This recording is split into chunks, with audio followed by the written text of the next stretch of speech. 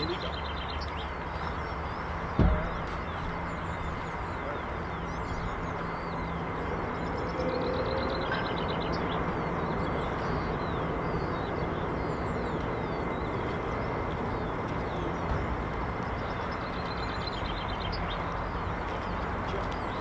Morning. Morning, sir. Okay. Yeah, what about you? Good morning. We're good, thanks. Morning. How you doing? All right? Good, good, are you? Yeah, very good. Doing your checks. Yeah. Fence is good.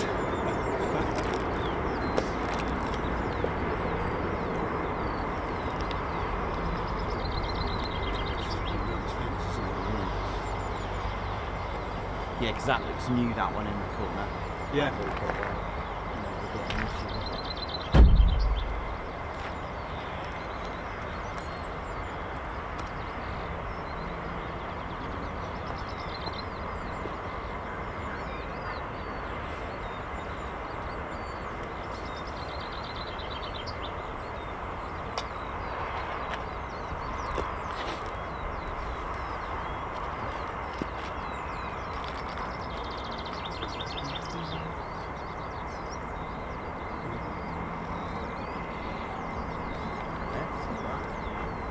It's time to ride, I think, with F-15s.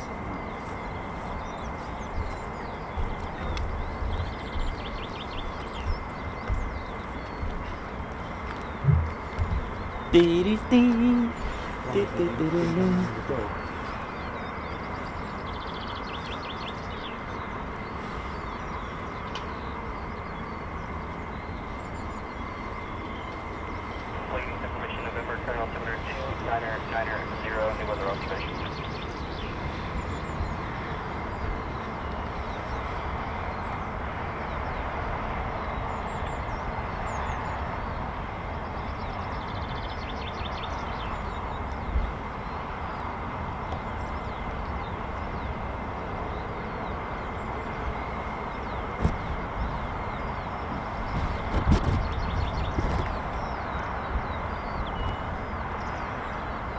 Welcome to the Ted Coningsby channel. We're live here at RAF Lakenheath. Ted, the BRT, they're not here yet, mate. We're on low staff for the Beret recovery team, so just keep that Beret on for the time being, mate. All right. What's that, Ted? Is it? Okay, cool. So Ted's saying the bowlers are taxiing now. The bowlers, the 492nd Fighter Squadron.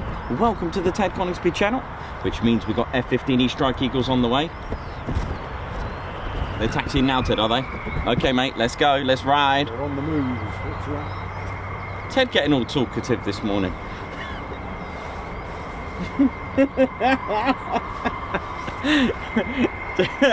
I'm letting Ted run the show this morning. Oh. What happened to the camera? What happened to the CCTV? Is it meant? Oh, is that? Oh no, is that like a barrier? Oh, I thought it was a. No, they're testing the barrier, I think. Doing the checks. Got to do checks.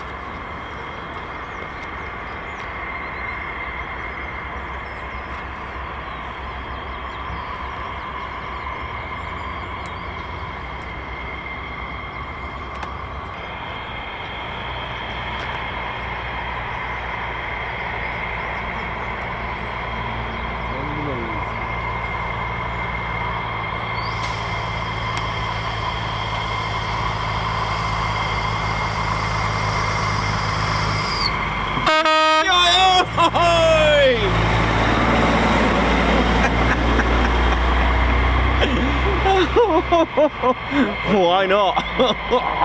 That was a good one.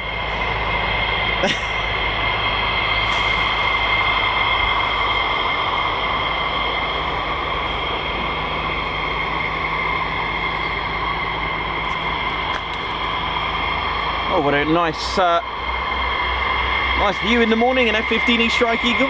That's right.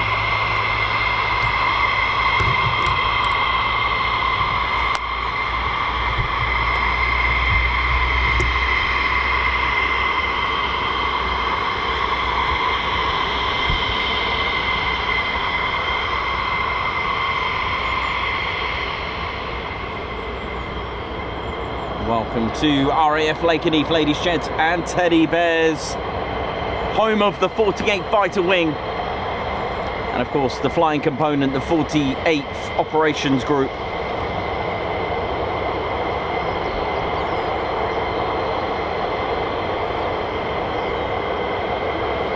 Welcome to the show.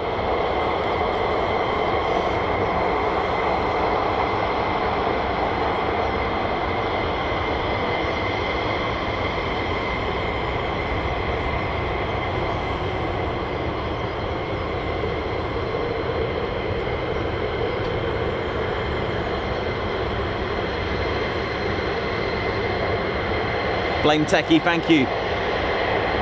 Sharing that. Argue. Great start to the morning, ladies, gents, teddy bears. Ted Coningsby channel bringing you live military aviation around the country. Hope you enjoyed yesterday's Cranwell stream.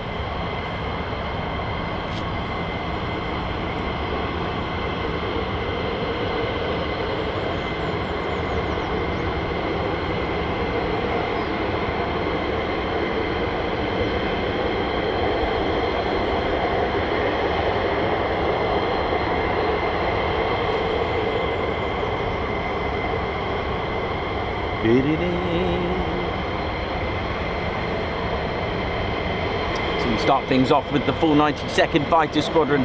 A very warm welcome, good evening, good afternoon, and good day, or good morning, wherever you're watching from in the world. Welcome to the Ted Coningsby channel.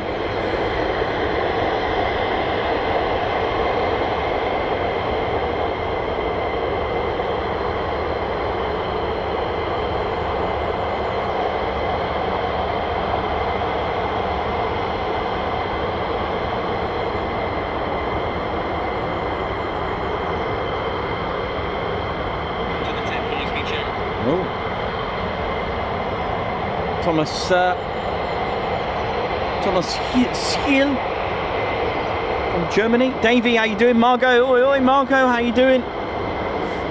Hope to see you this weekend at Cosford. Derek Reed, Daniel Walker, good morning to you. Alan Gates, Henk Verhuel, oi oi. Tim Gooch, how you doing? Perry and G, Colin Scrim, Val Lissy, how's it all going? Mr. Chicken also watching from Germany. Nick Smith, Stuart Skaggs, Davey, Fritz, Annie G, how we all doing? How we all feeling this morning? Hope we're all good. A few more Strike Eagles taxiing now.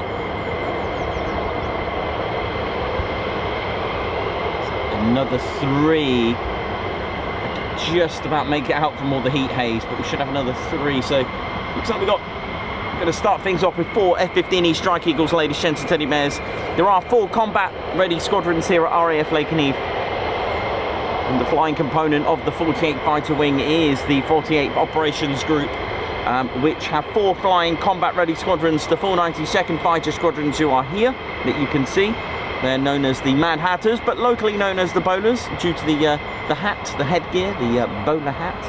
They usually have a nickname depending on which country they are at, with a traditional hat. So bowler's been very English. We shall have that.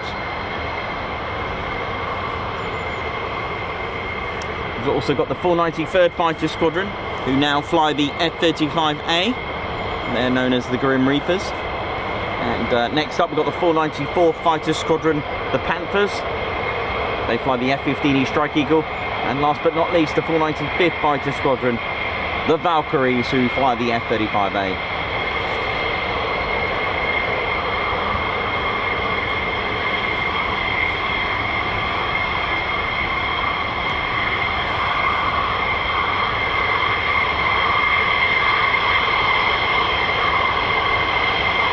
Babs, how you doing? Babs R, Kate Webber. Cliff Hughes, oi oi. Nick Smith, how you doing, man?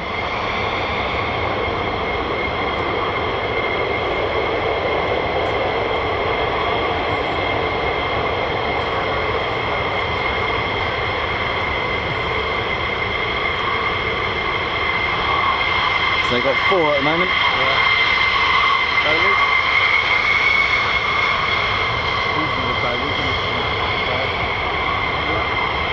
Yeah. She's going this way. There's been no radio and tower things on the Sweet. Nice.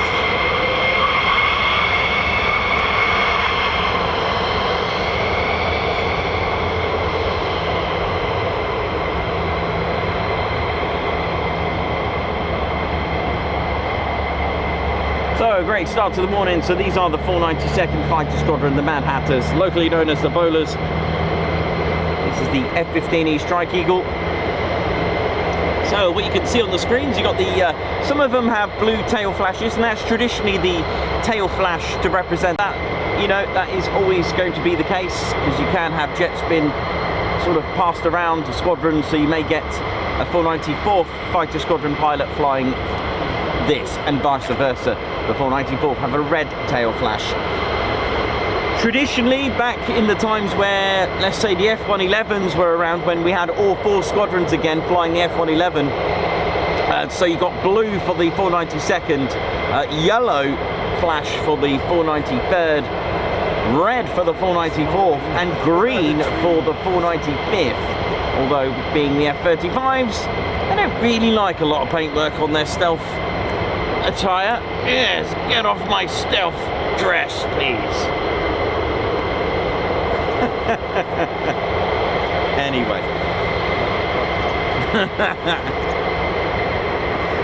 So LN is the tail code that you can see that represents Lakenheath. Each United States Air Base has its very own tail code, including the Navy as well, and the Marine Corps, etc. It's just to identify which base the aircraft belongs to. Now, that's not a new thing, that's been around before the United States Air Force, all the way back to possibly to the Royal Flying Corps during World War I, to identify bomb groups and squadrons, and certainly squadrons. Tail codes used on B-17s as well.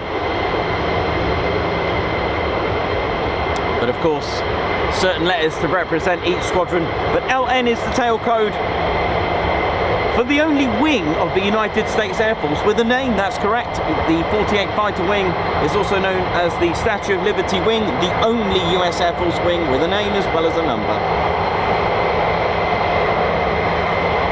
The large numbers that you can see here, that's part of the serial number, and I say part.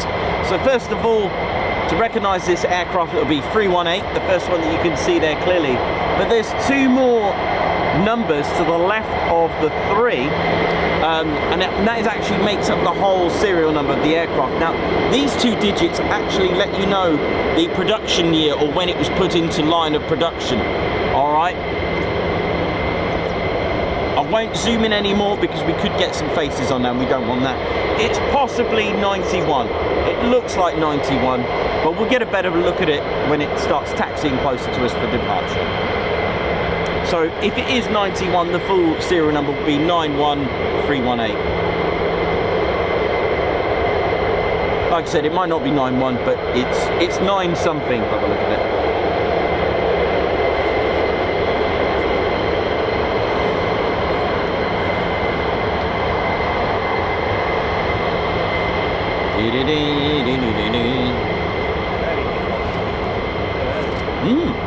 Yeah, nice.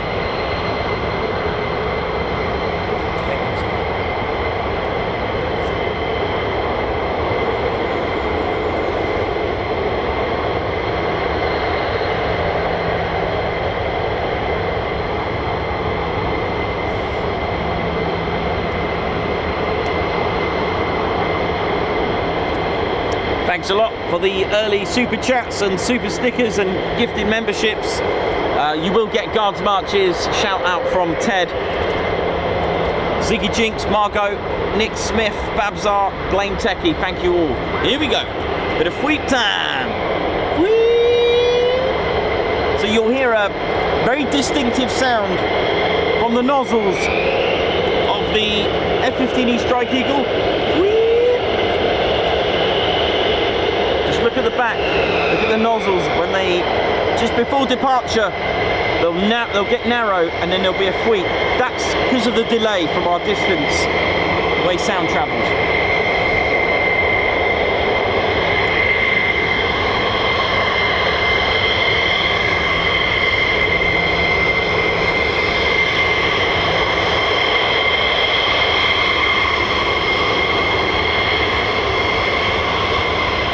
So you can see 96205.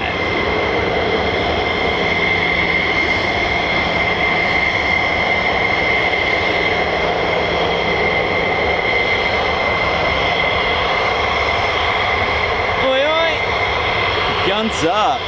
What we got, man? What's happened? Ah.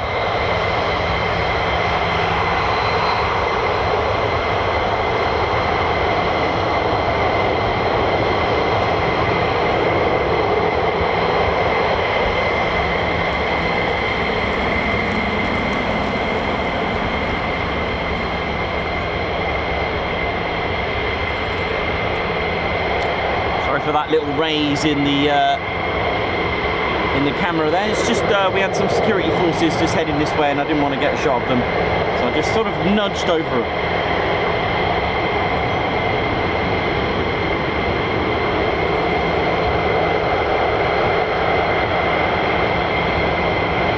Oh yeah, oh even more, hello, we'll take that.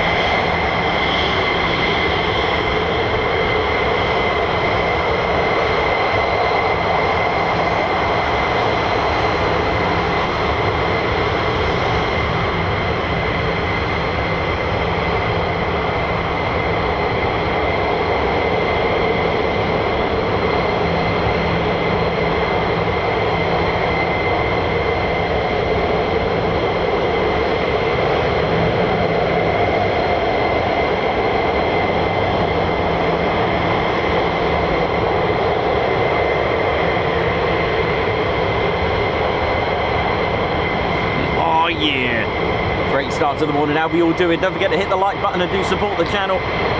Hit the subscribe button if you haven't done so already. Come join us. Come and join the one and only Ted Coningsby channel.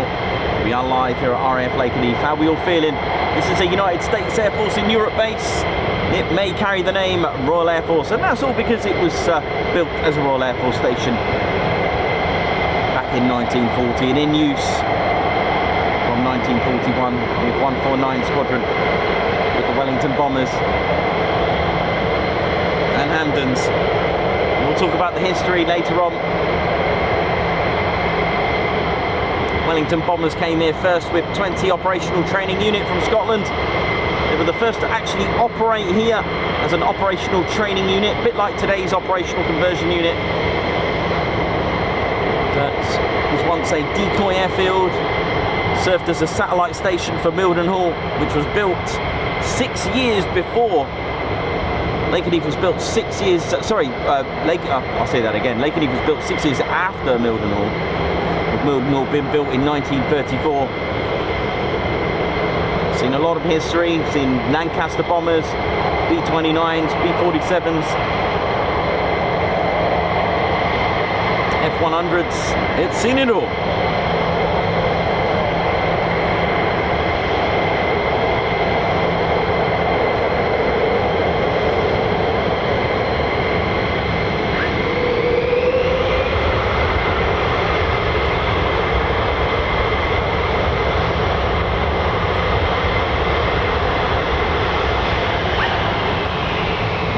Free pitch.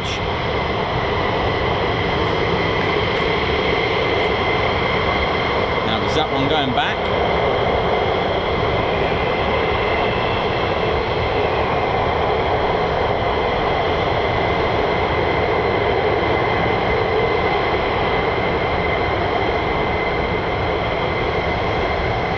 And it is, it's heading back, not very well. There was one that had a few issues this morning.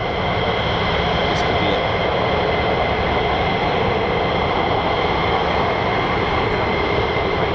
Was it the 8 air brake? Yeah, it looked like it got stuck. No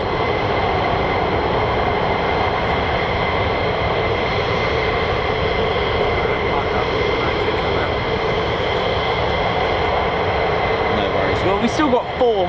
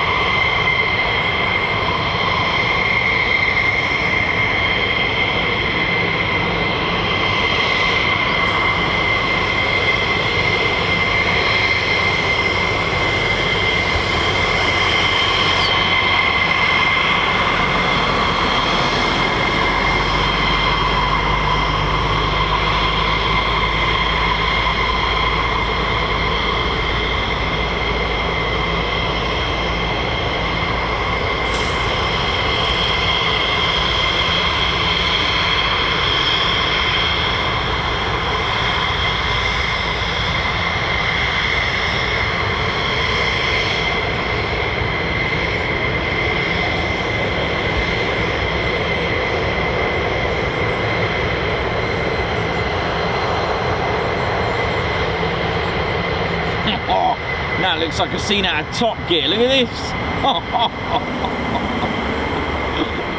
Oh, that'd be a good one.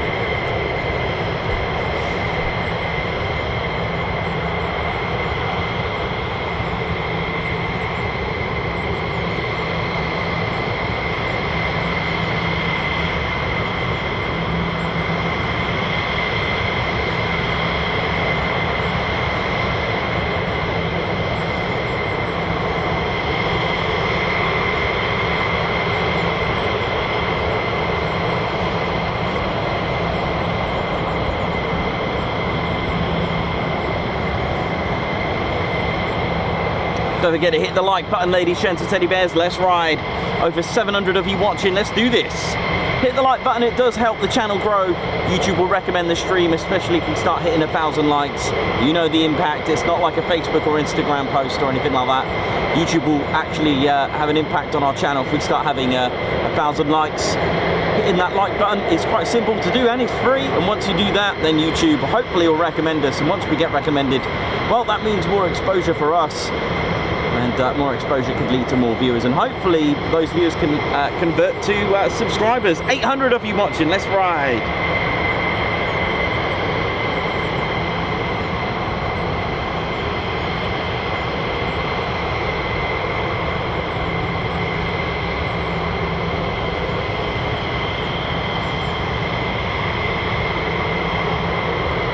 So the legacy, 50 years, the F-15 derived from the McDonnell Douglas F-15 Eagle. These are the, this is the E model. Of course, started off with the F-15A Eagle, but these are Strike Eagles. The E model was designed around the 1980s for long range, high speed, all-weather, multi-role strike fighter with speed, interdiction without relying on escort or any electronic warfare aircraft. So this is a prime aircraft, full combat history with this.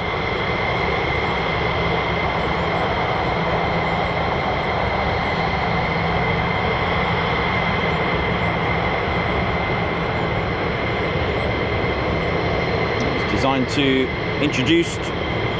replace its fleet of F4 Phantoms. Designed for air superiority.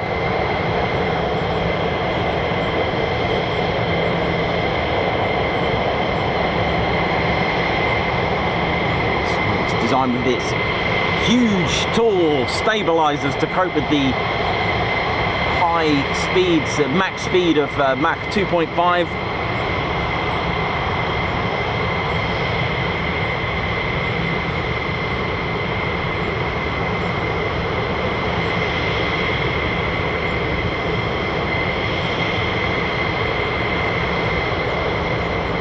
First ever productions were delivered to the 405th Tactical Training Wing at Luke Air Force Base in Arizona, and that was in April 1988. And this is the F-15E Strike Eagle. It's a two-seater, so it has the pilot and what's called a WISO, short for WSO, abbreviation of Weapon Systems Operator. It does have dual control, so the WISO can take control of the aircraft. And my only guess is if the pilot's not very well, or if they're on a very long haul flight.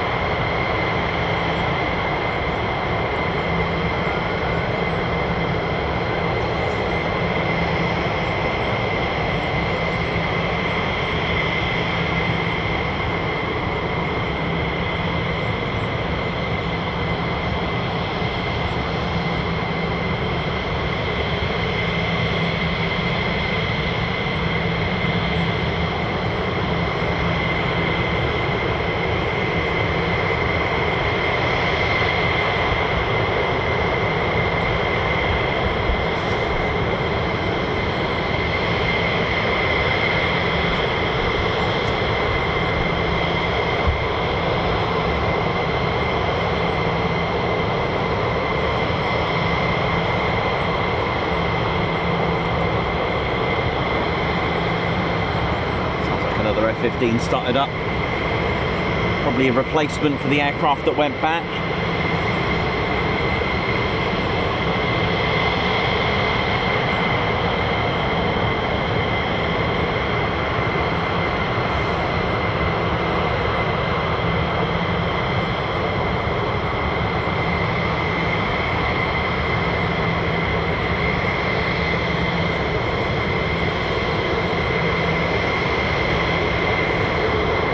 So Lakenheath has received its first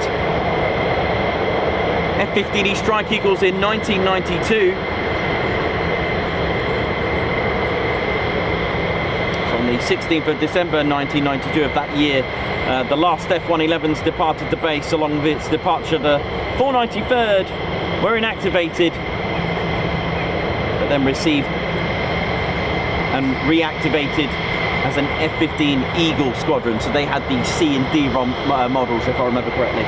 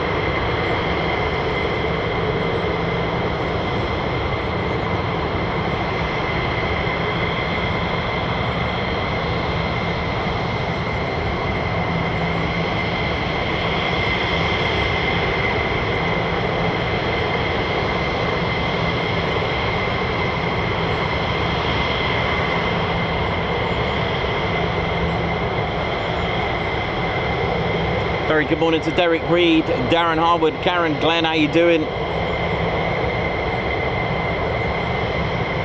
Henk Verhuel, Don Coe, Daniel Walker, Mr. Chicken, Mario, how's German Army, Ted, hope you're good.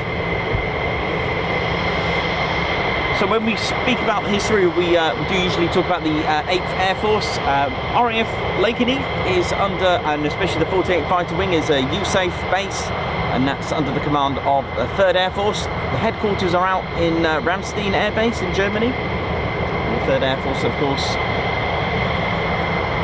control Mildenhall, Feltwell, Broughton, Alconbury, Fairford. Did I say Mildenhall?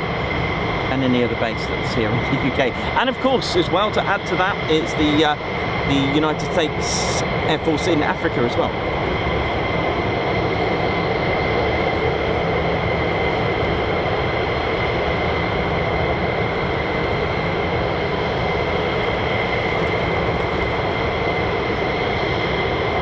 Maddie Queen, how you doing? Hope you're good.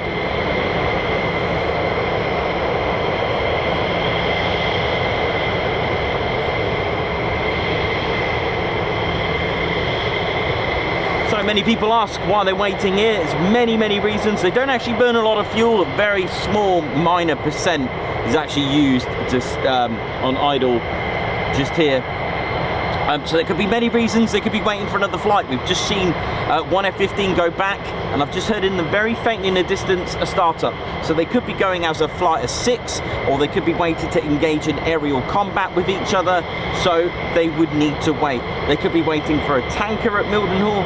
They could be waiting for a number of reasons. They could be cancelling their flight plan due to the aircraft being delayed from going tech. This is just examples, and now they're trying to initiate and confirm new flight plans, because they can't just fly anywhere they want. They have to get clearance. They have to contact certain military radars to get acceptance. So for example, if they're going to, I don't know, they're going through the MAC loop, they can't just go there. They need to make sure they've got clearance for it. Everything needs clearance, And again, they don't burn. They burn very, very, very little fuel here. We've had them here, I think the longest is an hour and a half, 90 minutes, and they still went off. So this is called the EOR, end of runway. I'm just waiting here, like I said, they could be waiting for that other F-15 to come back. Going in, oi, oi.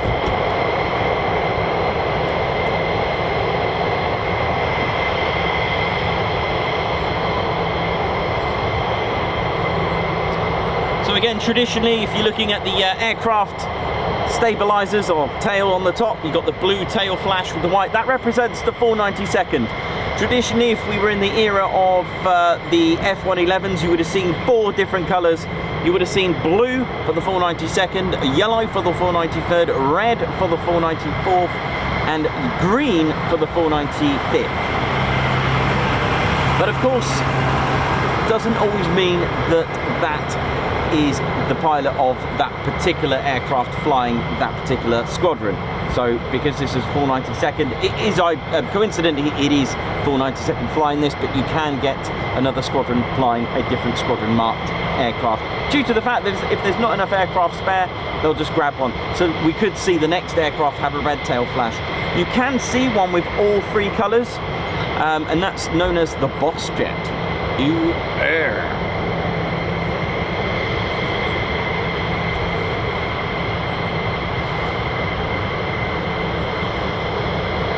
You alright?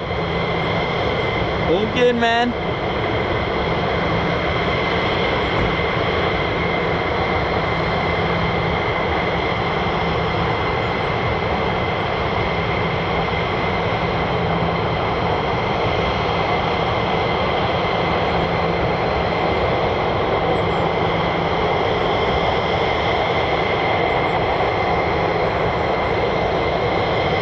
Joshua Brown, Rick Heaton, Mayhem Marshy, how you doing? LC, 2 Terriers, oi oi. Dave Mabbott, Christine Barnes, Roderick Campbell, Jonathan McD, Angela Farley, how's it all going? Davey, oi oi, what up? Hope we're all good.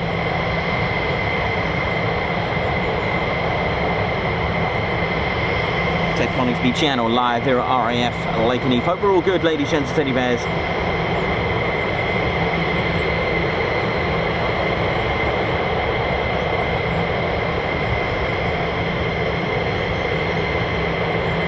Don't forget to hit the care button once you've hit the like and subscribed, and of course don't miss out on that notification bell button and select all so you don't miss out on our latest and greatest live streams and videos. But there is a care button now, spelled S-H-A-R-E. Sharing is caring. Don't forget to share it on your social medias. You may know family and friends that would probably like this channel, or if you know someone that loves aviation, if you enjoy it, someone else is missing out, so make sure you share it. And I'm very proud to say so many of you are sharing our links and our live streams and videos. Thank you all that do that. Thank you from all of us at the Ted Coningsby channel.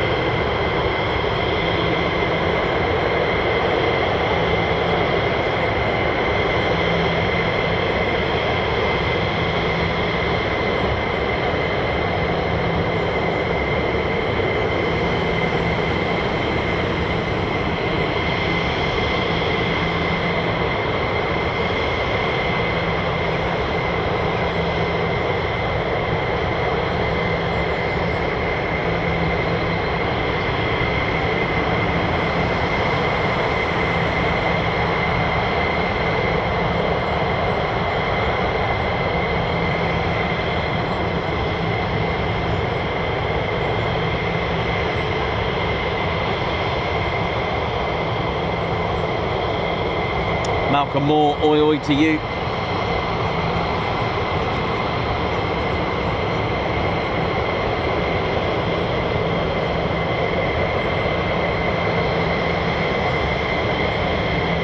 That's right. On the outside. Rick Heaton, how you doing? Oi oi to my US fans, how you doing? Hope you're all good. Very good morning, very early hours of the morning over there to you, man.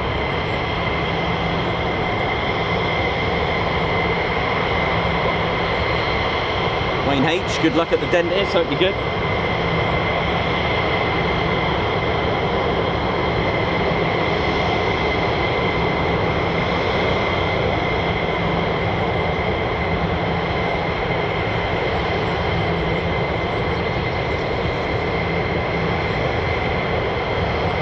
It's always nice to see them here anyway, isn't it? Otherwise, normally they go, and that's it. We've got to wait for an hour and a half, so this is actually quite nice that they're here. There's another one on the EOR on the north side. No, south side, sorry. This is the north EOR. There is a, they do all their 48th maintenance, 48th maintenance squadron. How you all doing over there? There should be another one very shortly.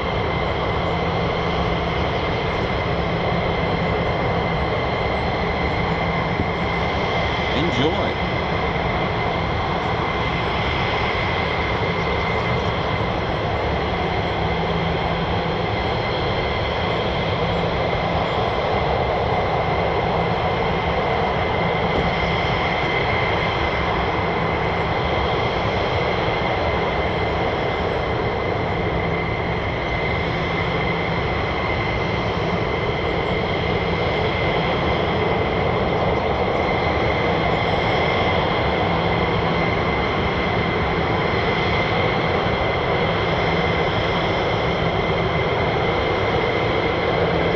Washinsky, how's it going? Hope you're good.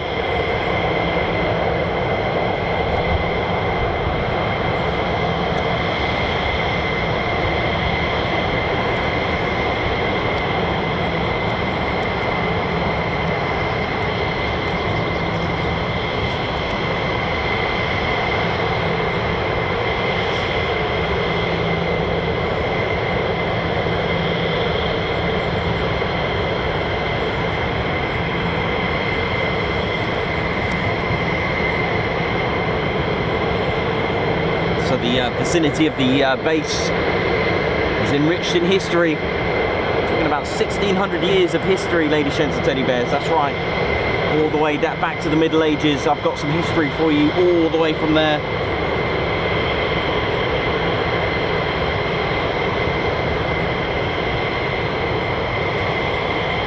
I had connections with the military as well in those all the way back to 1600 years ago. Fantastic, fantastic history here around this region that was once thriving in Anglo-Saxon heritage. And it still is in some ways, because you can still see remnants.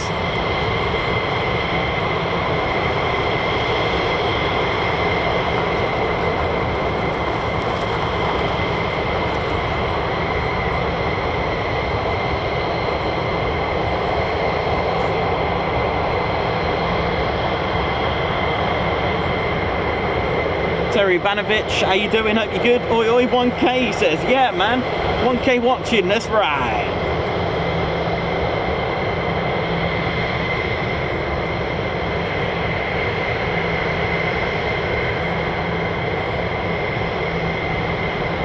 Paul Burrows, oi oi to you, hope you're good.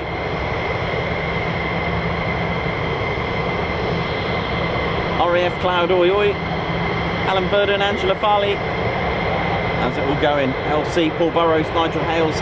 Hope you're all good, ladies, gents, teddy bears.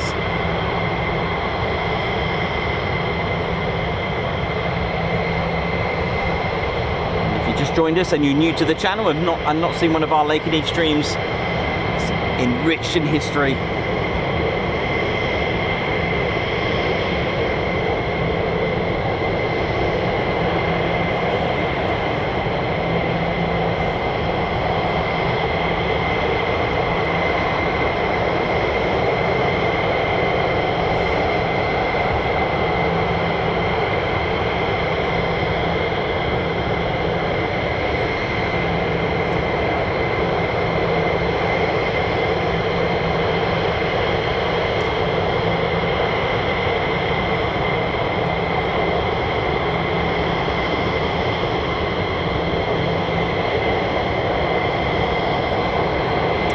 as we approach the 80th anniversary for D-Day. Ladies, gents, teddy bears, the 3 squadrons of the 48th were involved massively in the D-Day landings and operations and invasion of France and Normandy. The 492nd, 493rd and 494 played a huge part in it.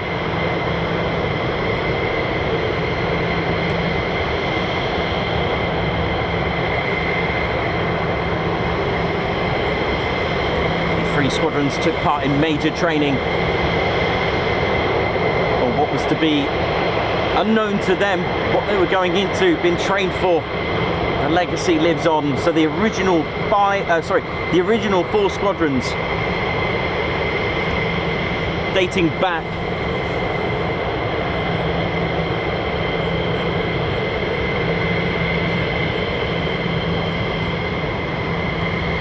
to the 15th of August 1943.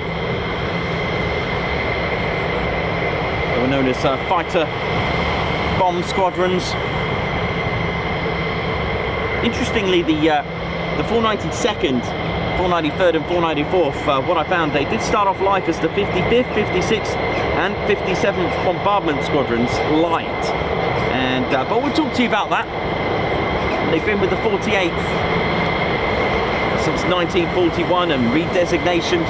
You'll find a lot, even with Royal Air Force stations or United States Air Force or United States Army Air Force at the time. You'll find a lot of title drops and redesignations, deactivations, reactivations, and it's just the way it is. And it's amazing to find and learn many different roles that were taken up during their history and legacy.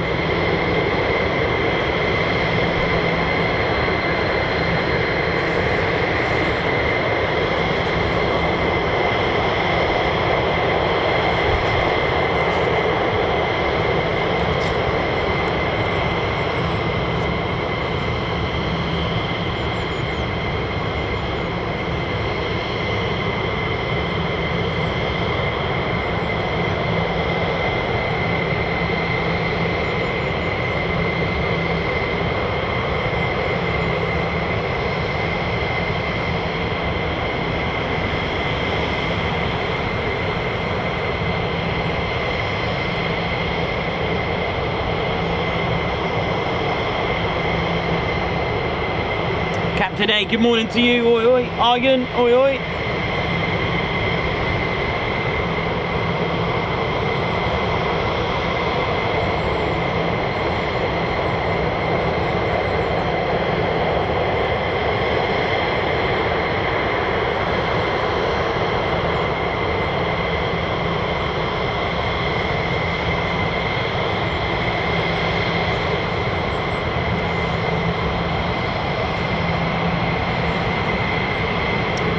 Nozzles on the move, which makes me think the spare F-15E Strike Eagle is potentially on its way, which is most likely what they've been waiting for.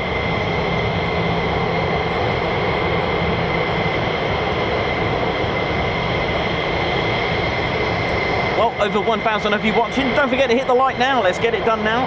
Support the channel, hit the like, let's ride.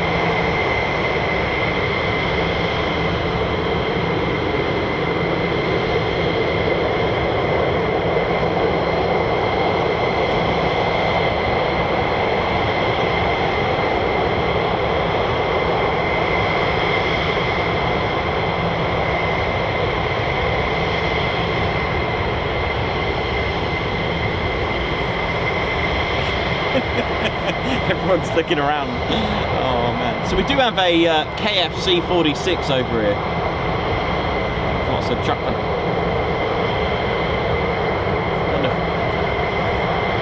Yeah, I think so.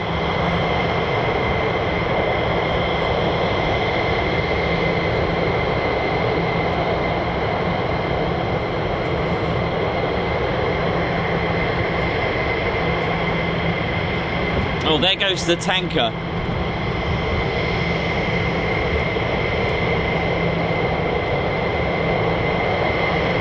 And if that's what they've been waiting for.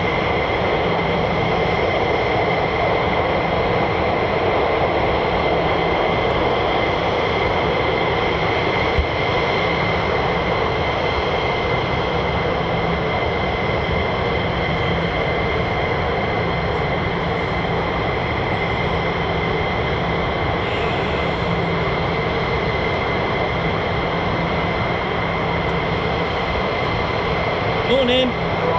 Yes. What's gone on? No, they're still here. That's good. Perfect time. Yeah, you haven't missed anything. They're just waiting for another F-15 is my guess, because one went back. Yeah, I love that chair. I've got that one. Yeah, it's great. Yeah, man. Oh, yeah. I got it from Go Outdoors. Yeah. They're good.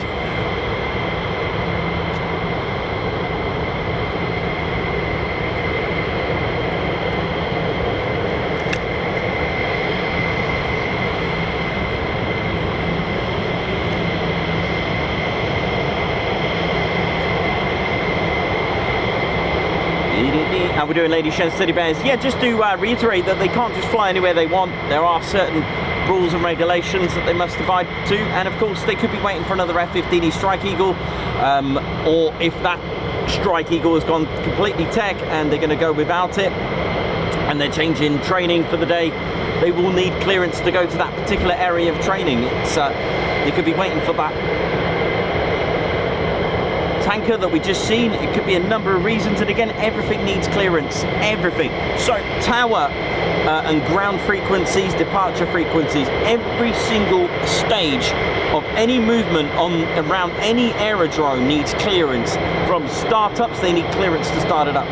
They will use the ground frequency to taxi to a particular holding point, or in this case the EOR. Everything needs clearance, and everything has its own frequency. All right, they can't just go and taxi out here. These F-15 Strike Eagles just didn't cross that runway on their own accord. They need to get clearance, all right, because there could be anything coming into land. The pilots don't know that. They are under the vision and safety of air traffic control. The 48th RAPCON, radar approach control. Big shout out to the 48th Communications Squadron at RAPCON. They control everything. Then the pilots will then change to departure when they're about to go into takeoff, okay? You'll hear that. Clear for takeoff, change to departure. That is the frequency they need to change. And there's so many aspects of flight safety that need to be adhered to. They cannot just take off.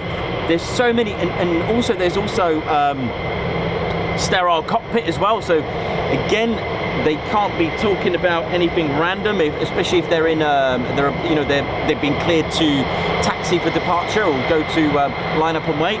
The chit chat is a no. It's called sterile cockpit. They have to keep any talk related to aircraft check safety and flight checks, and until they've gone 10,000 feet and above, that is when they can talk non-operationally. So again, there's so many strict rules, and it's all for safety. The reason for sterile cockpit is so that the pilot and crew, first officer, flying officer, all those have got their mind set on all the checks. There's so many checks that's done on just taxiing and pre-flight. There's so many checks that needs to be doing. That's why when they're told to line up and wait, they need to be ready. If they haven't done their checks by then they could be in a bit of trouble and a bit of bother as well. So all these need to be adhered to, which is why, like I said, you'll hear different frequencies been requested to switch to by tower. Hence why we've got so many frequencies on our radios or scanners.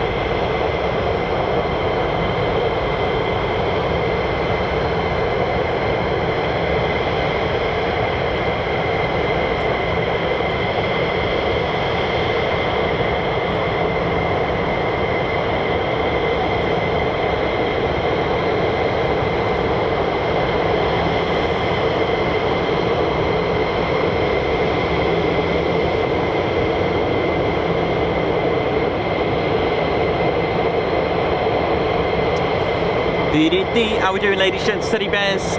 Hope we're all good. So yeah, we of course all these movements are all training. We don't know what type of training they're going to do. They could be doing aerial combat training or red air.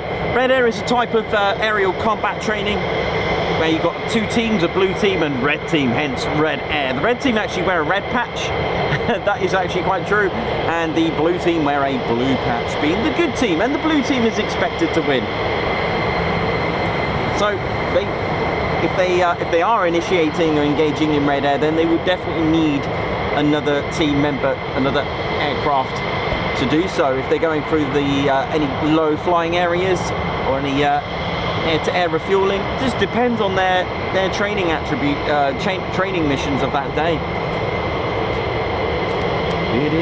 But if that's been scrubbed, for example, if they were going to do aerial combat training and they can't do it without the next aircraft and it's totally gone, then if they're going to do other training missions, training sorties, they would need to get clearance. So phone calls need to be made. They need to then get the flight plan and the flight path approved, because there could be too much traffic for them to do the next one. So it plays a major part when one aircraft goes tech or has an issue.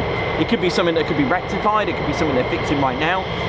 It's not always the option just to go and get a spare jet unless it's something that they can rectify.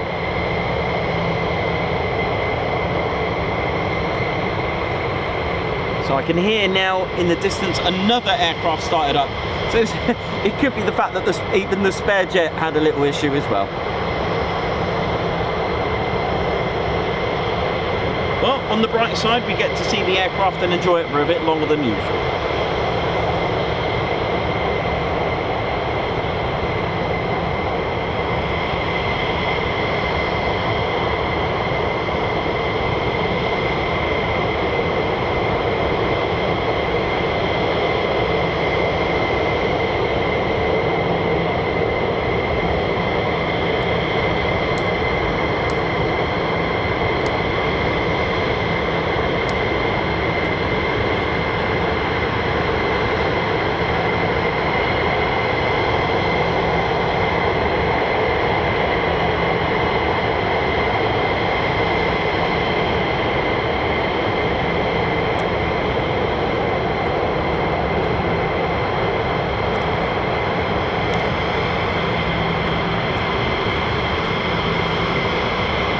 Had another aircraft start up. Oh, thank you. Oh, thank you very much. Ginger, how's Ginger? Ozzie. Thank you. Oh, thank you very much.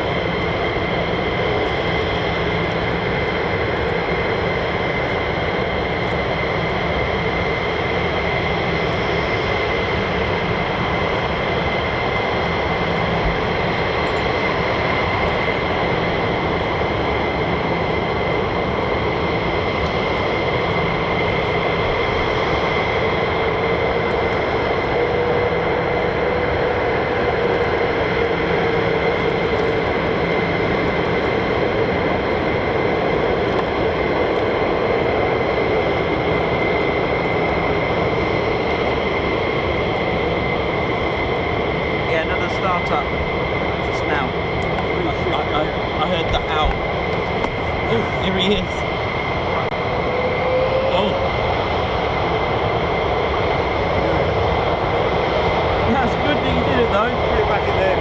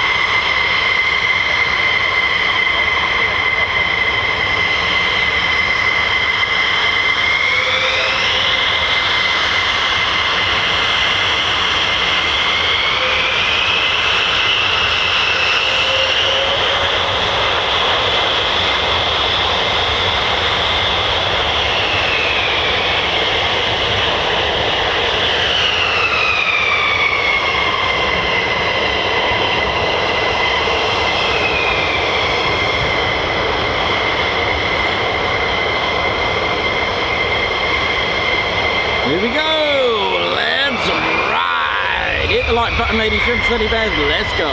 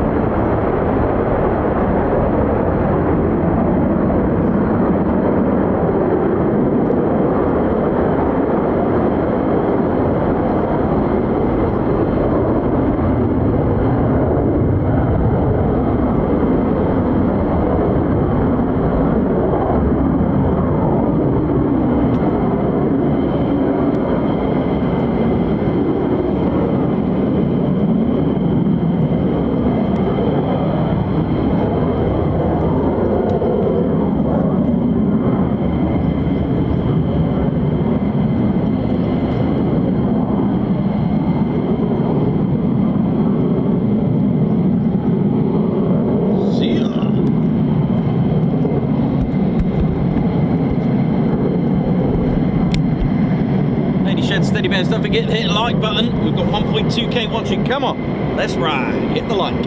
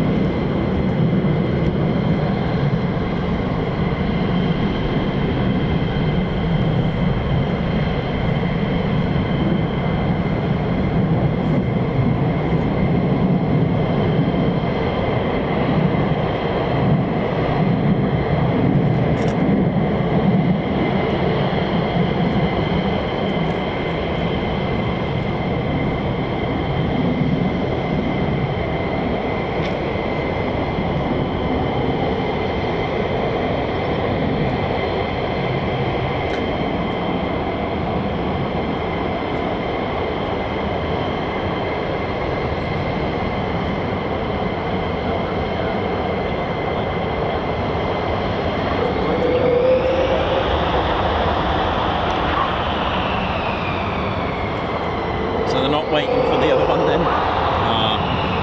That's a shame. So yeah, it's gonna go without it.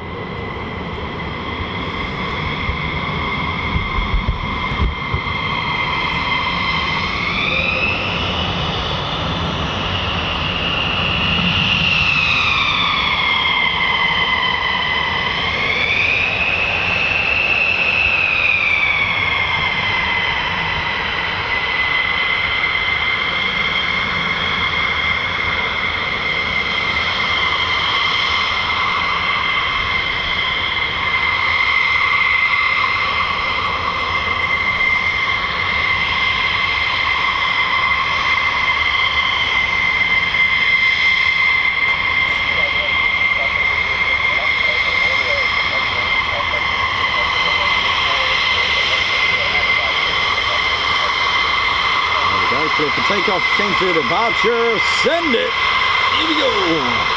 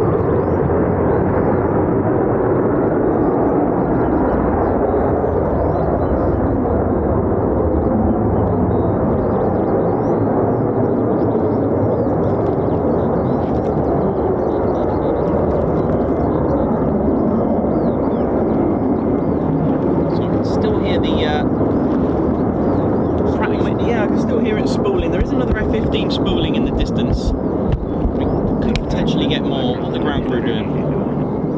It's still around, so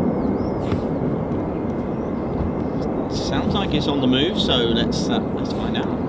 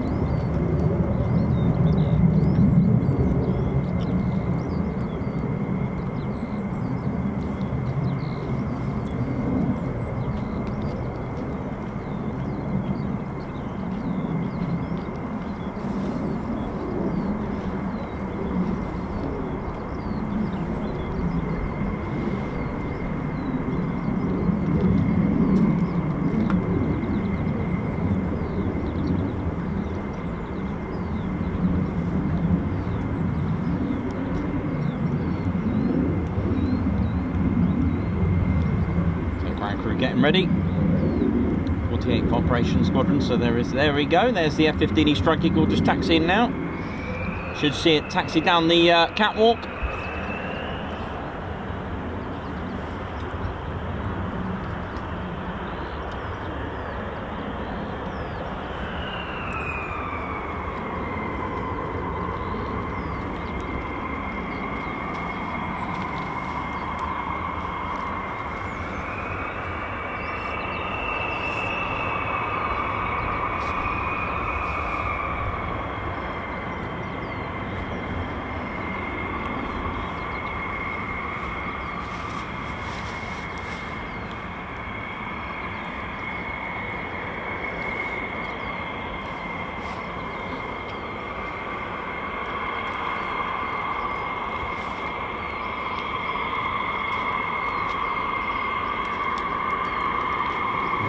Here it is. 15.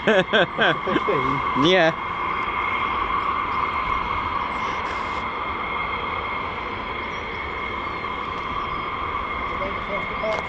Yes.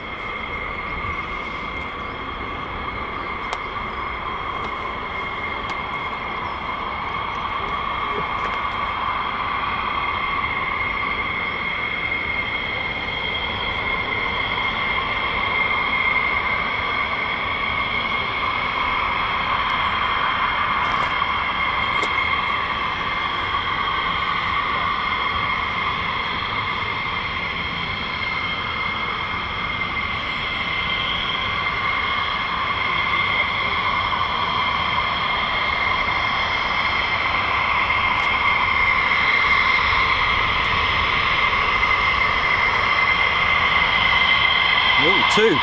Got another one.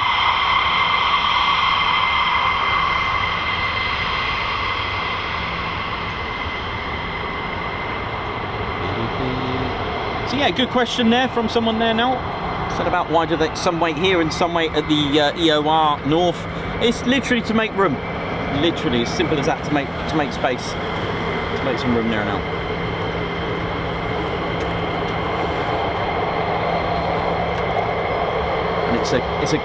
It's a way of keeping the flights together, because there could have been another F-15E Strike Eagle from another flight mixed in with that, because it went back.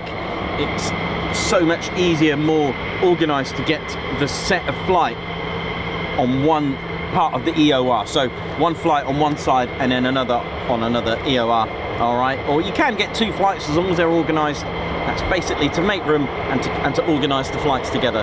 So there's no point having two. Say for example it was a flight of 4, you know, one from here and 3 from the other side, and mixed up. You can get it if it's running a bit late, if it's safe to do so, but it's usually to make room.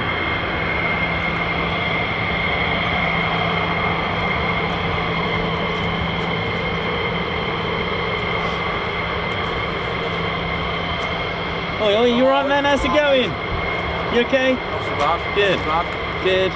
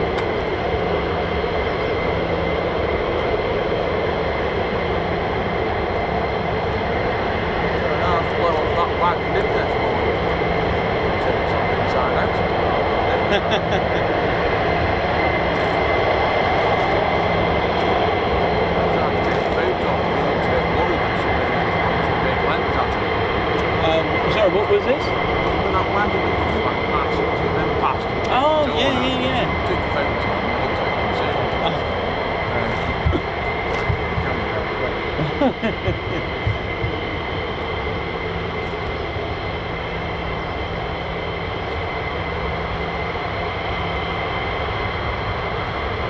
Very good morning, ladies and gents. Steady Bears, Ted Coningsby channel, live here at RAF Lakenheath. How you doing? Hope you're good. Sandy Wynn, how's it going?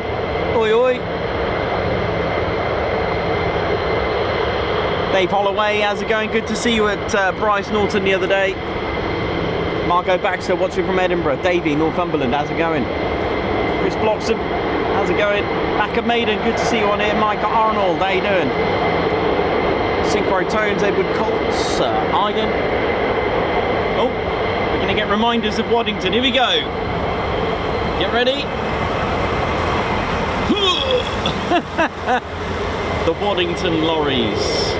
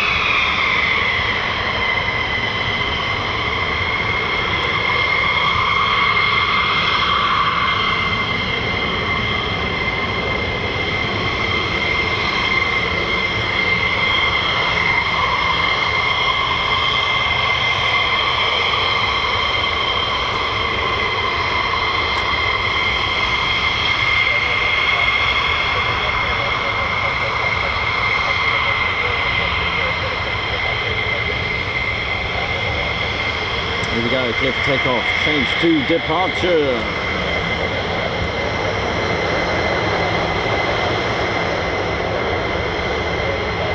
Ready for the sweep, send it!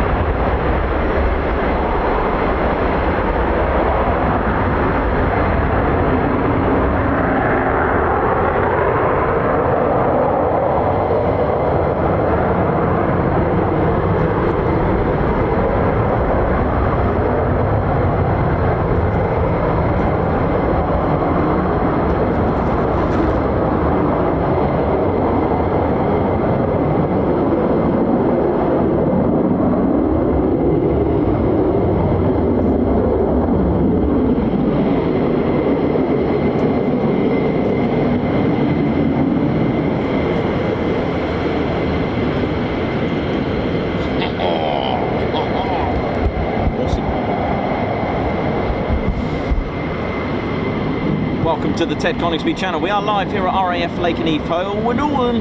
Hope we're good, ladies, gents, teddy bears. From all of us, what up? Hello.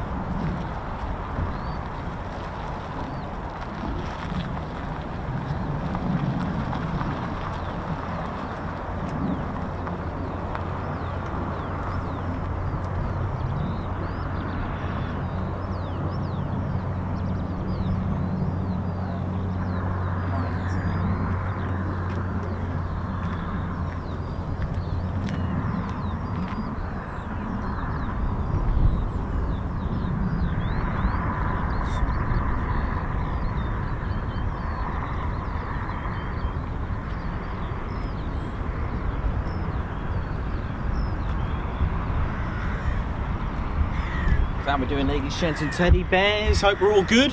Great start to the morning. How we all doing? How we feeling? Ted Coningsby channel. Live here at RAF Lakenheath. Hope we're all good. And,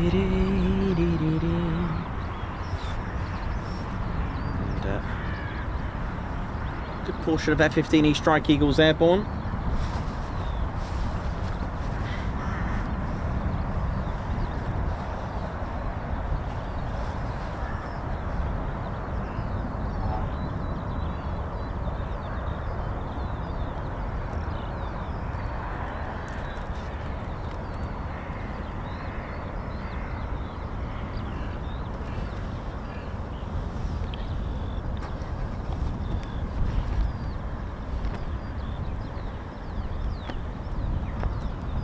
Blame Techie, thank you very much for gifting a Ted Coningsby membership.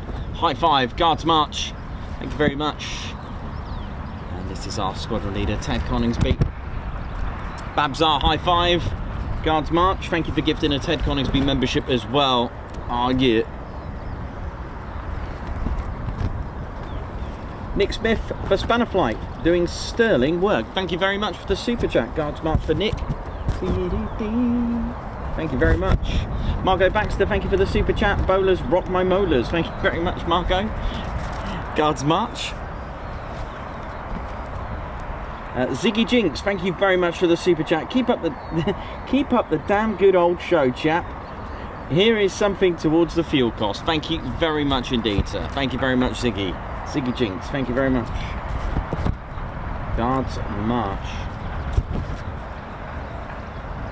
Roy Powell, member for 4 months. Congratulations on 4 months service with the Ted Coningsby channel. Oi oi, it's showtime. Good morning all. Guards March for you. Margot Baxter, high five. Guards March. We're gifting a Ted Coningsby membership. 2 Terriers, member for 3 months. Oi oi, good morning TCS. Thank you very much, Guards March.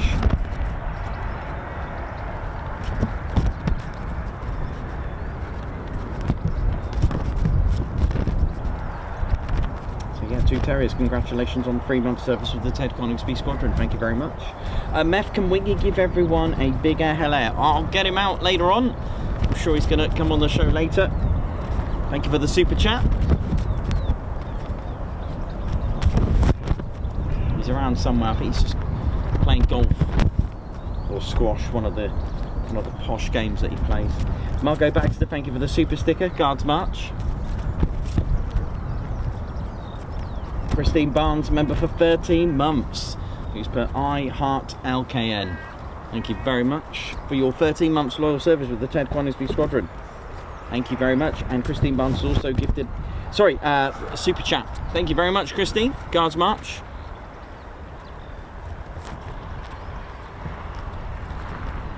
What's that, Ted? It'll be about an hour and a half. Okay, mate. Oh, Ted communicating.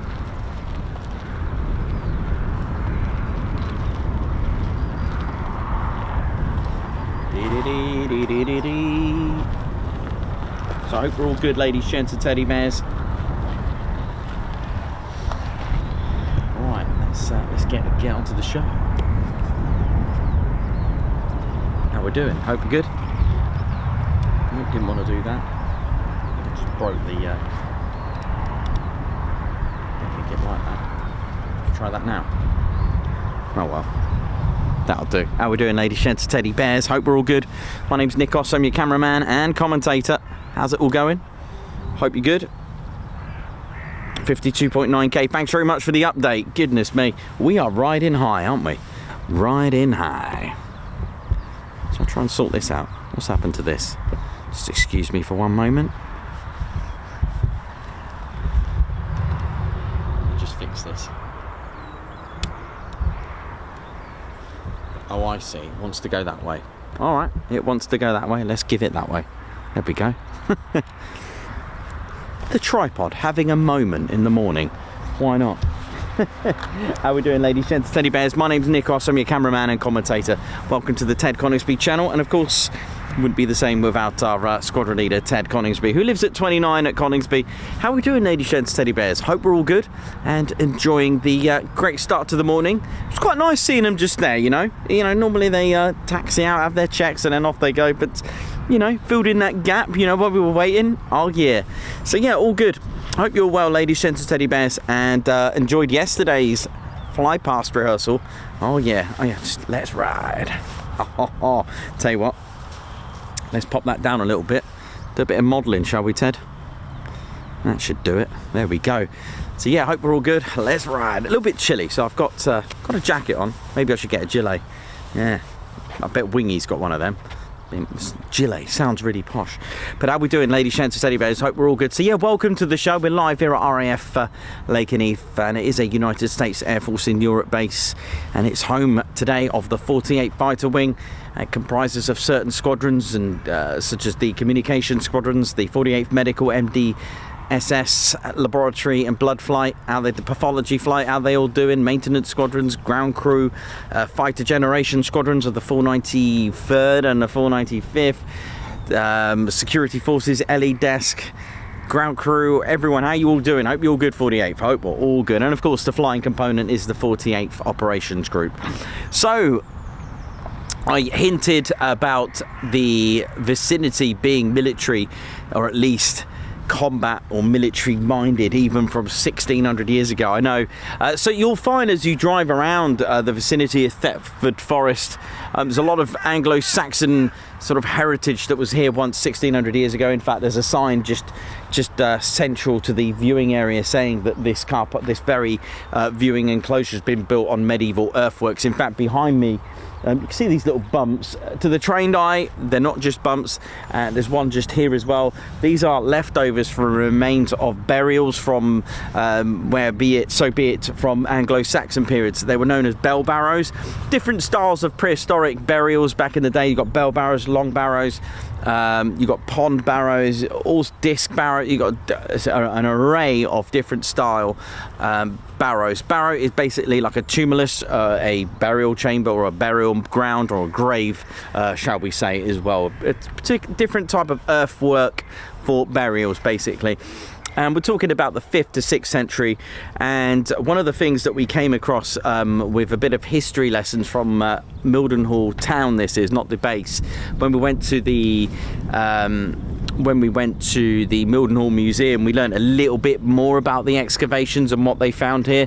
And a lot of them, hundreds of them in fact, over nearly, I think about in the regions of about 300 graves, or maybe more, they found inside the base. All right, so they had to do some excavations, but it was until the late 50s and 1959 there was a lady called Lady Biscoe, who basically was an amateur archaeologist, and Lady Biscoe uncovered an Anglo-Saxon cemetery just sort of near for those that know the base, near the baseball ground.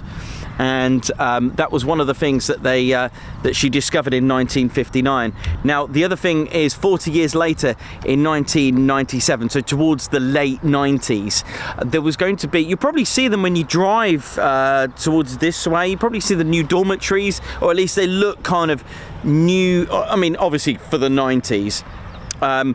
40 years after that, they did some excavations, and the Suffolk County Council Archaeological Unit, they carried out excavations near to where Lady Biscoe found some burials. She did find remains, she found some remains of skeletons, but because they were going to build some new dormitories, the County Council, with the excavations, or at least the new dormitories, it did include the sort of excavating the vicinity, so it gave a chance for the archaeologists of the County Council, Suffolk County Council Archaeology Unit, to have a dig and find out a little bit more. And luckily, the excavations at the baseball ground and the dormitory complex, they found a total at that dig 269 graves, and they comprised of human remains, skeletons, horse remains, spears, beads, animal remains, weapons, what was it, like buckles and hair braids, all that kind of stuff, lots of different things. But one in particular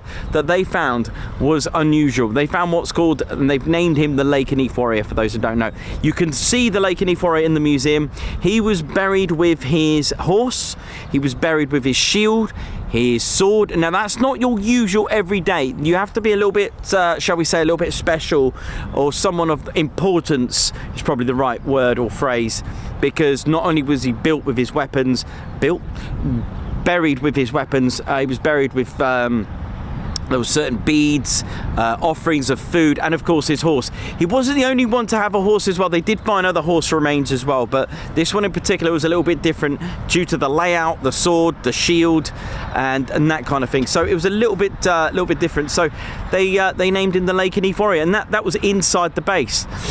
As time, if we move on over 1,000 years, then so what we got, 5th, 6th century. Okay, so if we go sort of 12, a little bit more, a few hundred years in, so 18th century, the vicinity started to be known as Lakenheath Warren. It may have been called that before then, but there was gamekeeping, reserves, rabbit warrens, so they named it Lakenheath Warren. And you can see all the things that went on during that time period at Mildenhall Museum. It's a fascinating museum. During World War I, the vicinity was known as the Lakenheath bombing range and a ground strafing range as well, a ground attack strafing range. So you would have had biplanes in the vicinity dropping bombs, most likely by hand or similar. So it's had a lot of different significant things in its time, different historical parts, and that was during World War I. Sort of about in the late 1920s, there was talks of building, of course, with the continental threat that was looking imminent. They decided to get planning for RAF Mildenhall, and that was built in 1934. So RAF Mildenhall built in 1934 and operated just about 5.5 miles the way the backwards crow flies. Just checking. Let's have a look here. Yep, that's fine. Thank you. So I'm getting updates from my crew. Thanks a lot, Spanner Flight, for all the updates. 52.9k. So not far now from 53k. Thank you very much. So you've got RAF Mildenhall, right? The thing is, there's only so much you can, especially during World War II as well. So once they got that airfield, it was a bomber base, and it was a bomber station serving Wellington and Sterling bombers and Hampdens, that kind of thing, and Hayfords. They had a lot of different bombers during their time period. I think in the end they had Lancasters there as well. But the thing is, what they decided to do, there was only so much. I mean, the Germans had an 88 millimeter cannon for anti-aircraft to defend, and of course their bases as well. In Britain, around our airfields, we had similar sort of cannons, anti-aircraft, and of course it just takes that one bomb to hit that airfield, that runway, and you are immobilized. So there was a few plans and ideas came into effect, is to play a bit of primitive trickery, shall we say, a bit of a wooden horse. So during that time period, they decided to build fake, shall we say, but they were called decoy airfields, Q sites or K sites. Q sites for nighttime and K sites for daytime, I believe, but it was also known as a Q site. So a decoy airfield, which is probably why they look similar and they're very close to each other. So being built in 1934, RAF Lakenheath until sort of 1940 was built as a decoy airfield. So you had the runway layout, you had fake aircraft made out of plywood, you had fake lights as well. There'll be operations room, like a bunker, where an officer would be able to work and operate the lights and turn things on. Now, on record, from what I found, is that Lakenheath suffered 5 attacks, 5 raids and strafing attacks. So it clearly worked, or at least it saved Mildenhall at least 5 times during that period. I think there's I can't remember what, Run and Gin or something like that. There is a shop nearby that shows you where it was attacked. I think it is. I don't know if it's still there today. But anyway, so during the 1940, after the decoy airfield, as we said, it was decided to start to support Mildenhall in a different operation. So they decided to actually, while the base was built into like a decoy airfield, why not actually physically use it? So they decided to use the station as an operational training base as well. So the first to operate here was Operational Training Unit number 20. So 20 OTU it's called. Now OTU is like an operational conversion unit like we have at Coningsby or 207 Squadron and so on. So it's a particular unit to train airmen on a particular aircraft. Now they came here with Wellington bombers.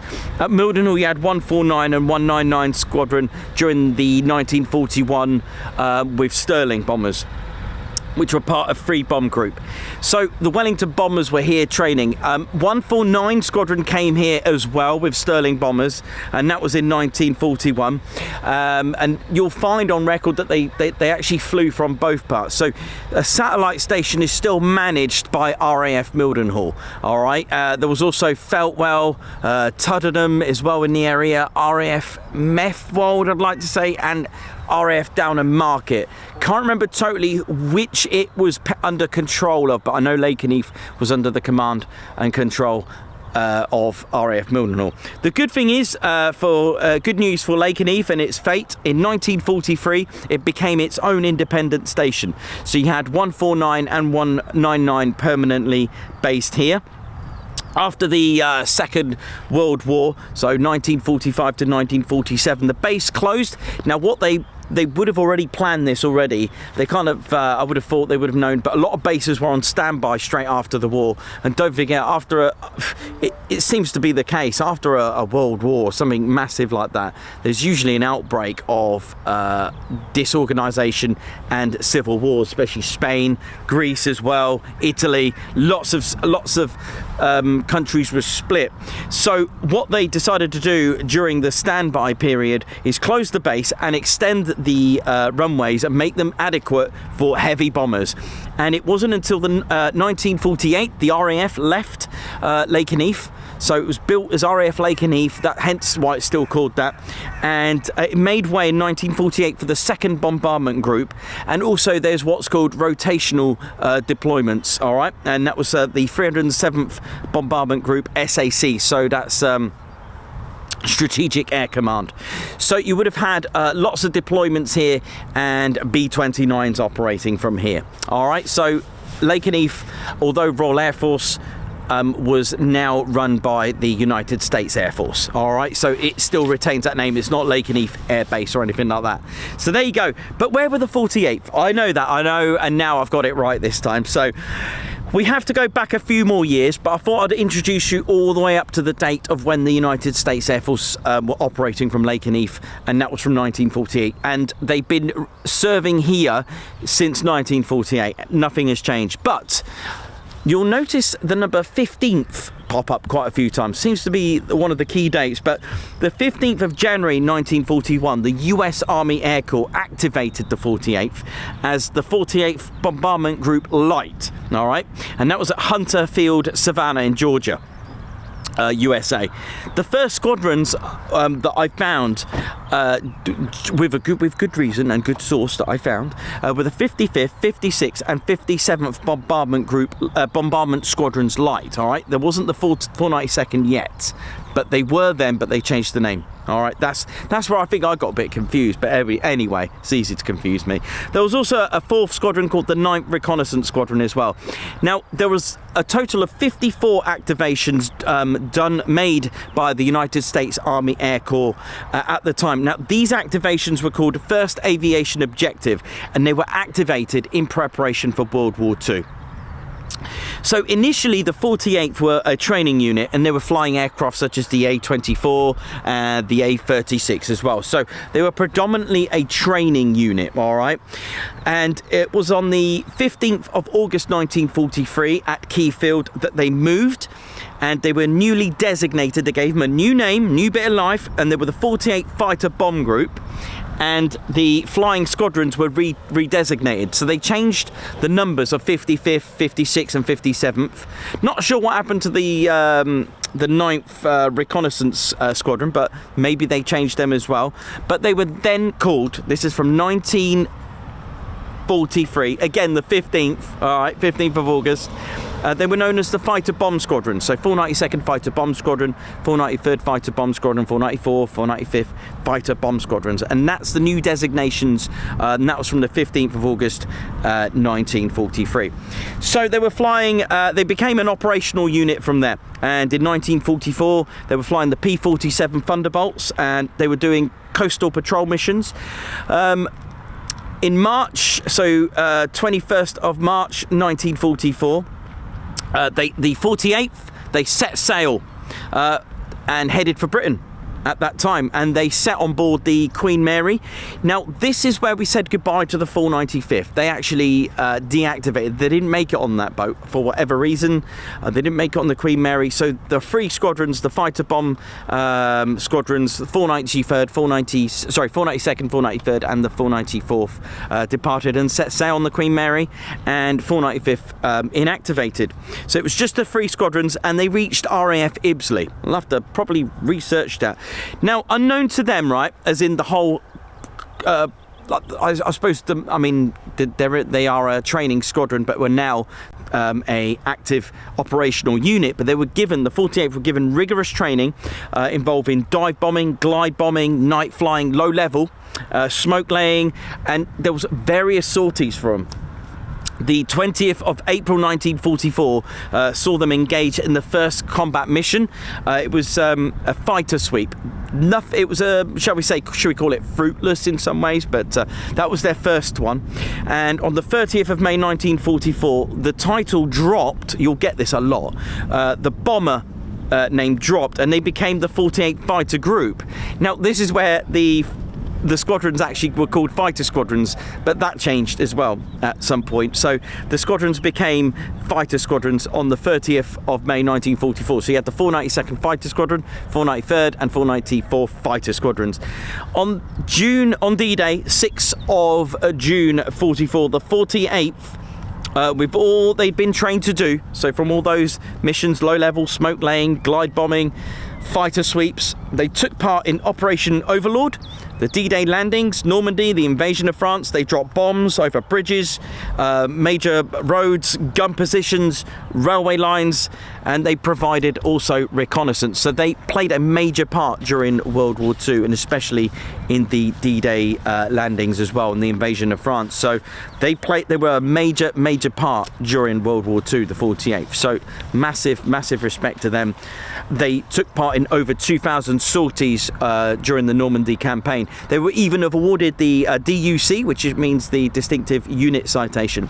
After World War II, Europe split, as I said, civil wars broke out, split countries, and the US increased its combat wing, all right, and that was why you now started to see a lot of the wings of the US Air Force start to spread out and evolve, especially into Africa as well, and Europe. And the 48th Fighter Bomb Wing on the 10th of July 1952 activated at Chaumont in France.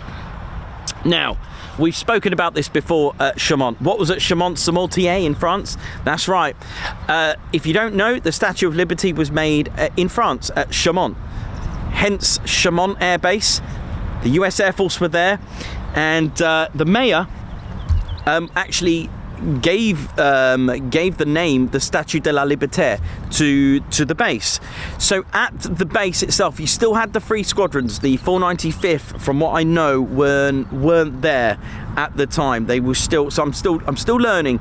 So, but that was in 1954. But during 53 and 56, ladies, gents, and teddy bears, the 492nd. Were known to be under control of the Sky Blazer aerobatics team as well. So if you see the Thunderbirds with the stars and stripes and the livery, it's very similar on the Sky Blazers. That I did find out. That was pretty cool to learn that. That was pretty cool. So you had the F-84, F-86s, and during their time, the F-100 Super Sabres as well, during that time as well. They did inactivate for a few months on the 8th of December 1957, but they inactivated and were renamed as they were redesignated on the 8th of July 1958 as the 48th Tactical Fighter Wing. Now, they didn't come to Lakenheath until the 15th, again, that famous number, 15th of January 1960. So that's when the 48th Tactical Fighter Wing came here. Now, when we say Tactical Fighter Wing, the squadrons bared that name as well. So they became the 492nd, 493rd and 494th Tactical Fighter Squadrons. They came here with the F-100 Super Sabres, and The tail code that we've seen here, the LN, that was a little bit different when they came here. Didn't have LN at the time. They had the letter L, and something similar to what they did use in World War II. They had a second letter to identify the squadron. So they would have had LR for the 492nd, LS for the 493rd, and LT for the 494th. Got to get that right with all my numbers. They had the traditional colours as well, so yellow, blue, yellow and red. So blue the 492nd, yellow the 493rd, and red tail flash for the 494th as well.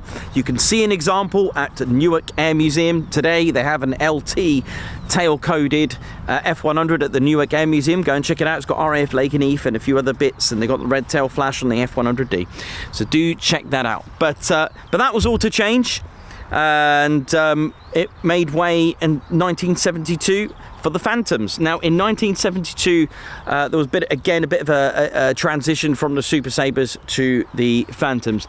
Now the Phantoms brought with them a new tail code. They got rid of the system of having a second digit to identify the squadron. They actually, for a brief period of time, and thank you all of you who sent me photos on X, they got rid of that second letter and they just called it LK. All right, so before LN they had LK, and it was only for like, I don't know, just a few months they kept the LK, and for whatever reason they scrapped it and they changed it to LN. So really interesting with the I don't know why they did that. And that was up until 1977.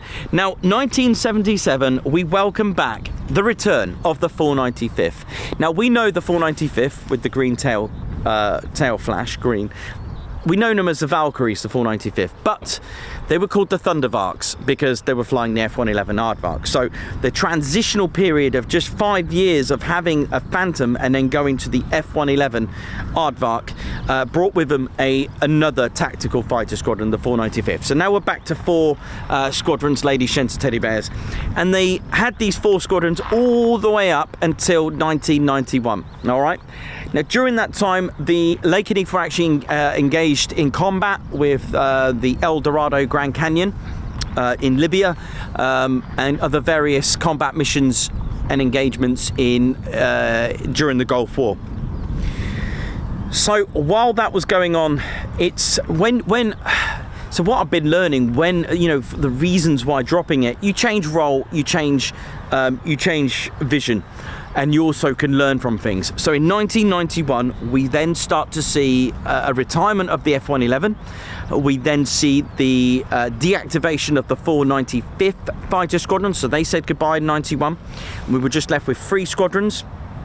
And after that, after learning everything from the Gulf War and El Dorado Grand Canyon in Libya and all this, they dropped the title again, and they are now, and what they are today, they were now known as the 48 Fighter Wing. So that's when the Tactical Fighter Wing dropped in 1991. The squadrons again dropped the tactical part in their Tactical Fighter Squadron as well, and that was in 1991. During that period then, 92 onwards, then you start to see the arrivals of the Eagles. So you got F-15 C and D models with the Grim Reapers, the 493rd. Then you've got F-15E Strike Eagles as well, with the 492nd, the 494th. And it wasn't until, just trying to think, it wasn't until 2021, that's 30 years later, they came back. That's right, the 495th came back as to become the first ever USAFE wing to have F-35As. So they said goodbye in 1991 to F-111s, and they now fly the F-35A. So we're now back again to 4 of the original squadrons that once with and served. So that's a little bit of history for you. Grim Reapers as well, 2022, I'd like to say, that they said goodbye to their Eagles and then redesignated as the with the F-35s as well, but the 495th had them first, so the 493rd were deactivated just for a short period of time.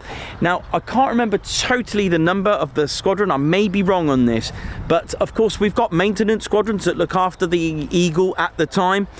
The 7th, I'd like to say the 748th, if anyone's watching in the base, go ahead and correct me, because I can't remember totally. I think it was the 748th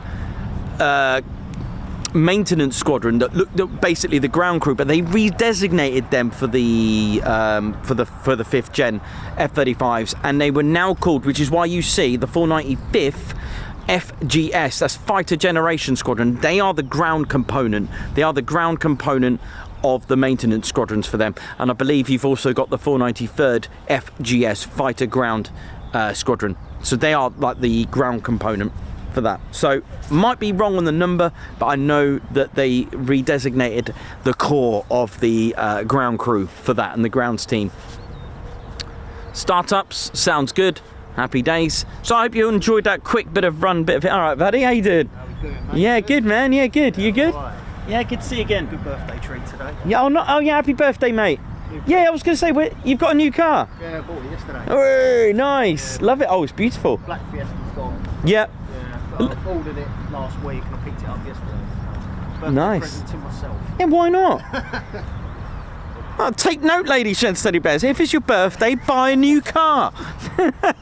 No, I love it, mate. Nice one. Good? Yeah, brilliant, mate. Yeah, all good. Claire, all right? Yeah, she's good. Yeah, she's really good. Love it. Nice. Yeah, a bit thirsty though. Is it? Fiesta was thirsty. That's even more thirsty. What sort of engine do we have? 2 litre turbo. 2 litre turbo. And the other one? 1.6 turbo. Both turbos, but the other one was 1.6. That's the 2 litre. Nice. Bit of a money pit, but it's worth it. I like it. Mate, I worked enjoy hard it. for that. Exactly, you've earned it. You work for it, you earn it. I'll catch up with you, Nikos, yeah? Yeah, man, take care, man. Right, all good. Hope we're all good, ladies, gents, teddy bears. Right, there you go. Managed to get in the history without any aircraft interruptions. Not that I would have minded.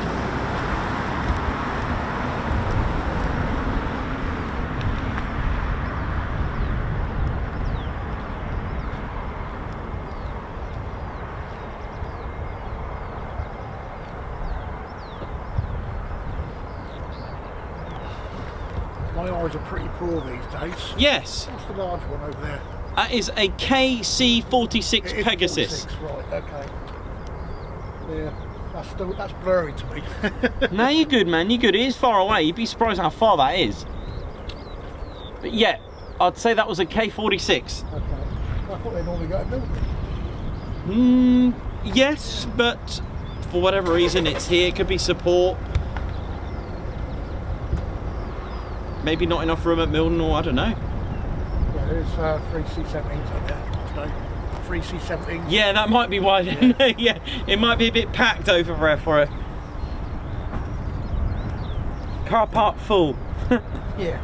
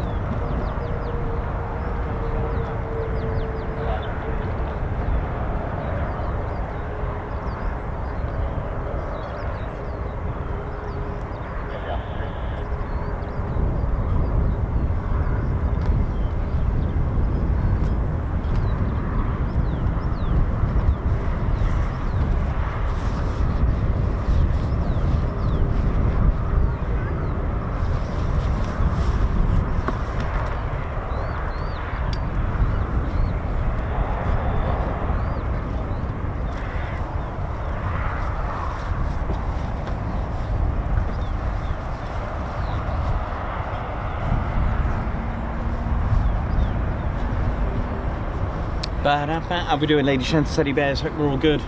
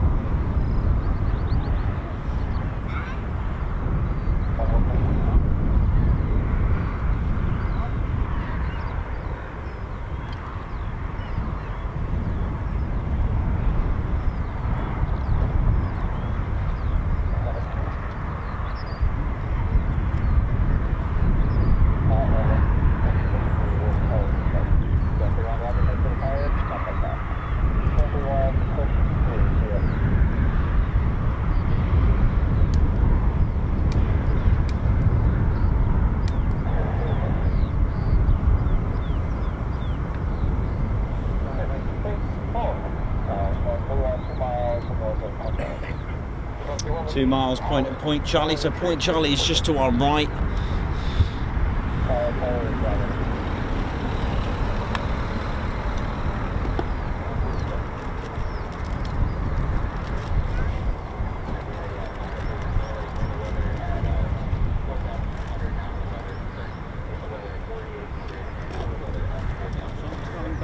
Yeah, flight of 4, I think. Point Charlie.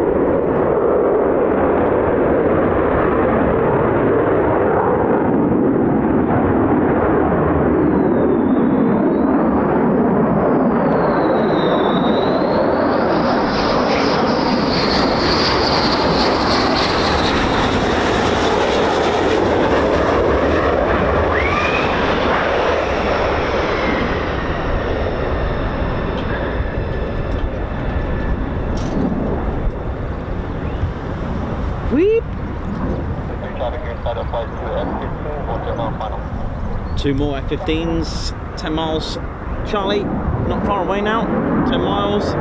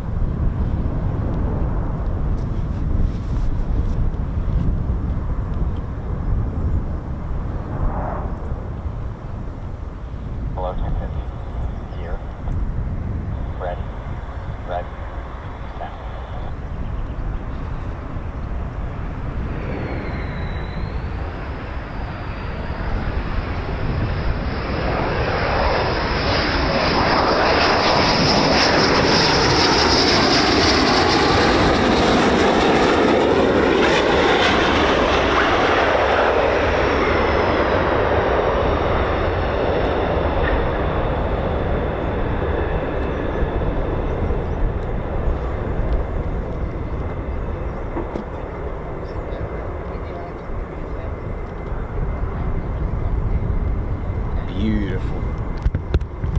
Coningsby channel. Two more F-15E Strike Eagles.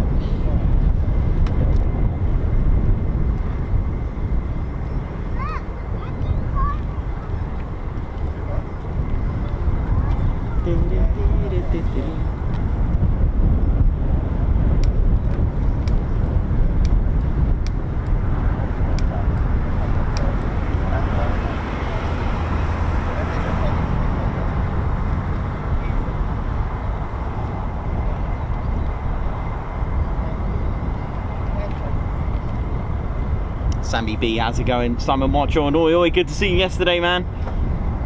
Johnny, Ian McSee, how's it going? Dave Holloway, oi oi. Ian, Margot Baxter, Tim Gooch.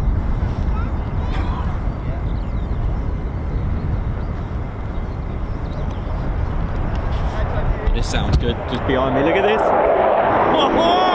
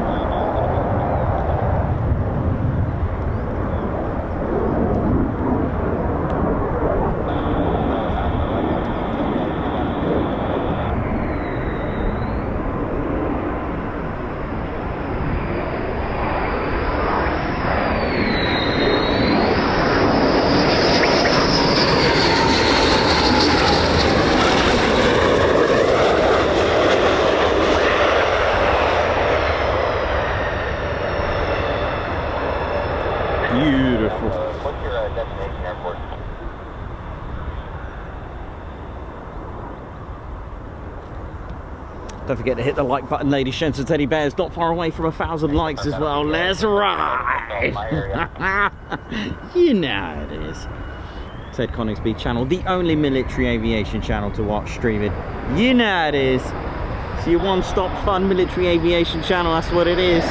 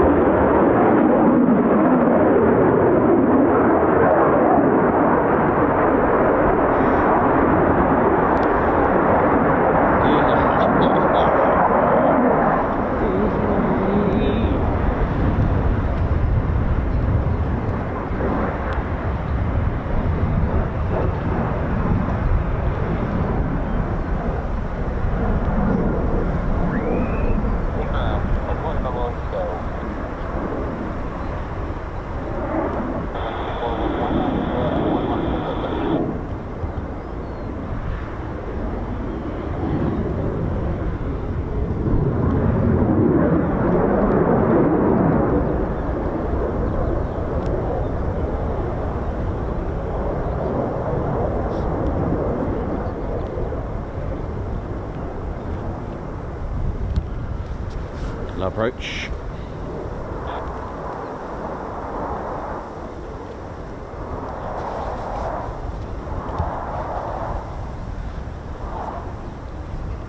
Here we go. Hold on to your berets. Here we go. Let's ride.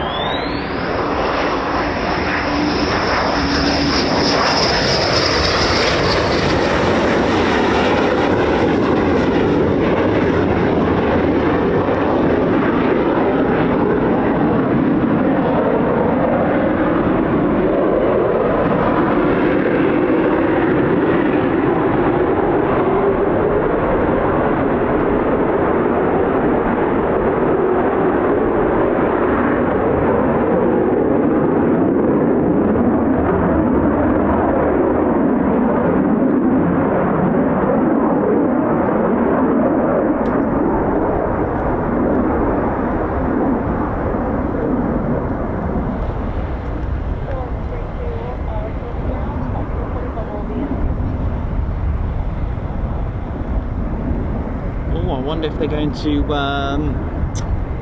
I've heard that before, something bubble. I'm sure that's hot pitting. Could be wrong, but I heard taxi to the bubble. It was another word and bubble, so it could be hot pitting. Clear low approach, here we go, another one to ride.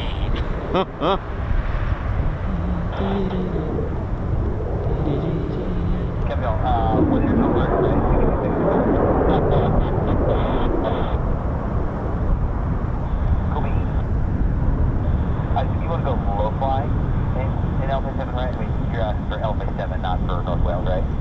You actually wanted the high L-37 in the road. Copy that. Here we go. Low approach, another one.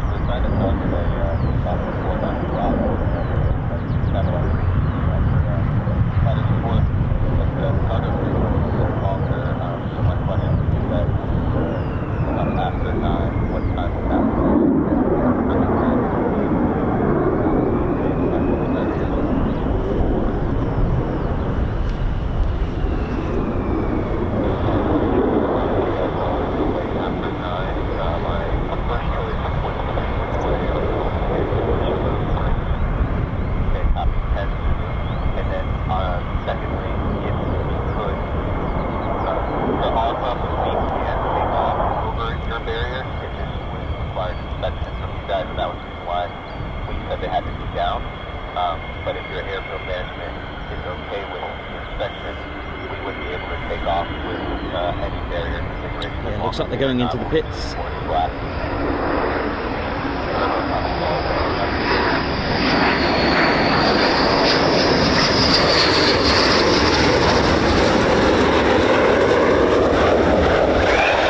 Nicely done.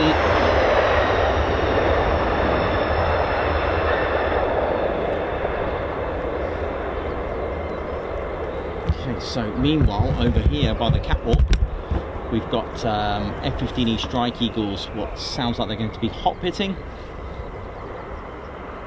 For those that don't know, that hot pitting is refueling the aircraft whilst the engines are still running. Now in the case of the F-15E Strike Eagle, as it has 2 engines, as the refueling port is on the port side of the aircraft, the left side, that's why you'll see the intake of the port side. So on our screens it will look like it's to the right, but the left or the port side of the intake looks slightly raised or open, and that's because of the air import intake has the refueling port just behind it.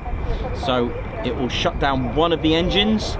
So you can see that, look, if you look at one of the intakes, looks like it's opened up quite considerably, and that's because the refueling port is just sat behind it. So the F-15, as we said, when it's hot pitting, it has 2 engines, so it will shut down one of the engines. So when it taxis down towards us and goes to the EOR, that engine is shut down, and then that's why you'll hear it start up on the EOR.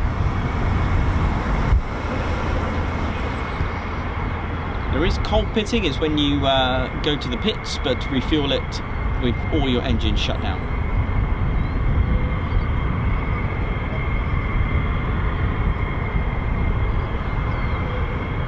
Hot pitting is again very essential as well to master that and learn it and to get back into the flow of things, because in that type of environment, in a combat environment, hot pitting would be your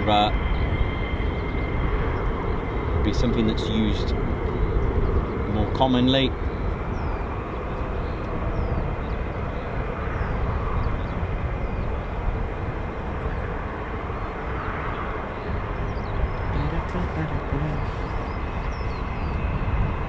$1K likes, thank you very much. Thank you all.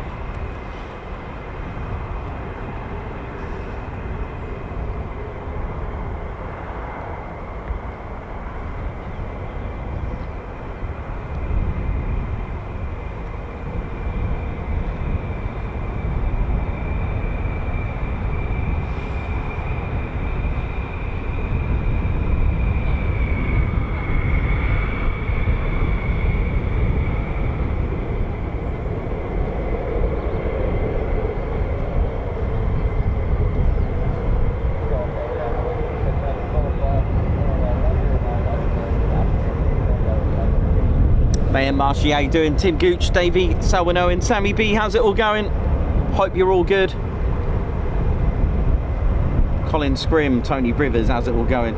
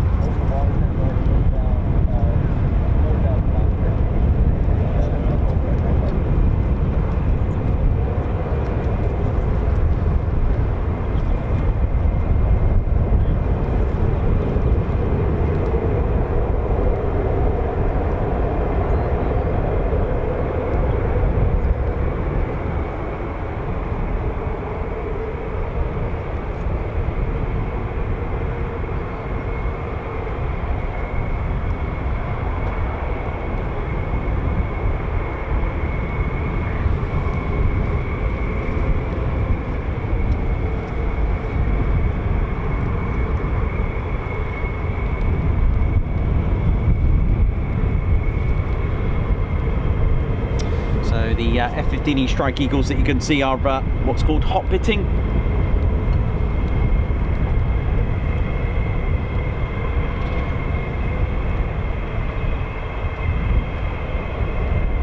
So hot pitting, refueling is refueling the aircraft with the engine or engines still running. So refueling in this style, hot pit refueling, eliminates extra maintenance. It decreases refueling time and extends the amount of training aircrew members receive during each flight. So this is quite, you know, it's quite important. If you want to get more training done, you come back, you refuel, you get back out, which saves a lot of time. Now, during a hot pit refuel, one of the two engines are completely shut off, and refueling times reduced by 66% when aircraft keeps their engines running. Keeps them on, by the way, just for those interested on times, etc. And in order to save time and get aircraft back in the air faster, you'll have an R11 hydrant servicing vehicle, a HSV or LRS, an AMU airman. They're strategically positioned so the jets can position and be refueled similar to a gas station, so to speak. So once the servicing supervisor marshals the jet onto the pad, a safety check is performed and the jet is cleared to be refueled.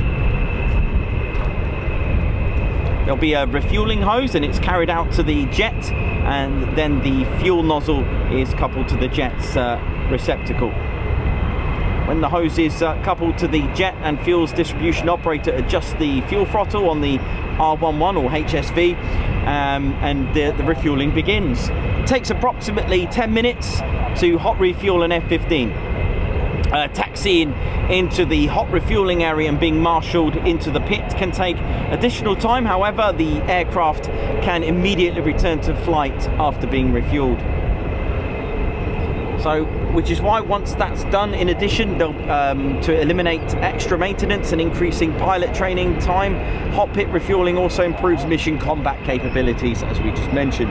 It reduces ground time for close air support. It is very important during times of combat as well, for close air support needs.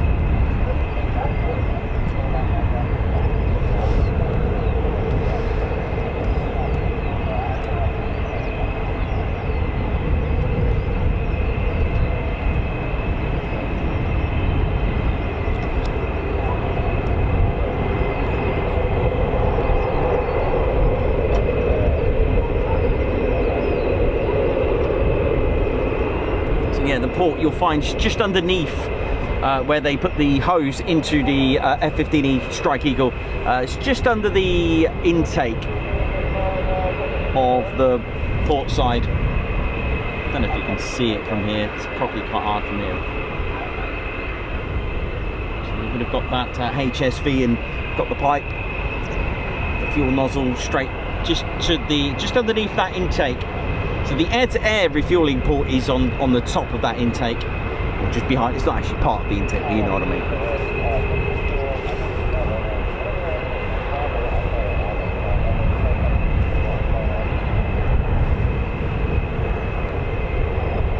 mean. Johnny, thank you very much. Sammy B, Margot, how's it going?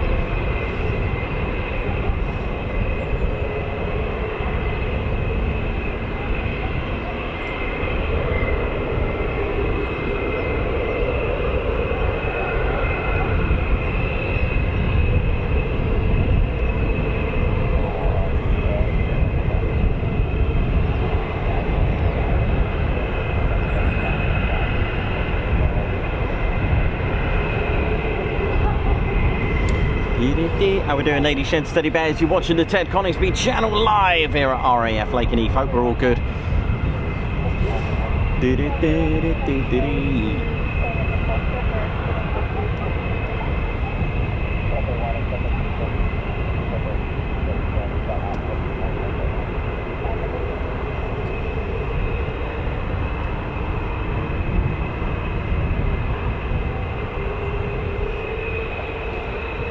Got more startups in the background there now.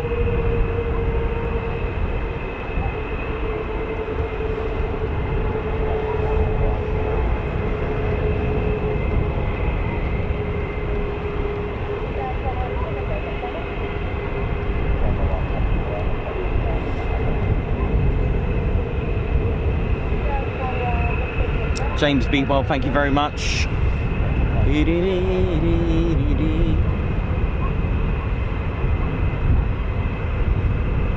Oh, thank you very much, everyone.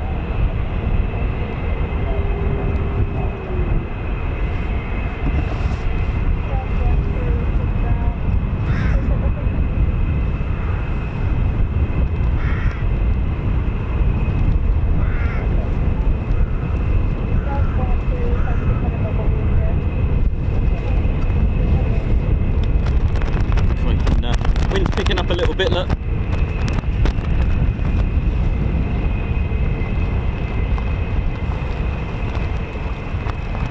Andy Hancock, high five to you. Welcome to the Ted Coningsby Squadron. Thanks for joining us. Guards March, thank you very much.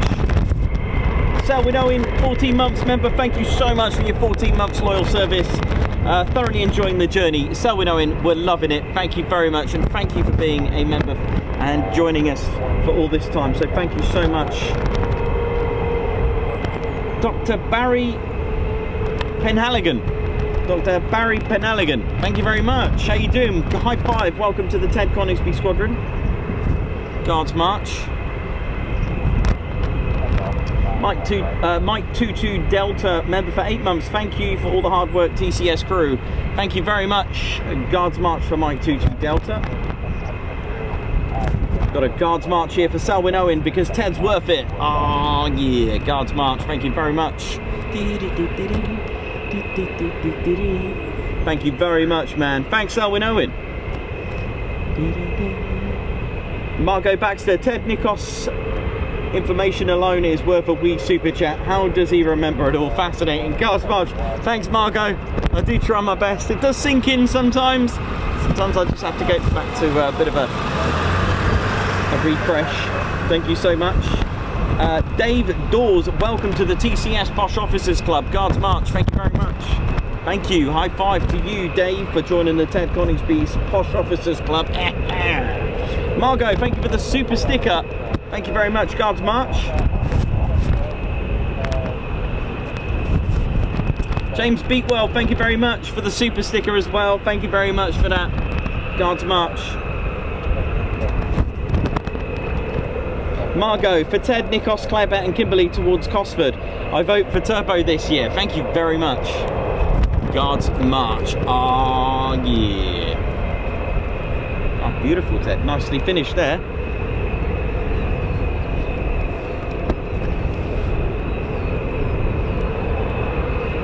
What's that, Ted? Is that what's going on, is it? Okay, mate, no worries. So just let me know that potentially they'll be going straight back out. Is that right? Okay, mate. Thank you very much, Ted. Ted with all the info. Ted does bring the luck. You sure they're going straight back out? You're right. Look at him. He's always right, isn't he?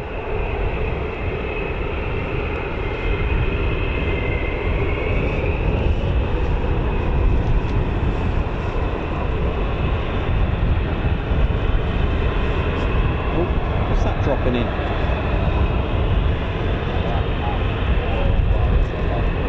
Oh, he's dropped in. Oh, Ginger, how you doing, man? This is Ginger. He's just parachuting out of that Dakota. Nice one, buddy.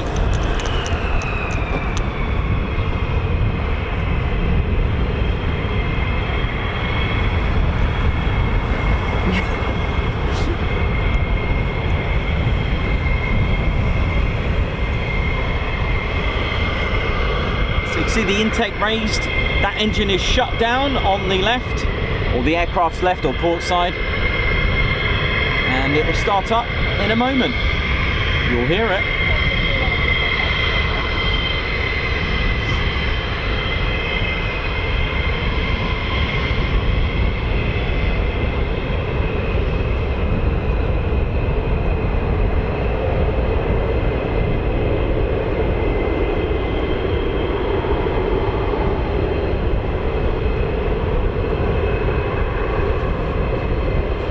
Watching the Ted Coningsby channel live here at RAF Lakenheath. How we doing? Hope we're good.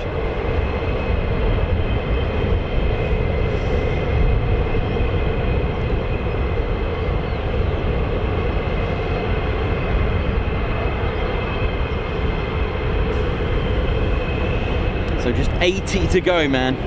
80, is that it? Oh, wicked.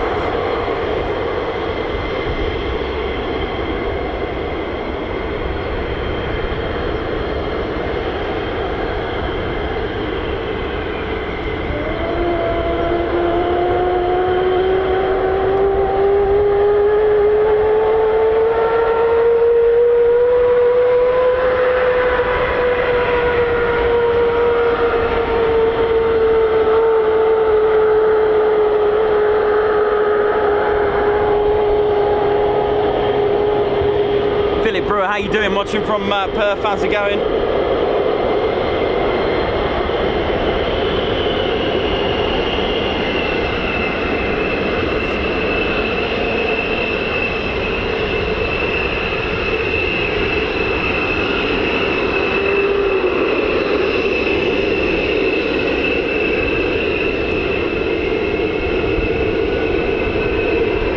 There's your Pratt & Whitney F100. 229 engine, 29,000 pounds of thrust each with afterburner.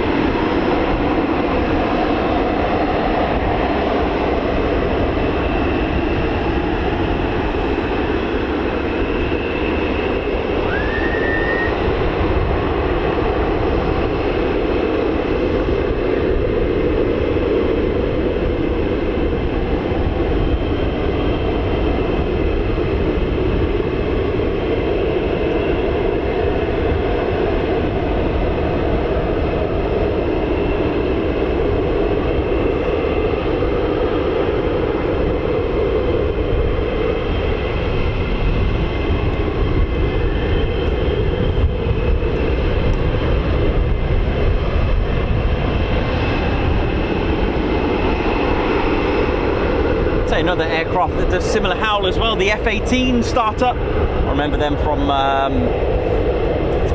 RAF Leaning when we had them for York night. They had a distinctive howl as well, very similar to the F-15 howl, very haunting howl.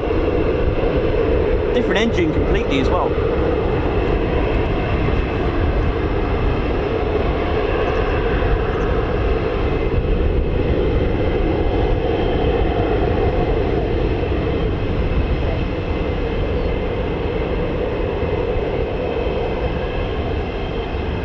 Alex Spinks, how's it going? Debbie Brooks, oi oi.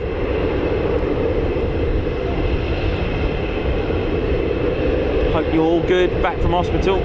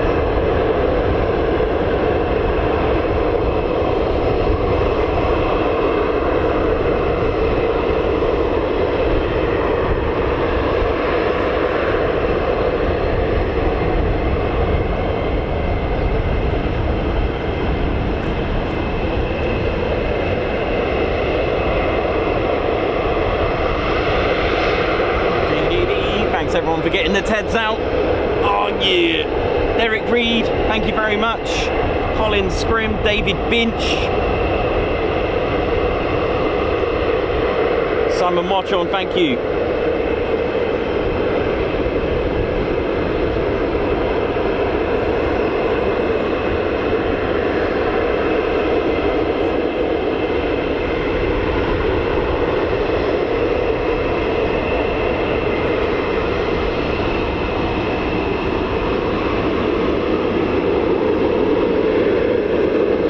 Thank you very much, Davey. Oi oi, Alex Spinks.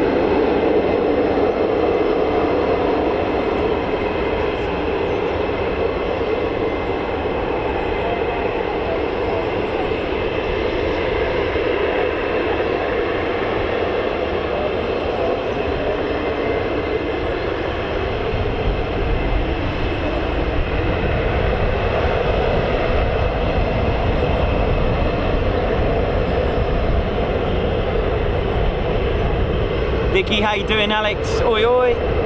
Congratulations, Alex and Courtney, on the new house. Oh yeah. Or as ground crew Drew would say, cat and mouse. Nick Knox, oi oi. Jenny B, oi oi. Ali Leyland. Peter Faulkner, Ian Wright. Joao Guerra.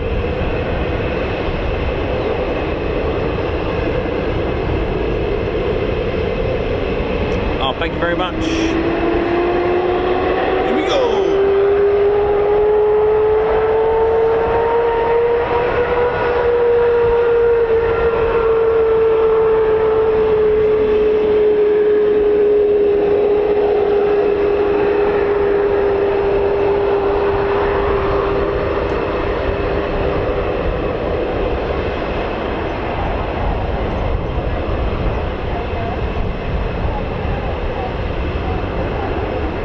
Oi oi! How's it going? So oi oi is the way we greet each other here.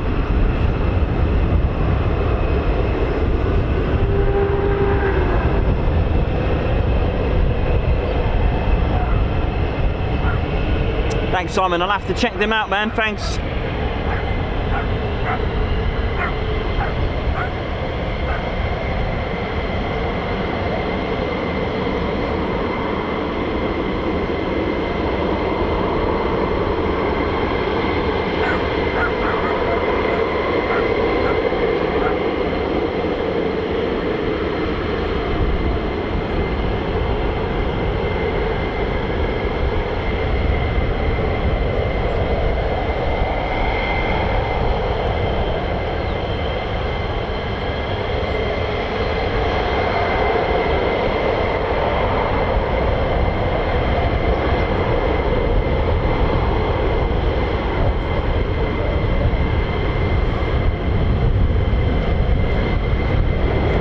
On the 22nd of July 1972, the first ever made F-15A flight was made on the 27th of July 1972, with the first flight of two-seat F-15B following in July 1973 and entered service in 1976. You alright, man?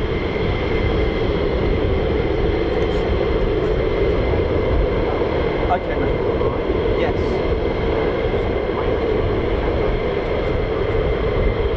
Oh, okay, cool. Thanks, man.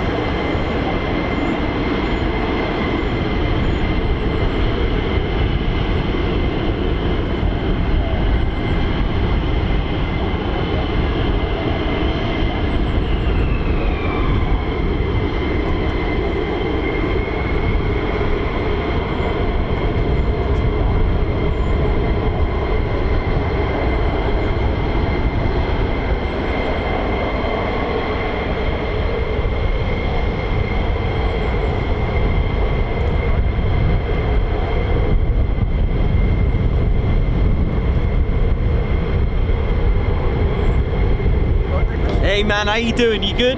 Yeah, I'm good. Good times. I was watching earlier on and enjoyed watching you from Cranwell yesterday. Nice. Have you noticed in front of them jets it's like a little hut, a building in there, and if you pan a little bit closer, they've got a 6-burner barbecue. It wouldn't surprise me. It wouldn't surprise I was me. watching you the other day and you were holding it on front of the jets and I kind of looked behind it. Oh right, okay, cool. You see a barbecue, they've got a barbecue. Why not? That shit. Wicked. Love it. I thought, yeah, well, what I think, just about make it on your... Oh right, okay. Yeah, I was going to mention that to you. What, that little hut thing? Yeah, just in front of the nose of the jets, there's a building. Do you know what? I see it now. Yeah. Now that you say, is that what it is? That looks to me as if that's a barbecue in there. It looks impressive. Well, it would be, wouldn't it? Something you learn every day. Yeah, man. Thank you.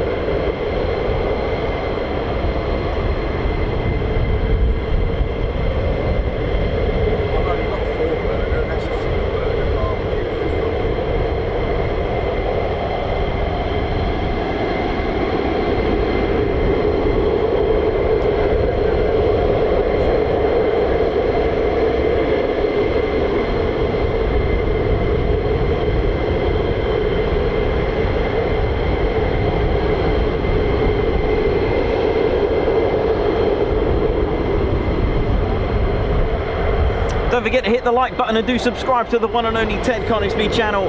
We're just a mere 70 subscribers from 53k. Oh yeah. Oh man, what a climb out this channel is doing, man. It's so good.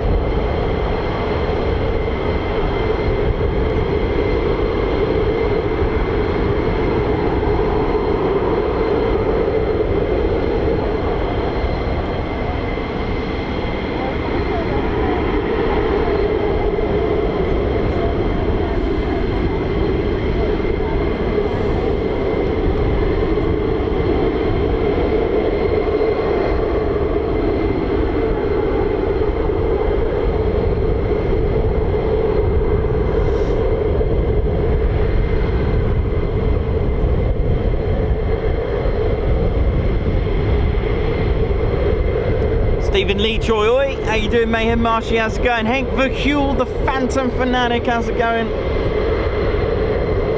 Oh, good. How you doing? Watching from Netherlands, how's it all going?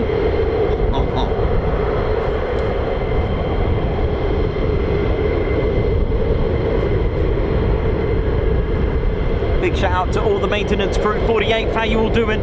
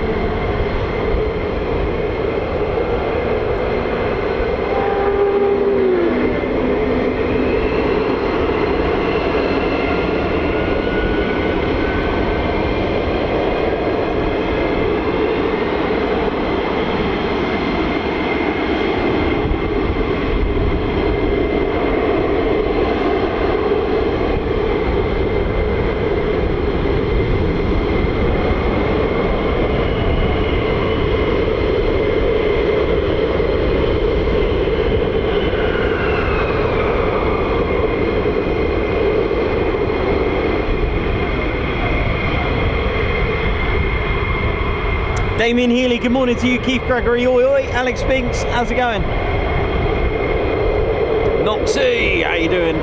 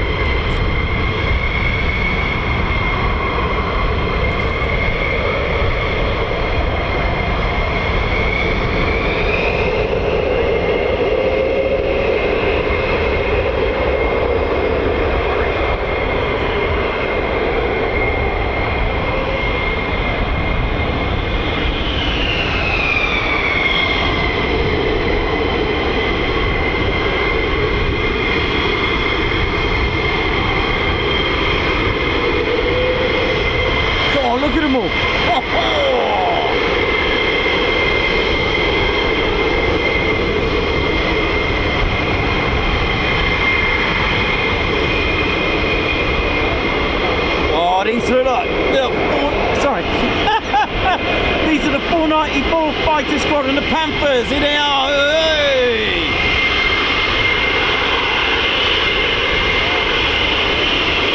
Man, this place is making Heathrow look quiet, man. Oh.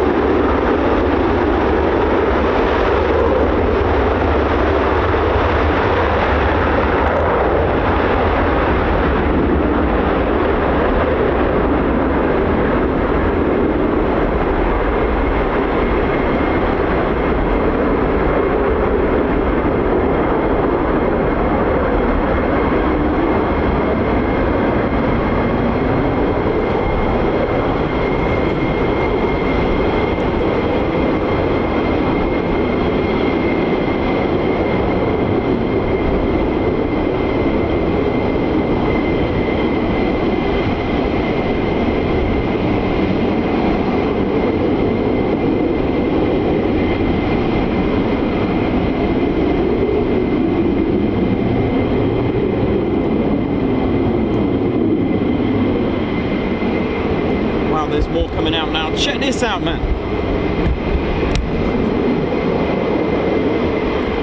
What is going on here? Look at this. Oh, oh, oh. So you got the Panthers now, the 494 Fighter Squadron. Big shout out to all the crew. Bleed red.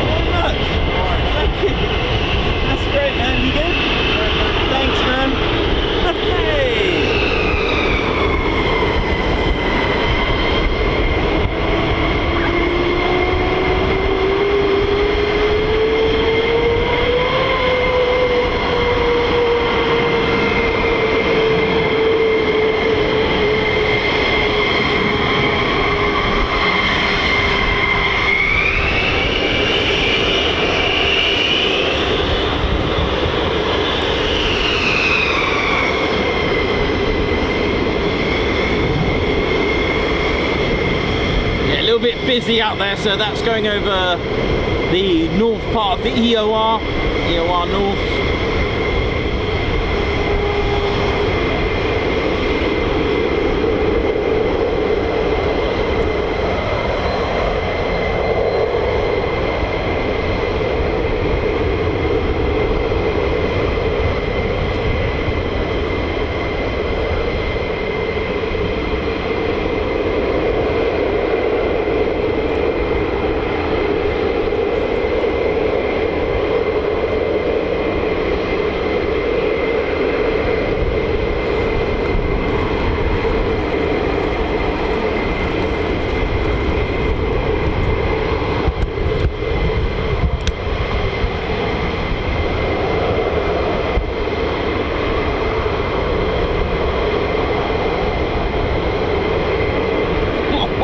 looks great, doesn't it? Look at this.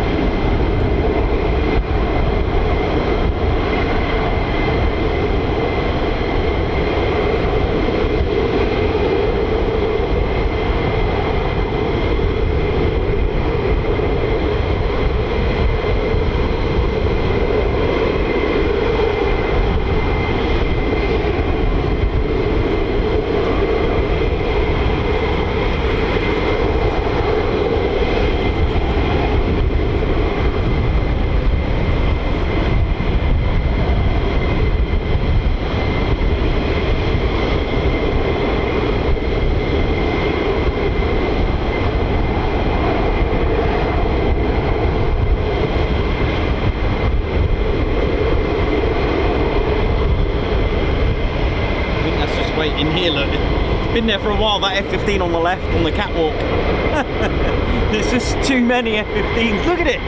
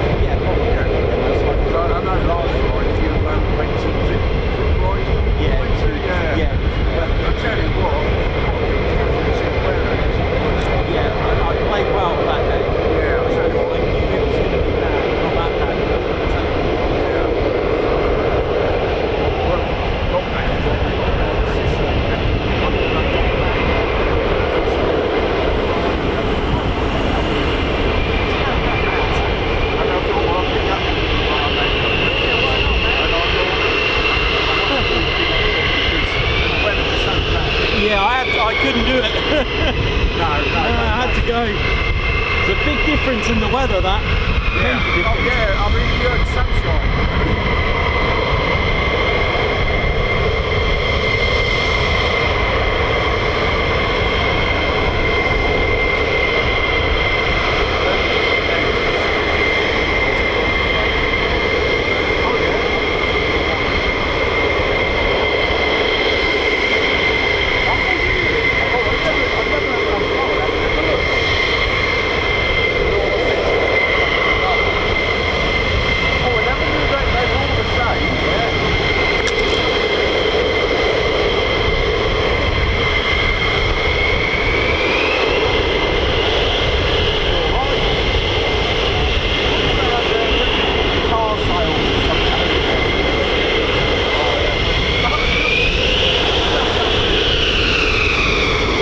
Ladies, gents and teddy bears, you're watching the Ted Coningsby channel.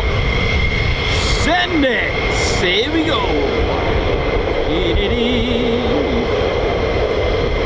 Let's have it! 58,000 pounds of frost, let's go!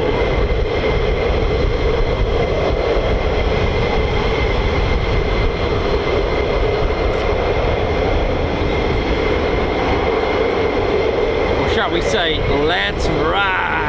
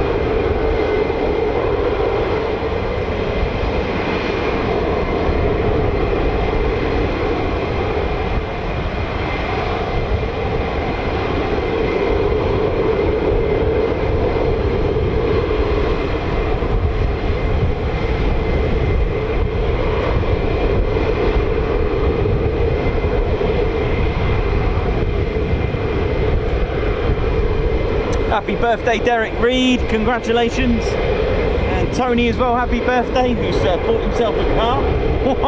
Why not? That's just great. Joe Illot, how you doing? Hope you're good. Meth, Angela Farley. Such an iconic aircraft, isn't it? The F-15. Such a great aircraft. It's got that same persona, that same sort of iconic status, but this is still active service as the Tornado, definitely. Volume up.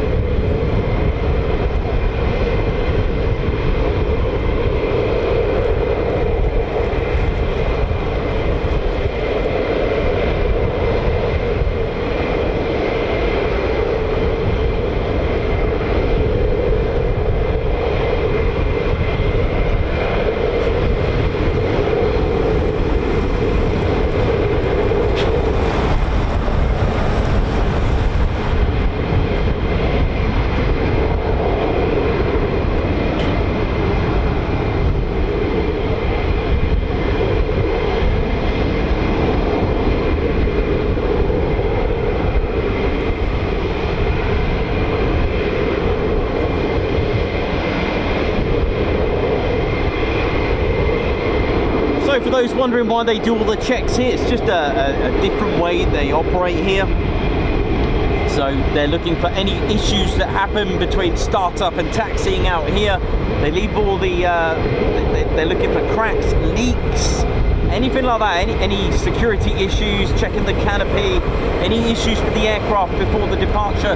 They operate different. It's just when we get like other F-15E Strike Eagles, not from this base, they don't do the same here. They have their own maintenance squadron which operate and do all their checks at the hangars rather than here. So this is a very specific, unique way of operating of the 48th maintenance squadrons between the two 492nd and the 494th.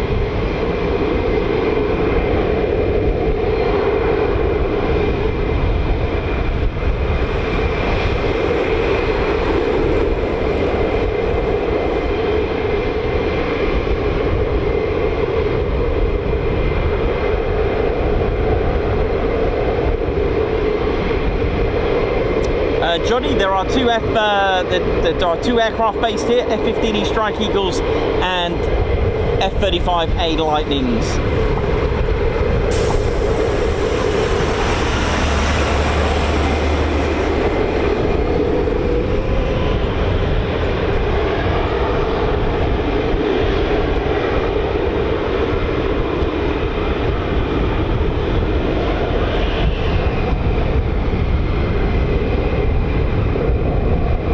Where's this one going? This doesn't look good.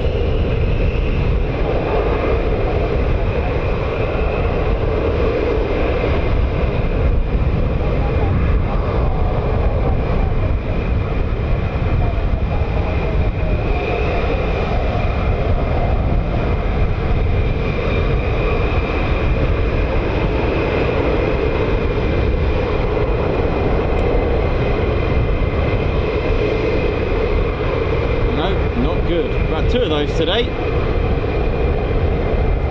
It's emotional, isn't it? It's unfortunate.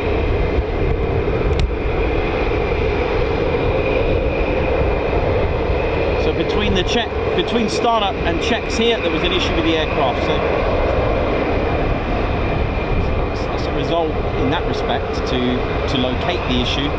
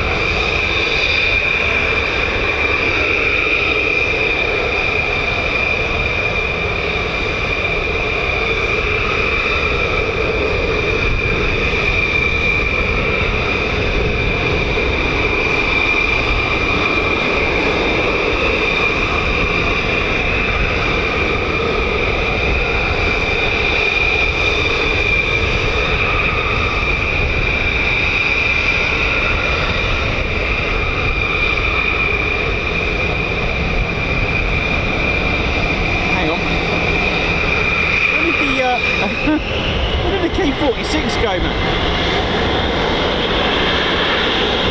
There was a K46 here, man. It's gone. It's gone.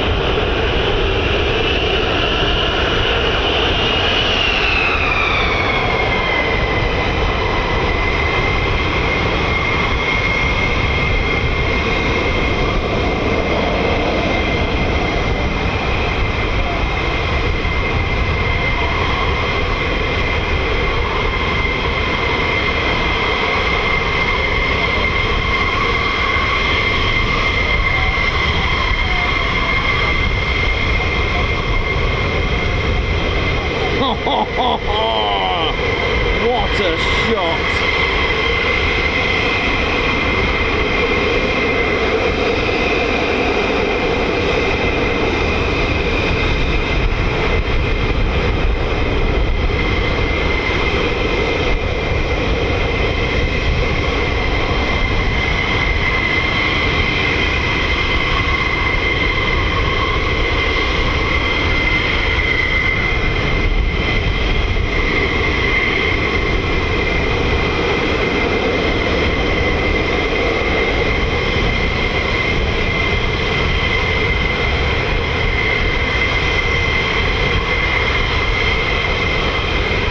Come on, here we go.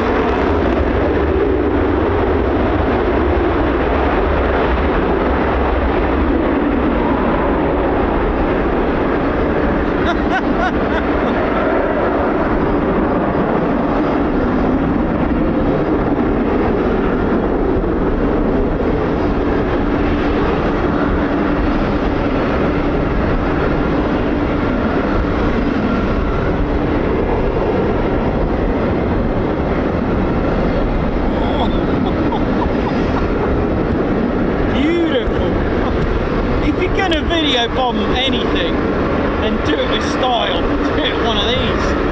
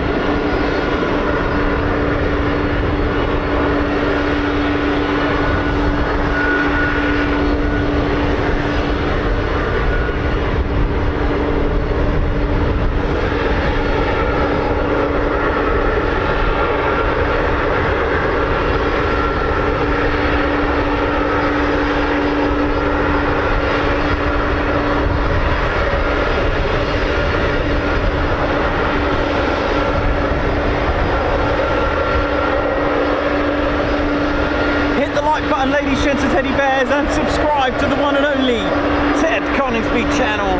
Let's ride in a KFC 46 Pegasus. A Pegasus.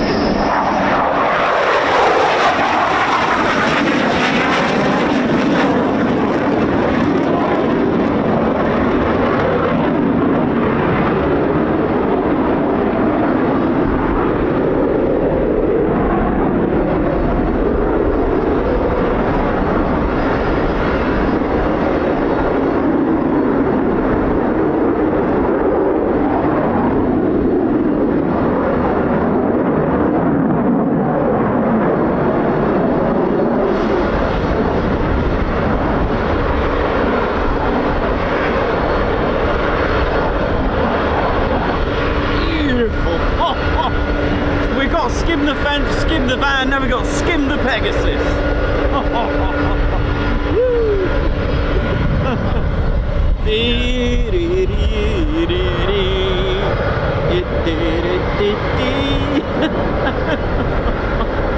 Oh man, this is great, man. The F-15 pilot, low approach, yeah, I just want to go a little bit vertical with that as well, if that's alright. I mean, it kept going. I know why, because he wanted to be in, or you know, the pilot wanted to be in the shot. You video bomb me, I'll video bomb you. I love it. It's the video bomb battle. Here we go. If you just joined us, ladies, gents, teddy bears, you're here live for a very special episode. It's the video bomb battle. Sounds good, that. The video bomb battle.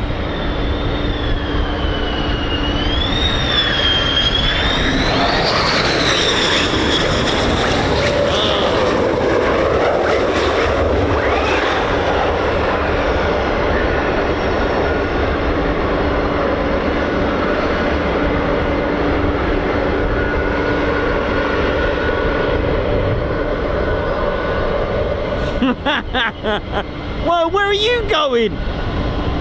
What's this now? This one's not finished yet with video bombing. Something's going on here.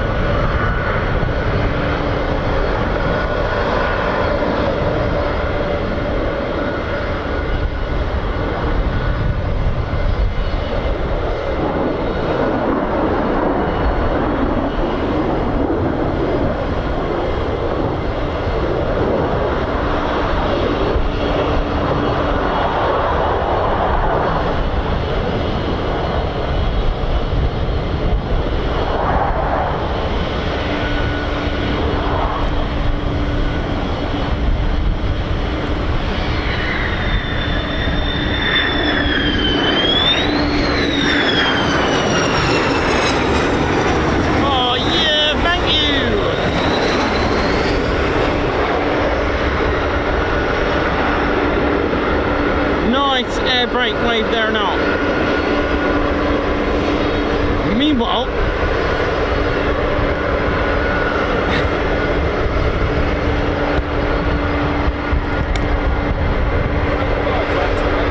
later.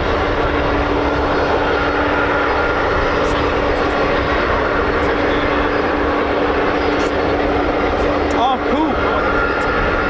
Yeah.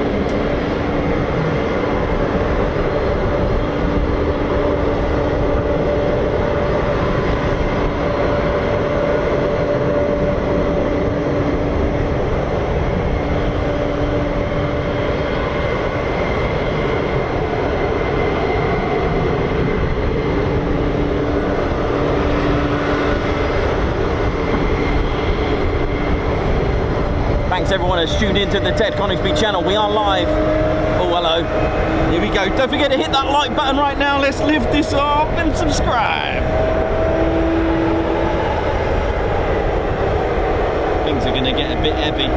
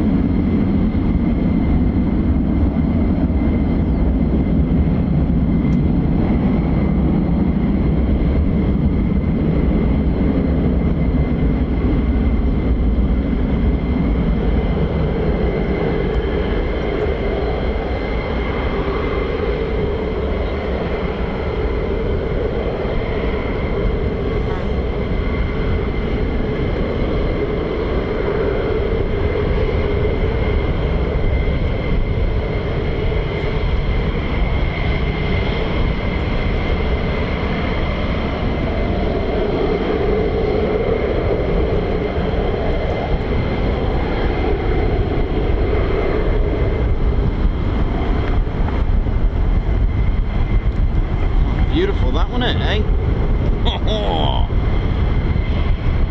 Just trying to give us a nice turnout as well, but realised that. So if you just joined us, ladies and gents, Teddy Bears, you are on the right channel. We're not at Mildenhall. This is the right channel. We're live at RAF Lakenheath, ladies and gents, Teddy Bears. It can look a little bit like another aerodrome at the moment. I always say that when we get heavies at Lakenheath. So yeah, now and again we do get like KC-135s here, C-17s and some other heavy 767s and 747s as well. Adjust that there now. Yeah, so if you just joined us, we are live here at RAF Lakenheath. We haven't got the title wrong or anything.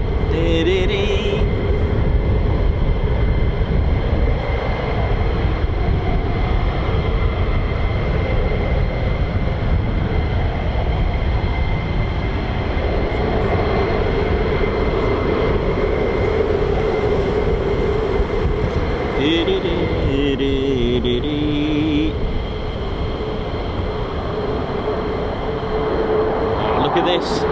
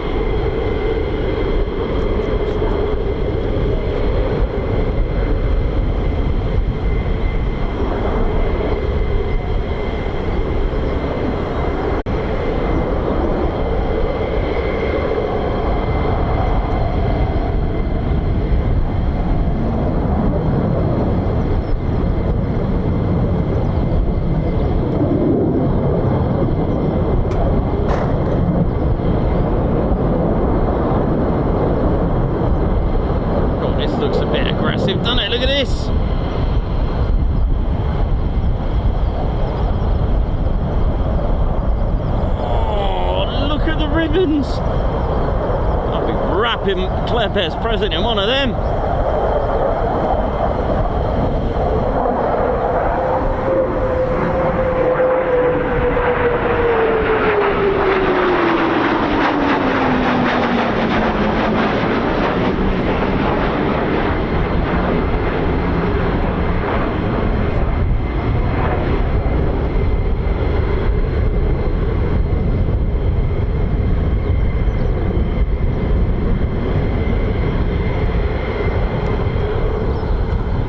There were two, weren't there?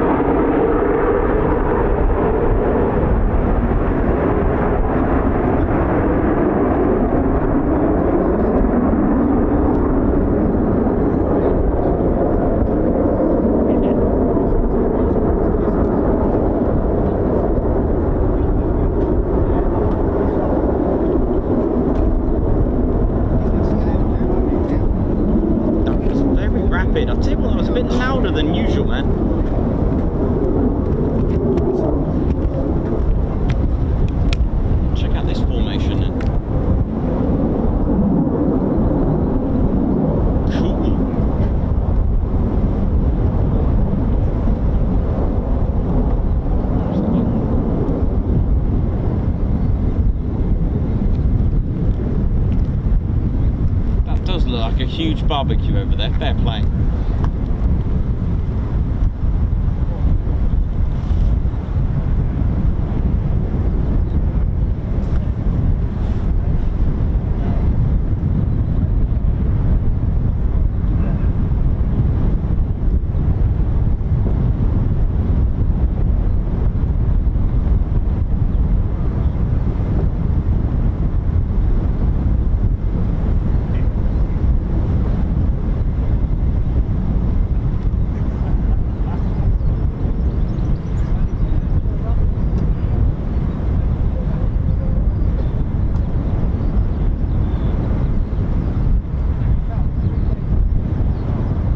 Hope you enjoyed that, ladies, gents and teddy bears.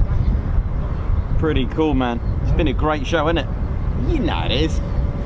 Ted Coningsby channel, isn't it? You know it is. We bring the fun. We don't always bring the sun, but we certainly bring the fun.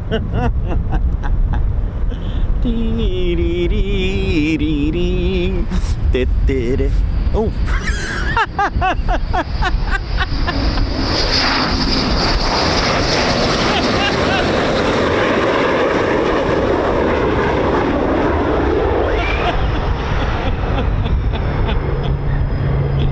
Don't you turn into a hawk!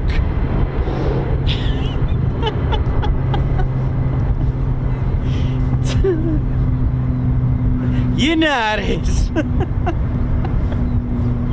What is that now? I can hear some sort of like C-130 or something.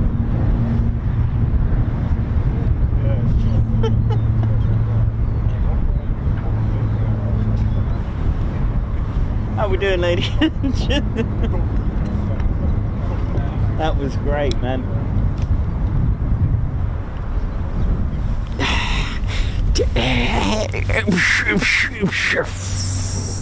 Those car alarms were proper having a bad time over there. See that? Tried to do a hawk on me, man. I know. Can't trust these, can you? Creeping up on you like that there now. Oh dear, that was good. I might have some cup of tea. Yeah. How we doing, ladies, gents, teddy bears? Ted Coningsby channel. Having a good time. That's it. That's what it is. We can't always bring the sun, but we do bring the fun. You know it is. Hope we're all good. That was a little cheeky, that one, isn't it? I didn't expect that one to come so quick, but all is good. So yeah, those asking about the F-35s, you just never know. It used to be that they were late. You know, last year, do you remember that routine? They were always out later, like 1 or 2 o'clock. But with the weather looking emotional later, I am keeping an eye on it. But even if we have to have half a day, it's been great, isn't it? It's been absolutely amazing. Been really, really good. But it's definitely time for tea. But let me just... Oh, we got 2 more. I got them. I got them, don't you worry. It's not time for tea just yet. We've got 2 more inbound. With the landing lights are on there and all. Dee-dee-dee.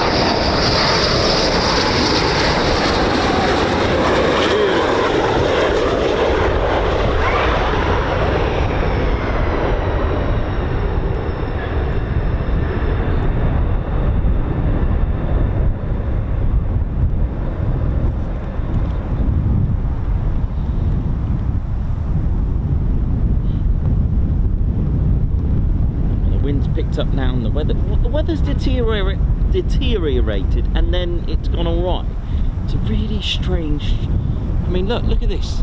Bit of blue sky, bit of emotion. We've had it all at the moment.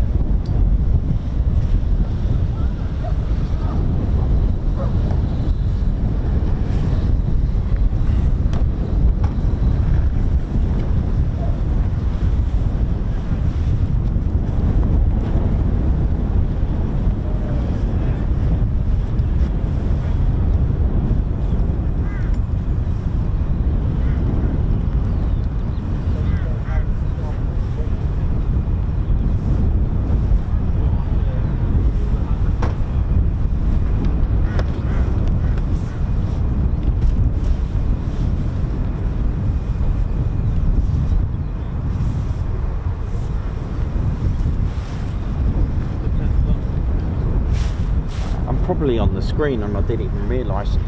Just getting ready for rain, just in case. There is a bit of an emotional cloud just ahead of us at the minute.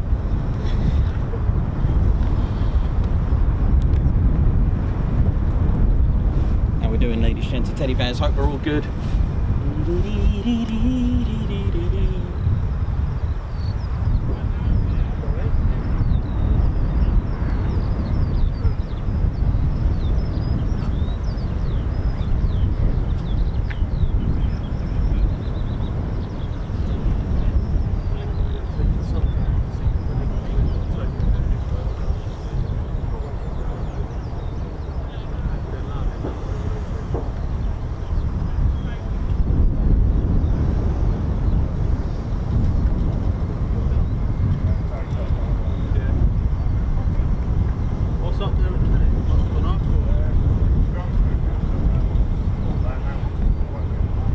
So we just got 42 subscribers to go.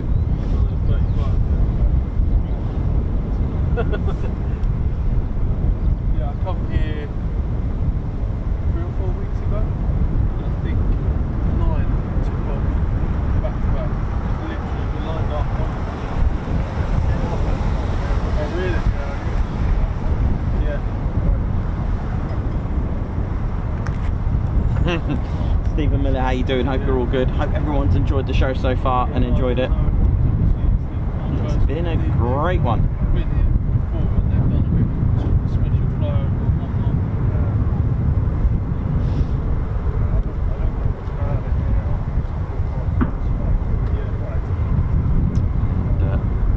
Just going to get Ted on the screen. We're just going to have a quick break before we do so. Yeah, Ted, I'm not sure about the beret, mate. We could try. Yeah, sorry.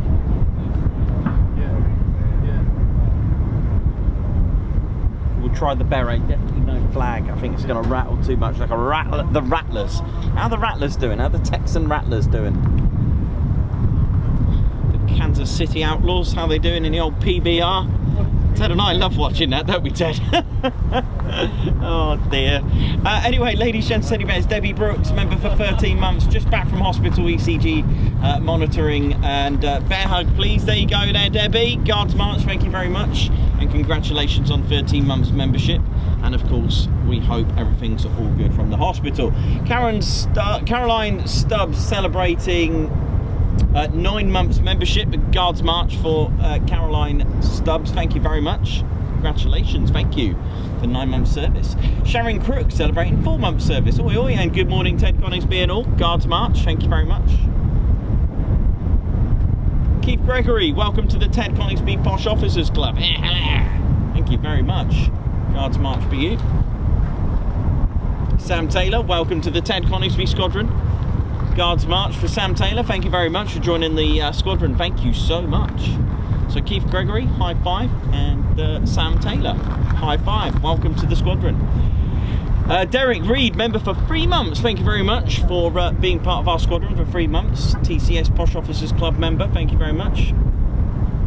Margot Baxter, happy birthday to Derek Reed and everyone celebrating their birthdays soon. Thank you very much. Guards March then for Derek Reed for his birthday via Margot's super chat. Thank you very much. So happy birthday, Derek. We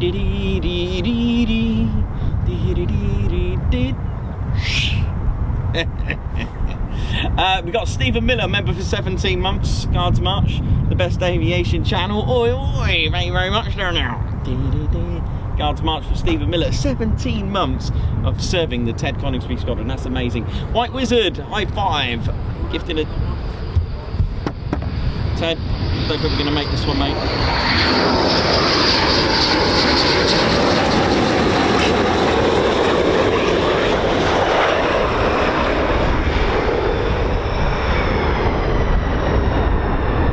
Well, you don't get Guards Marches like that often, do you?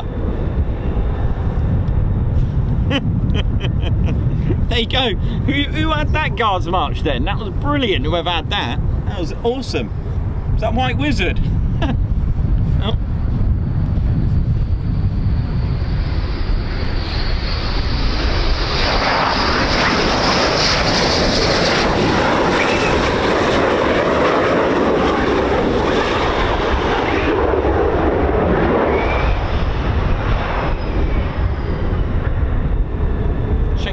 White Wizard having guards marches with F-15s in there. So you doing it? You know how it is. Hey, that was good timing. Rob Kennard gifting 5 Ted Coningsby memberships. High 5, guards march.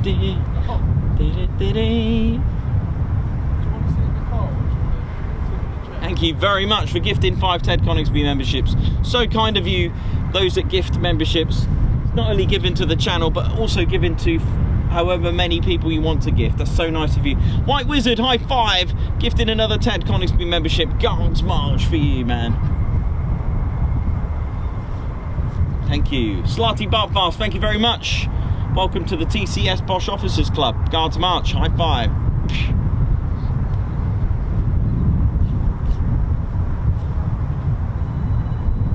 Meth gifting a Ted Coningsby membership as well. High 5, thank you very much. Guards march.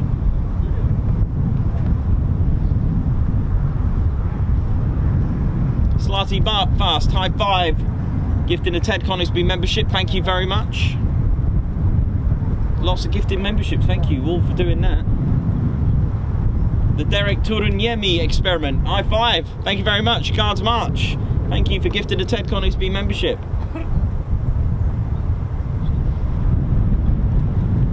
And Jake, member for 14 months.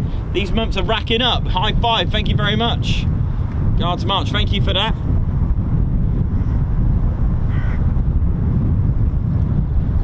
And Rob Kennard gives in a Ted Coningsby membership, thank you very much. High 5 to you, man. Guards march, thank you very much. We are so close, ladies and steady bears, to 53k, and it's only is it Tuesday? Yeah, okay.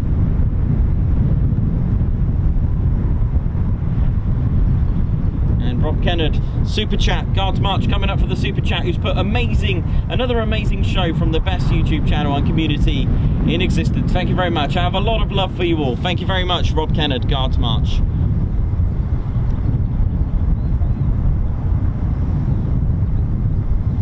What's that, Ted? You don't think I'm going to have time for a cup of tea? No, why's that? Okay, mate, Ted's telling me that there's no way I'm going to get a cup of tea with all these aircraft up in the sky. Well, I'll try, I'll go and get it. Ted, you have a go at the camera then, mate. Okay, then. Let's just going to have a look, see what's... Yep, you're doing all right, Ted, you're doing all right. Just leave it there, mate.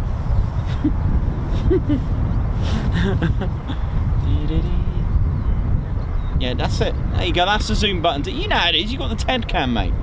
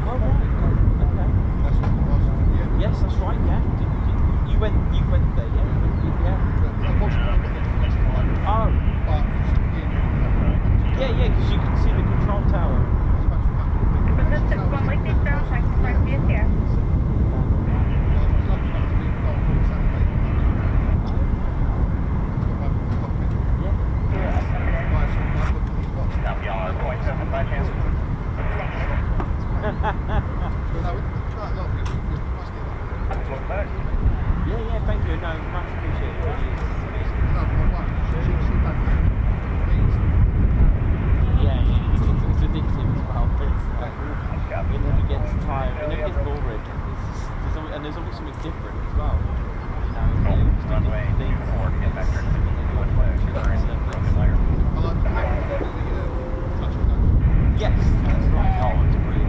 Yeah, we love that. There's currently no ceiling on the meat chart. Yeah, it's showing really good. few clouds at 4,100. Scattered clouds 4,100. No, no worries. Thank you very much. Thank you for that. I appreciate that.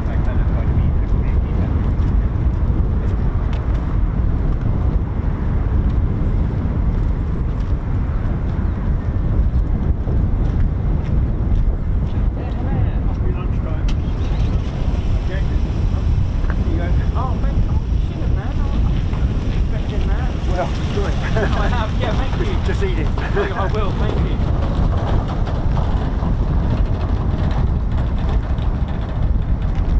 It's been quite a good morning so far. Any noise on the F-35 yet? Nothing yet.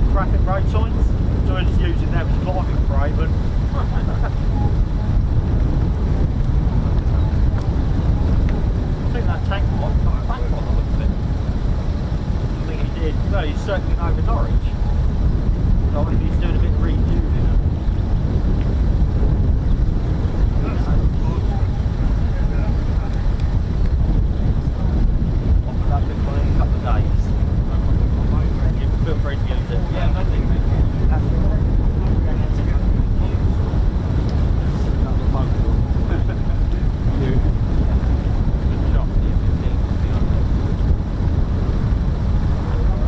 Yeah, hiya.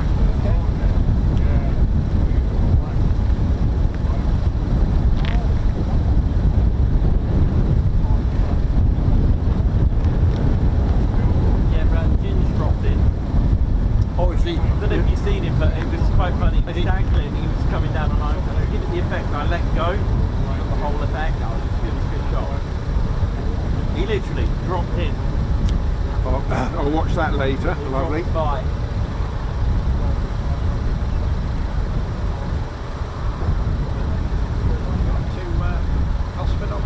Yes. Yeah, I saw you there last year. Yeah. You remember we met? We were just getting ready to leave. Oh yes. Yeah, it was down with the car park. Yeah, you haven't had all your decals on. No, that's right. It was plain Jane back then. Yeah. Did you go to Duxton? I will do. Yes, I'm going for the finale. You went to the weekend. Nice. That's why we're up this way. Yeah, it was a bit disappointed with some of the cancellations. Saturday. Yeah, Saturday was a bit windy and the P-38, the Sabre couldn't come. Oh no. But I tell you what, I saw the display on the Sunday from the DC-6 and I've heard good stories of it. Are you videoing or? I will do in a second. Yeah, I'm just keeping an eye on it, but I'm alright for a minute. Yeah, fantastic display. They'd been to Bradley Hall. Oh right, okay. In the Midlands. So the Vigil and the DC-6 went there. And then they came back. I mean, I've seen one or two of them, but I've never seen one thrown around like that. Wow, You know, okay. It was really good. And on the Sunday, I mean, they do a lot of polishing Yeah. when it's on the ground, but it's fantastic. Yeah. Oh, that's good. But they embarked a few parachuters as well on the Sunday. Twice actually. It was quite good to see all the lines of guys, getting in the DC. Is there anything special at Cosford? Do you know? I mean, the Rafale was good. Yeah, I know the Rafale's there on. I think. No, I know there's two Mirage. Okay. What, like Ramex Delta or Ramex, whatever that Yeah, used to be called? Straight Sheffels 2, but actually a duo display. Oh, right, yeah, that used to be good. Right. Yeah, I still haven't looked. Apparently they still update things until the day. Yeah, so that yeah. was quite good. Right, shouldn't be too far now. It's over Stanta. Right. Something coming. Or Stanford. Yeah, 15. Hello. What are you up to? What's it called?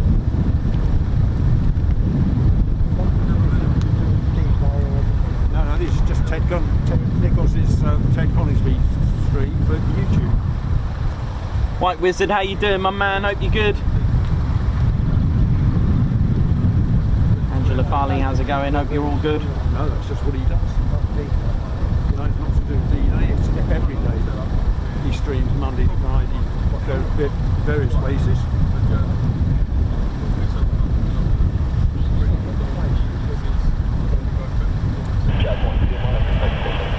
Yep, direct initial, here we go. Coningsby is the head place. Yeah, check us out on YouTube. Have fun. Well done. Well done, my man. Thank you. Here we go, two ship just over the trees. Here we go.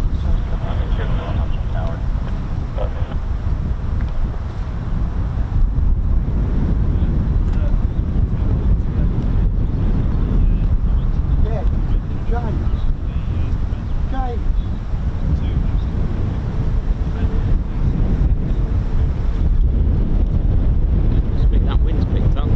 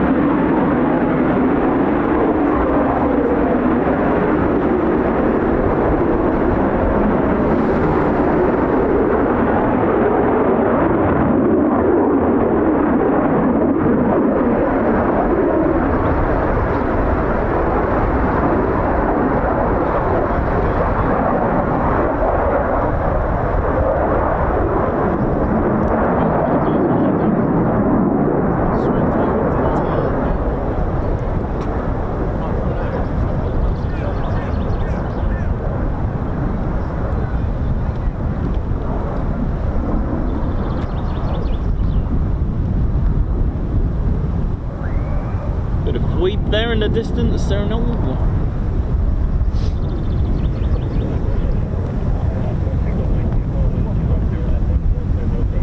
Clear approach, here we go!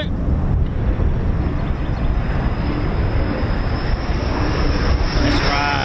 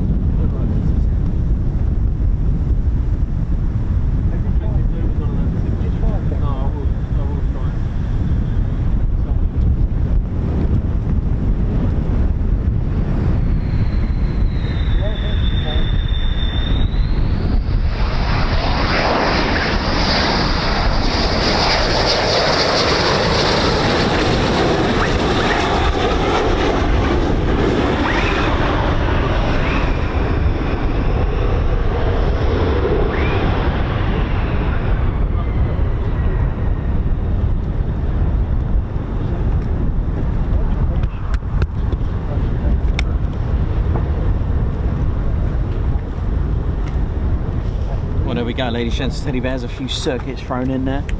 That's what we want. Well done. Thanks, man.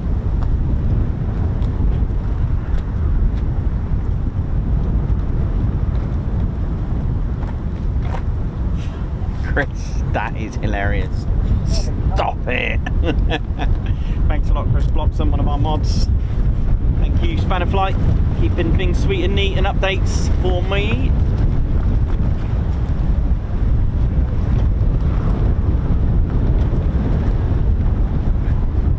Oh yes, Takes off. Yeah, I'm gonna just tie this down. The wind's just a little bit. I'll get rid of the flag in case it takes off as well.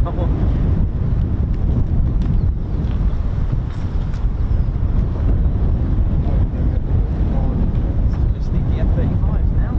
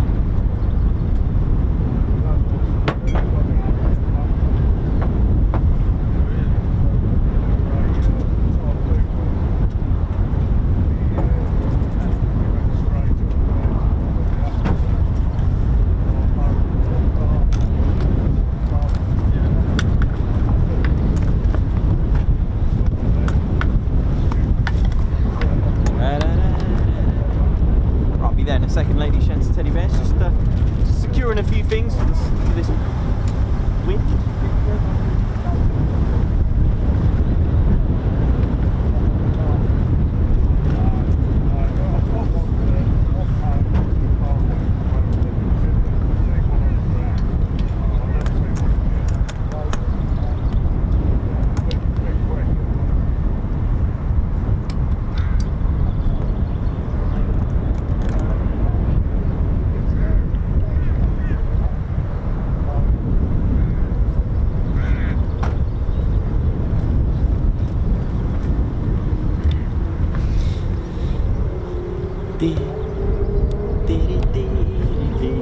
Right, ladies, gents and teddy bears, I'm just going to go and have a quick break there. I'm going to go and get my pocket chair, just going to fling that out there now.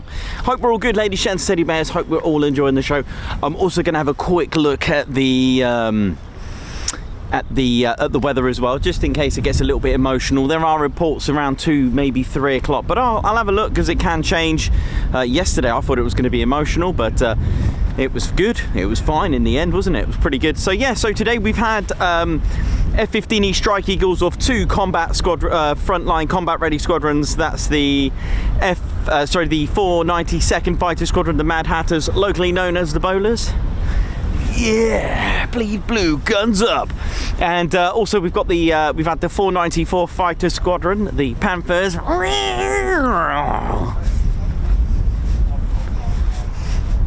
So yeah, so we've got the guns up from the Bowlers, and we got the Panthers. So yeah, that's all good, ladies, gents and teddy bears. Hope we're all good and well. Ted's just looking at me really funny at the moment, shaking his little head. But we'll be back in a moment. I'll keep you updated. Tell Andrew Farley what burger or tea you want. Bless, thank you very much. That's so good. Everyone's just so kind. Oh, that's it's all good, isn't it? So yeah, ladies, gents, teddy bears. Oh, big shout out to Ginger Bailey and Julian Bailey for my burger. I will get a guards march. Oh, Ted is here. Oh, brilliant. Okay, so I'm going to go on a quick break. I'm just going to do a guards march for Julian Bailey. I thought Ted was smart and staying inside because of the wind. We've secured everything down, so just a quick guards march for Julian and Ginger Bailey for today for the super burger and the breakfast roll. Thank you very much, Julian Bailey. Thank you very much there now. Ted's just waving. Guards march, and thank you very much. Well, this would be a good time to go now, Ted. Right, we'll be right back, ladies and teddy bears. See you in a moment.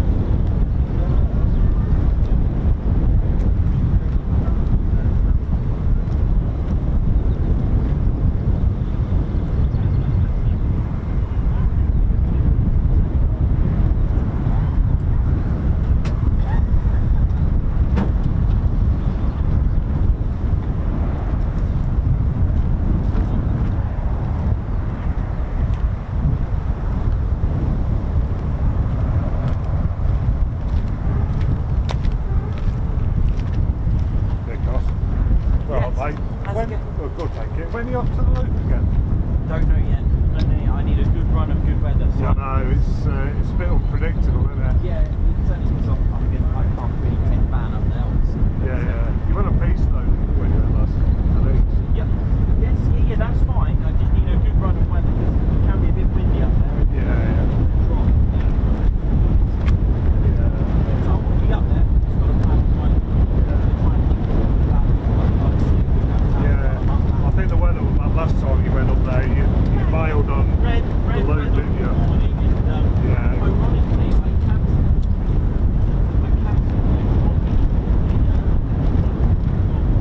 Yeah, I've seen that, yeah. Hello mate.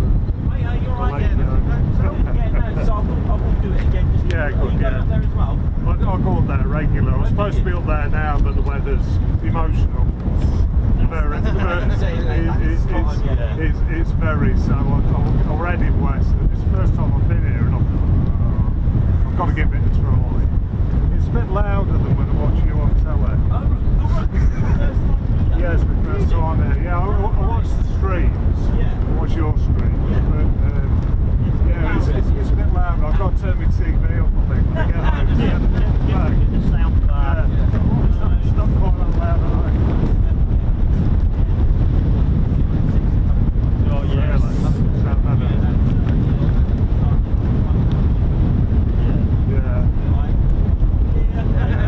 Especially when the 35's now. It's quite impressive though, isn't it? It's wonderful. It's not, I mean, it's a bit bizarre for me because I've watched it so many times at home. Yeah, and now you're And here. I'm here and I find it an awful lot more uncomfortable rather than watching your stream. And so I've got the kitchen there and I've got my recliner settee. So I might not come again, I might just stick to the streams. You saved me a job. Oh, bless you. Thank you very much. Cheers.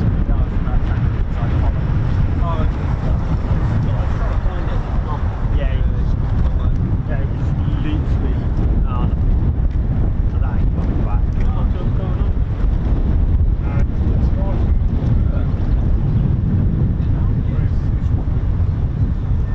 Yeah, it's got horrible again.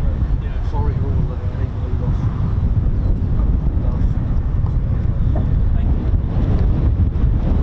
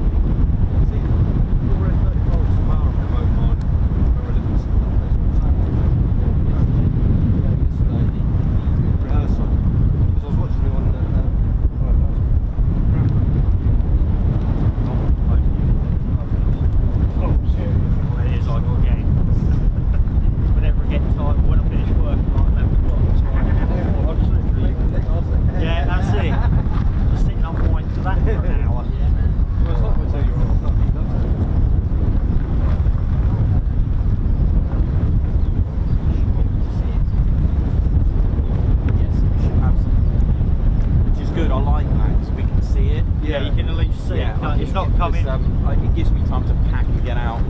I think it's all that thing all the way down there, but it's not coming till about 1:30 till it starts. Yeah. But it could paper out before. Yeah, there it is. This is what's coming. The light is like drizzle, but the dark blue is emotional. Yeah, emotional. Heavy rain. Yeah. So 1:30, it's not quite here, but we might get some. You might get some splash from the wind. But then again, if the wind's strong, that might just blow it quickly out the way. Yeah. Because when we used to go fishing, my dad used to go main sea fishing. So I'd be swimming in town. I would get a shower or like a thunderstorm. I was just coming in, the storm would go over the road. Yeah. Or if the tide was Going out. vice versa. Yeah. I was like, oh really? And he said, oh, if you see the cows laying down, Yeah. just got right. Yeah. I didn't know this. Learn something new every day. You've actually remembered it. Yeah, my memory was like this. Do you? Free. I think the red was there. That's a 9. Back to the 9.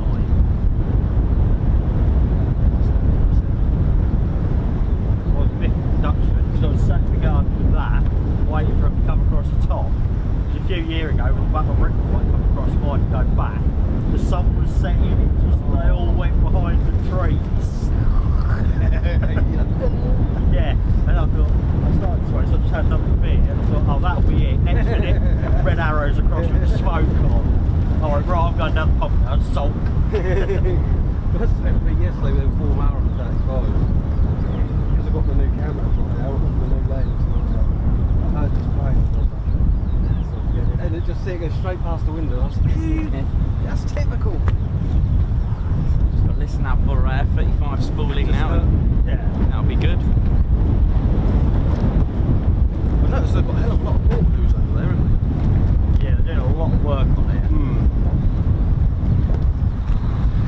they? Back up on the noise ladder again. Here we go. Yeah. You must get well fit for going up there. Yeah, it's all good, man. Yeah, how we doing, ladies, gents, teddy bears? The weather's just starting to deteriorate a little bit, but we'll see how we get on. We'll see how we get on. We'll see how bad things are. And I mean, at the end of the day, it's certainly been an absolutely good day now.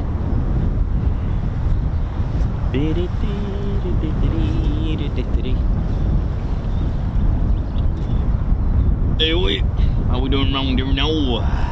It's all these pretty little planes round here, flying around here now, isn't it? There now. My name's Reggie. That's right, part of the RAF regiment. Just doing me checks, part of the Royal Air Force Regiment. My name's RAF Reg Ted. My mates call me Reggie. Just doing me perimeter checks. That's right.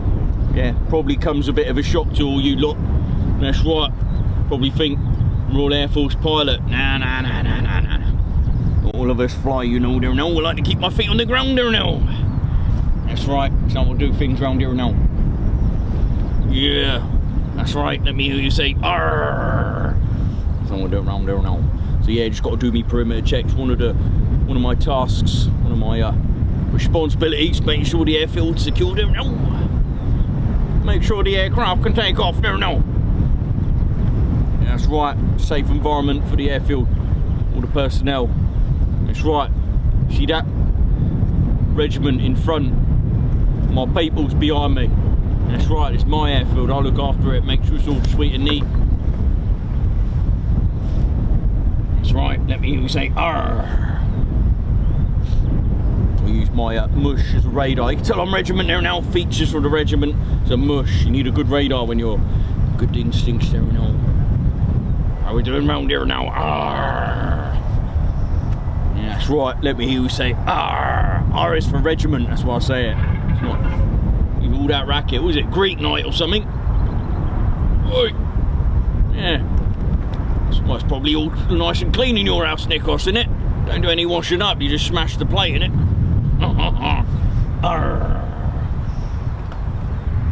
That's right. Hope you enjoyed me song the other day there now. There's no chicken. That's right. No, there's no chicken. That's right. No chicken, no reason to fry. Just chuck it on the grill and throw it in the sky. No, no, no, no, no, no, no, no, there's no chicken. That's right, no sauce too deep. Just chuck it in your mouth. No mountain too high or deep. No, no, no, no, there's no chicken. That's right, order from the KFC or McDonald's or type. That's right, grab your chicken. That's right, roll the sleeves for your appetite. That's right, I'm on to the core. That's right, feeling it down to the floor there now when I get me chicken. No reason to fry or grill it. Just chuck it in the sky and catch it with your mouth there now. That's right. Right, speaking of which, I'm hungry. I'm off to the shops there now. I'm going to get me chicken kebab there now. Right, goodbye there now. Enjoy these pretty little planes there now.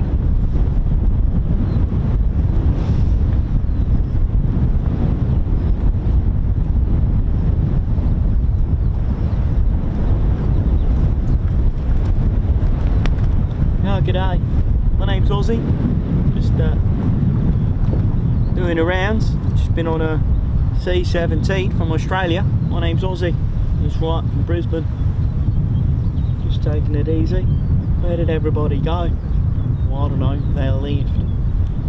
Never mind.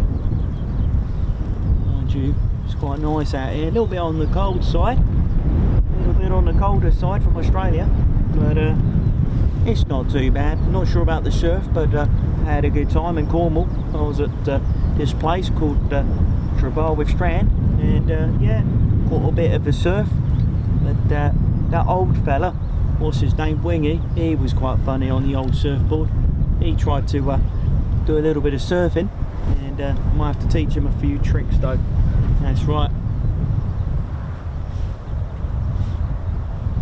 What's that over there? I think it's a backwards flying cloak, but no worries. Right, well, good day from me, and I'll see you soon.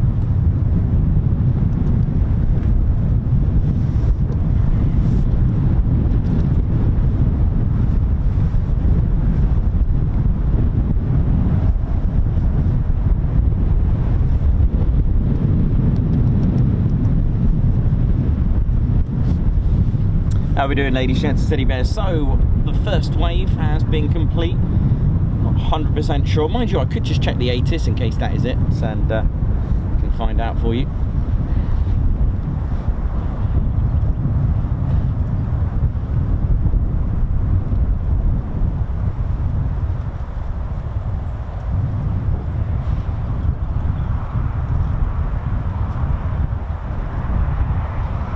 How's it going, Alabama Tide? How you all doing, ladies, gents, teddy bears? Hope we're all good.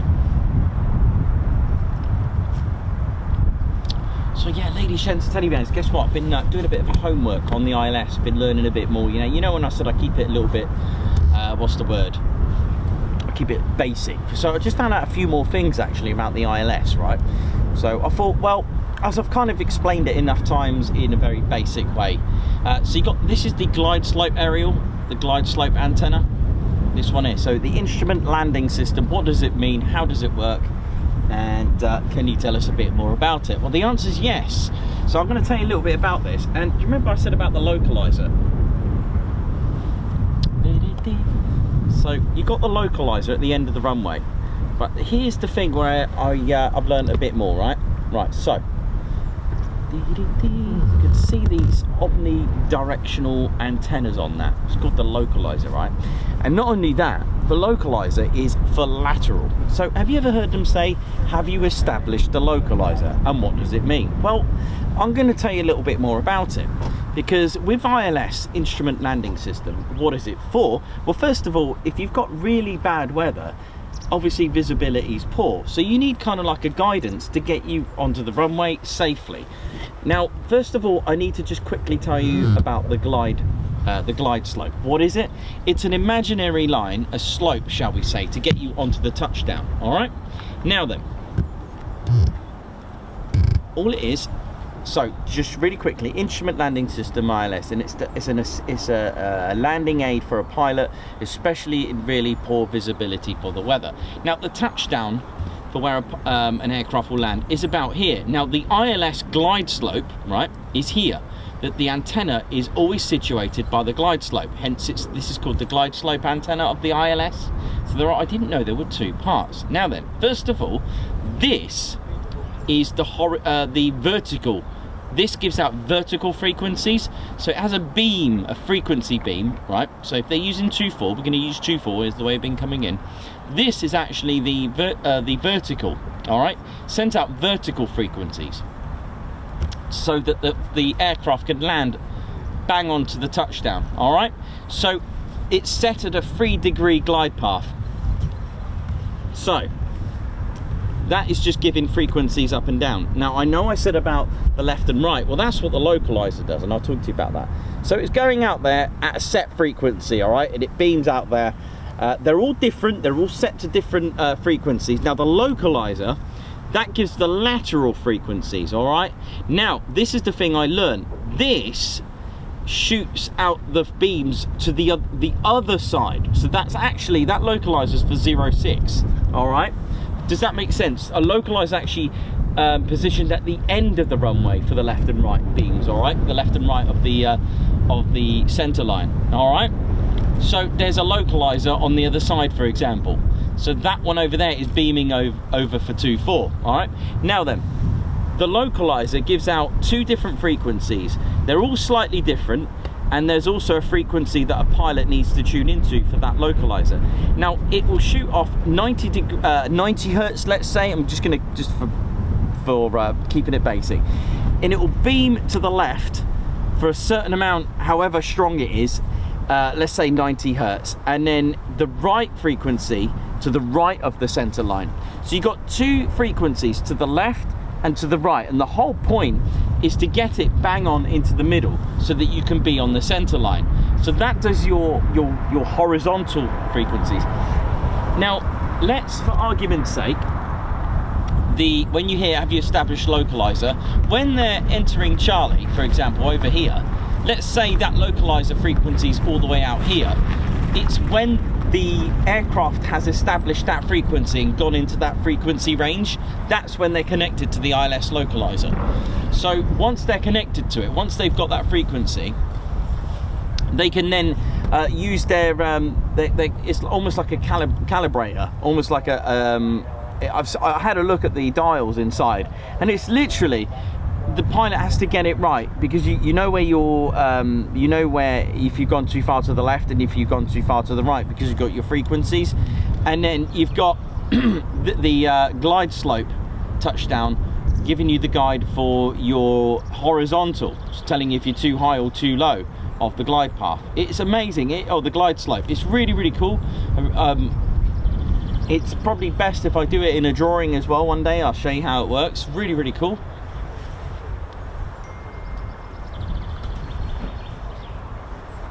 So yeah, they've also got, obviously, so that the pilot knows they're tuned into the correct ILS of the correct airfield, they've got like a different code, and it's all done in Morse code as well to let them know that they're tuned into the right one as well. Pretty cool. So it was just a quick, again, I'm not going to go into too much detail, but it's just to let you know that the localizer, that's what it does, the left and right, the lateral frequencies, and all the pilot has to do, get that in the middle to know that they're bang on the center line. So that's for that. And then you got the glide slope ILS antenna, just to get you onto the correct glide slope for the touchdown. Pretty cool. So that will tell you if you're too high or too low. The other one, the localizer, will tell you if you're too far to the left or to the right of the center line. Pretty cool. Just thought I'd throw that in, just a quick one. Again, try to keep it basic without getting too complex about it. Hope that was all right. 15 wing, how you doing?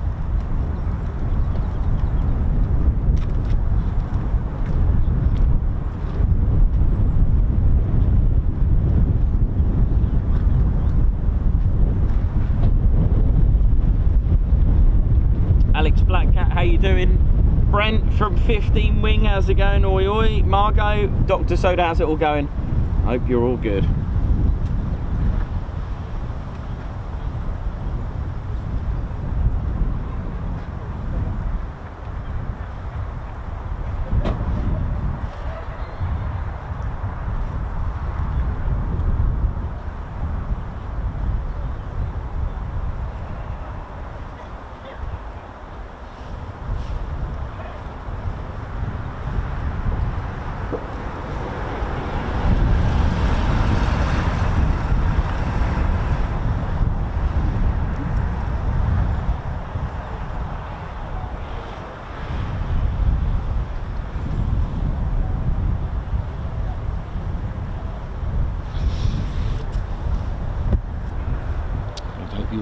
the stream today. It's been a cracking one, hasn't it? And it's just been a day of F-15 Strike Eagles.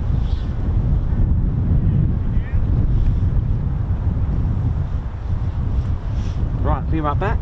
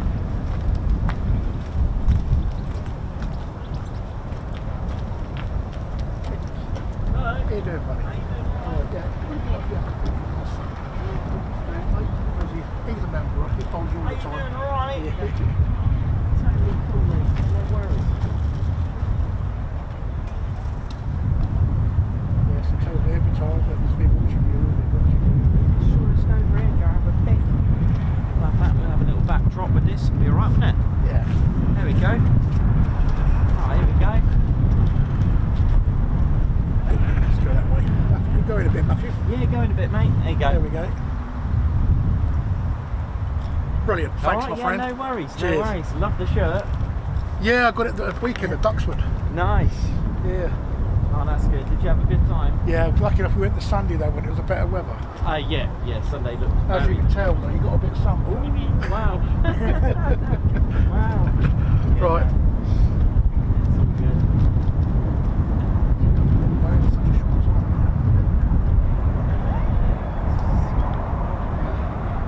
I mean, I remember starting watching it. Then he went 12,000. 53,000 nearly. Yeah, I know it's very close. Yeah. You've done very well for yourself. Yeah, thank you very much.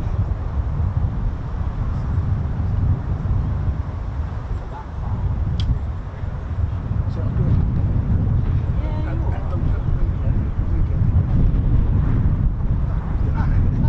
He likes to live, What, the civilian? yeah. Yeah, that's it. Yeah, just four subscribers away.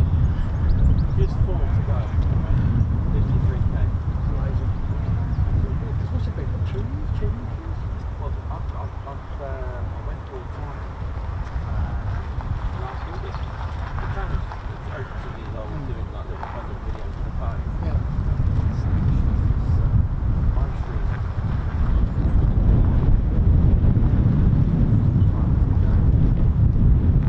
Amazing. It is incredible. Brilliant. Yeah, How long have you been a member? About 3 months now, is it? Yeah, about 3 months. nice one, thank you very much. Yeah, like I said, he doesn't work, he's not allowed to work, he's working with it. But yeah, he watches you every day you are. Yeah, that's good.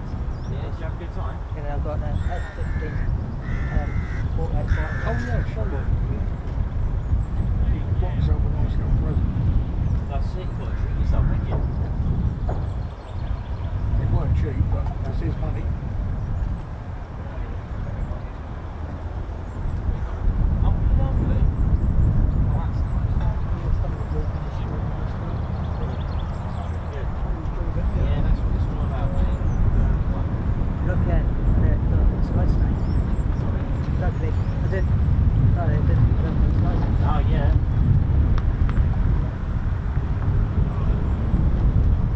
Well, he hadn't come to. Well, yeah, because watching you on there as well. On the That's microphone. alright, keep it right. Yeah, hopefully it stays dry. It's not too good around the food. Oh, I looked online, it said about 3 o'clock now this way.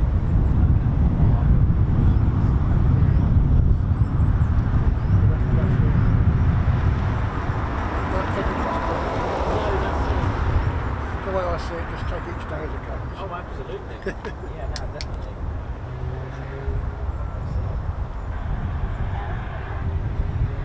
That's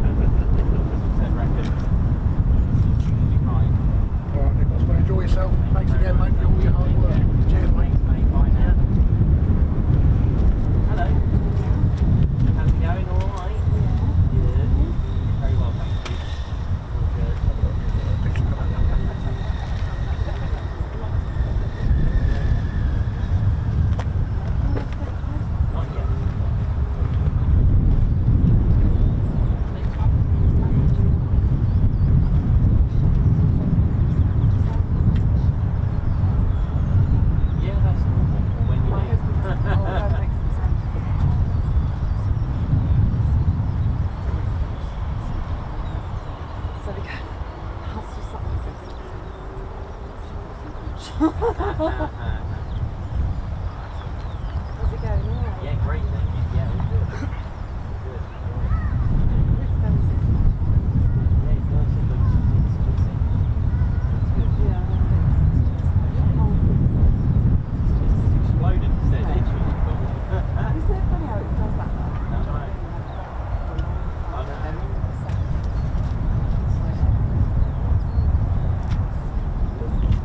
Yeah, yeah. Even if you Advertising the fun of it, you know. Sometimes it's not good. It's good fun. It's good fun. and they come up to the fence now a bit more, I think. Yeah, it's good. Have you noticed that? Yeah. They do the dogs, they bring the dogs out. They bring the trucks out, they slow the trucks down, and every now and again they'll pop out. We've actually tried it over there a few weeks ago. Have you ever done it? Over that side. Yeah, how was it? Yeah, it was good because we can only see people right in It line. is really good. It's really good. You know, to get underneath them. Yeah. And then it's sort of like, one sort of, do you know what I mean? You're on the back burners. You don't get the back burners over there. No, that's right. So it's sort of like, Yeah, sometimes. yeah. They're doing quick one. They use it 0 to 6 in that film over there. Just where you Is get that to where it is? So it's fine. you walk It's that up forest there. entrance, just Yeah. there, over there. That Yeah. entrance, it's just there. Yeah, there's a little. The garden friends in the field is there. Right. There's a little ledge. There used to be a stile there, but it's not. Right. Okay. But even, We had the dogs with us last time, so we took them up from the oh woods yeah, and let them off. But even just there, where you said, oh, that Yeah. entrance there, it's fine there. Right. Yeah, it's really good. See how they're bad for them, please. I get it. Yeah. Funny, isn't it? Yeah, no, it's good fun. I know this is sometimes a little more heavy. They get the heaviest coming to Ealing, so they come down over Ealing. And we're sort of like, Hello, how you this is doing? my husband, brother. Right. They're great. Went from 35, where are they? Come on. Easy contact. It's usually half 12, what, no, what, it's usually half 12, 1 in a minute. Oh, right.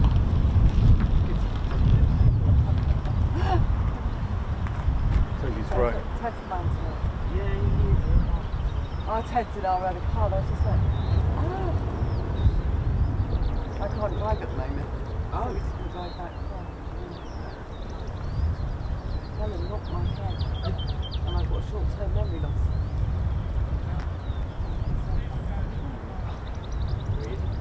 Yeah.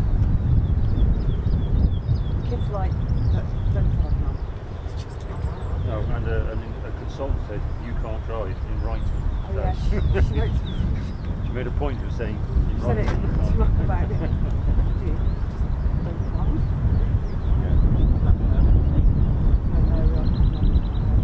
She had an MRI, she's had an MRI, so when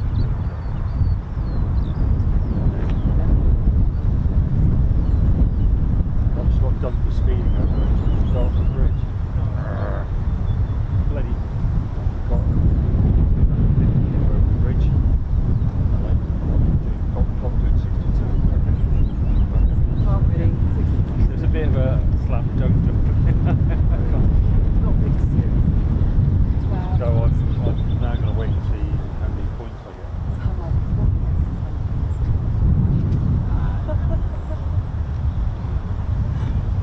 Right. Like that a bit. Keeps me busy staying out. I didn't realise Coningsby was so far. From here it is. Yeah. From here. Yeah, they've done a cracker of a job. Yeah, they've done a good job. It's amazing, it's proper, obviously just No, yeah. Oh, what, in the Spitfire? Oh, bless. Yeah. Yeah, it's a good touch. It was their idea. It was really good. Was it? Yeah, yeah. They I told them what I wanted, and they came up with this. And I'm like,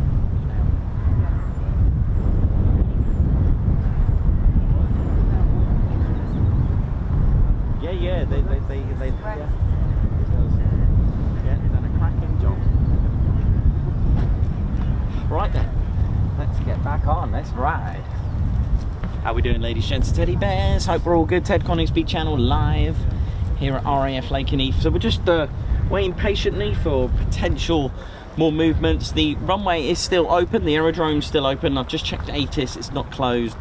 It's always worth checking to see if there's any updates or anything. So my guess, the next movements will, this is just a guess, just to you know, probably be the F-35s next, probably. We don't know, it's just a guess, so don't take that as, you know, could be more F-15s, you just don't know. The other thing to look out for, little telltale signs, how the fire extinguishers, they look up, so this is all good news, so should be a busy day.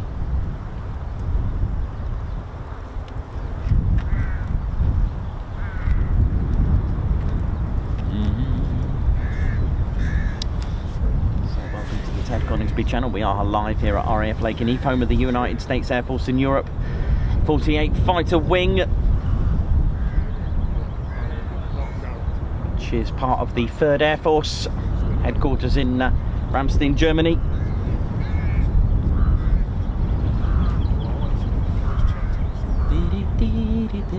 So yeah, today we haven't seen the F-35s, but we've seen plenty of F-15E Strike Eagles. So what we got for the rest of the week? So we are planning to be at Mordor tomorrow. There's no start time tomorrow or anything. I'm just going to rack up there. In fact, I didn't even check the weather because I've just been like, I was thinking I should really check the weather. I did this last time on. Good job I checked the weather the day before for Lakenheath, and I changed and switched and went to Bryce Norton, which was one amazing little stream, that, wasn't it, eh? Let's have a look at tomorrow. What's tomorrow saying? Is tomorrow good? Tomorrow's all right for Mordor, actually. Yeah, we'll take that. Yeah, we'll take Mordor. Thursday's about the same. Friday, meh. Friday's meh. It's all right in the morning. Get some quick climbs in the morning, and what's the wind doing? Yep, wind looks like runway 24.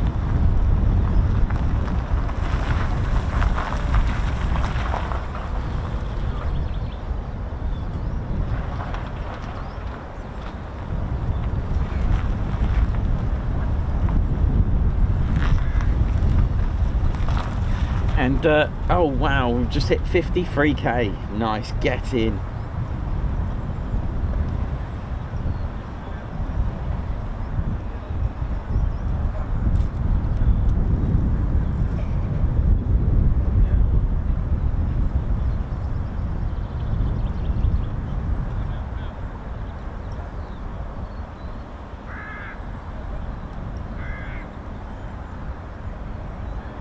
Well, thanks a lot everyone for getting us to 53k. Oh yeah.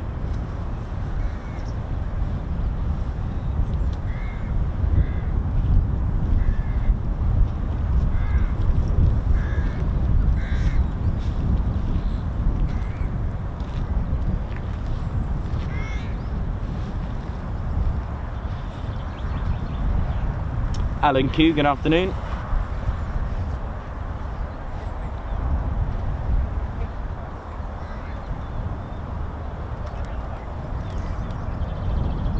Dave Holloway, absolutely right. Hi, Babsar, thank you very much.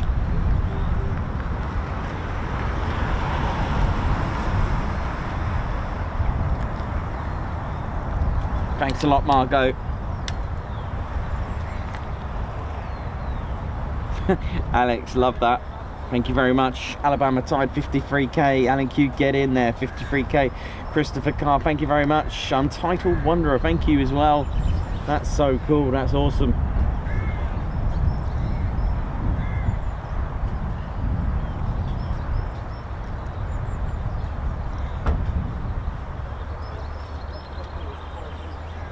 at the moment we're just waiting for about 1 o'clock to see what the F-35s are going to do.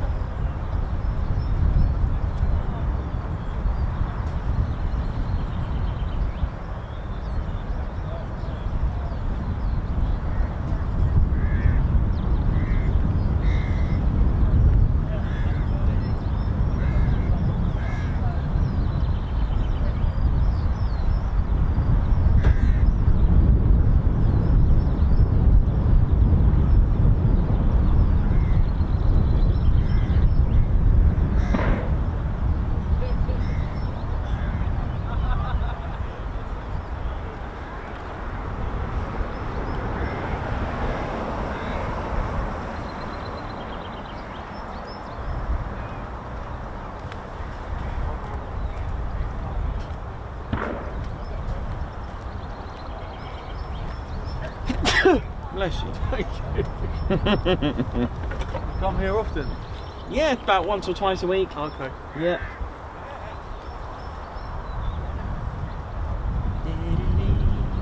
Yeah, I've never, I think I've told you post a lot on Instagram as well. Not that often. Okay. Not that often. No. Now and again, when I remember. Now and again. Yeah, now and again. Little updates on YouTube and X, but Facebook and X. Yeah. But, Mostly YouTube stuff. yeah. Oh yeah. That is the full. That is the full swing.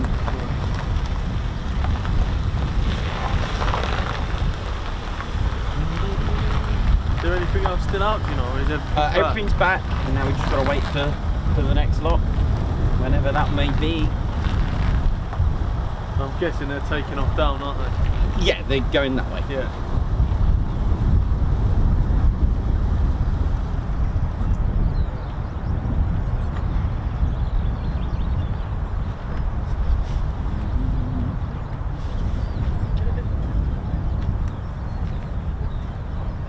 Oh, it's a waiting game, isn't it? Oh yeah.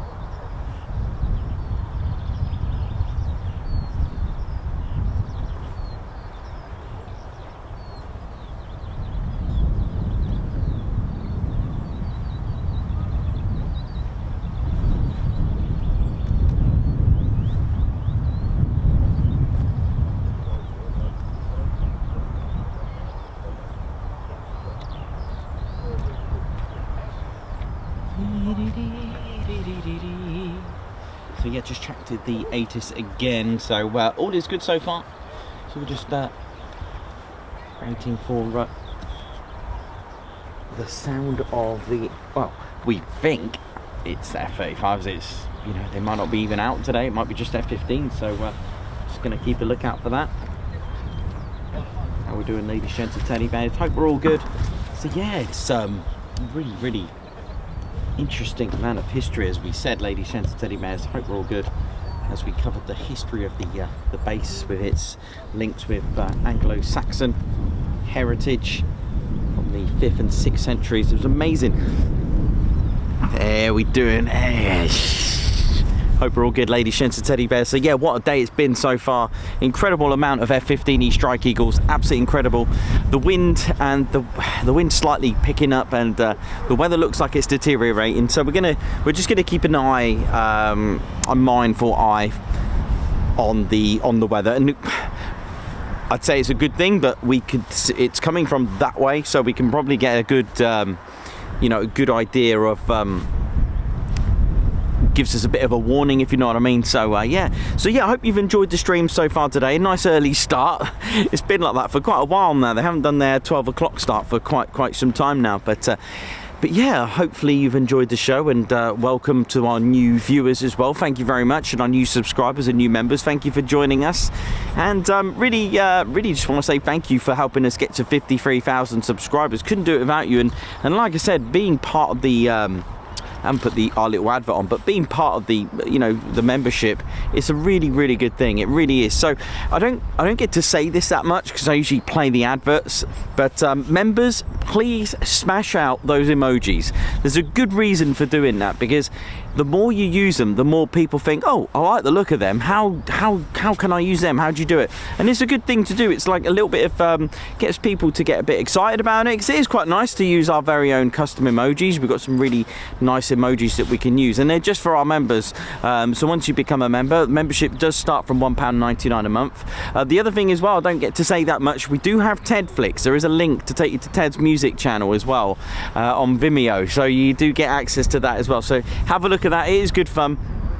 Memberships, like I said, really important that we keep them going, because, you know, it does fund the channel. It's a way for you to be part of the squadron and to help fund the channel. It's the way it grows. It really is a really nice way to do it, and just want to say a massive thank you for that, because, you know, fuel is fuel. It does cost. It is expensive, you know. Keeping the van roadworthy and legal is another, you know, everything does cost, and I just want to say thank you for all of you for doing that and helping the channel. Sorry, one sec, what's that?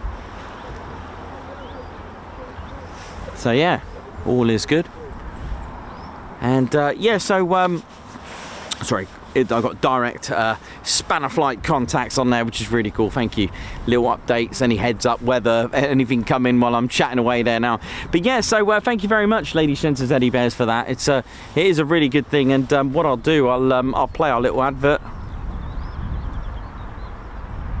Ah, so I just had a really nice message as well. Oh man, thank you. If you're watching, man, you know who you are.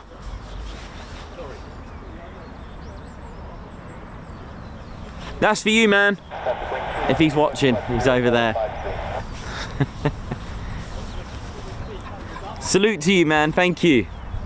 That's so kind of you. I can't repeat that, but that is just. Sorry, I've just got a message. Someone. Sorry, 2 seconds. It's related to the channel.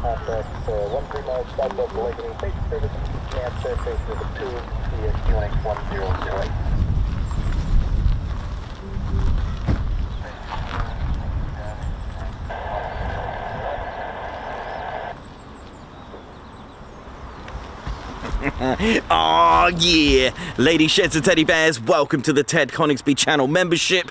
I'm Nikos, I'm your cameraman and commentator. This is our squadron leader, Ted Coningsby. Just want to say a massive thank you to all our members. Gun.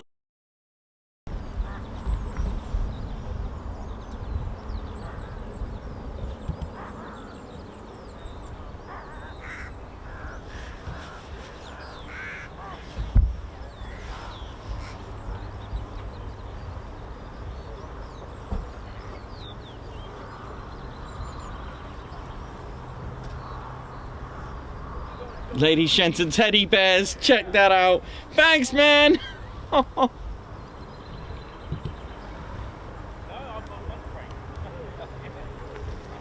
Did you just see that? That's our flag.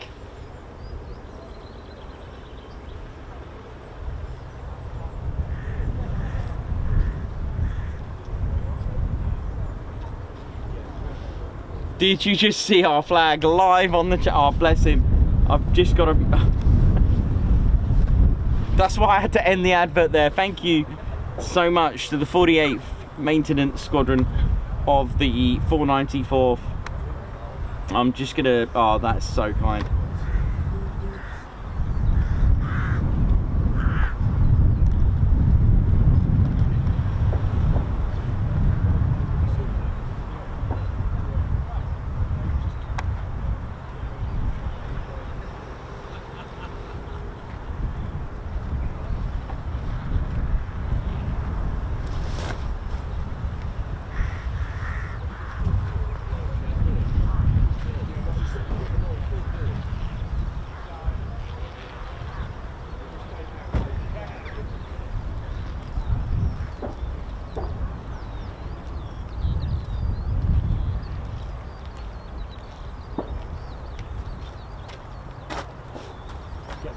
Yeah, did you get that?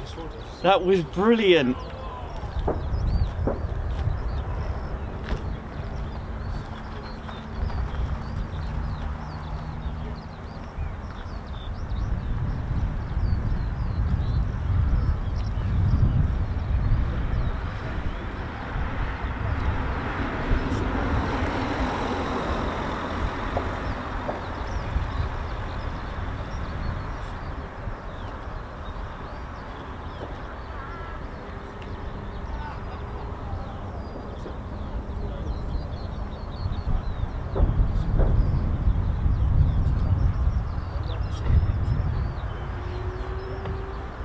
There we go, startups.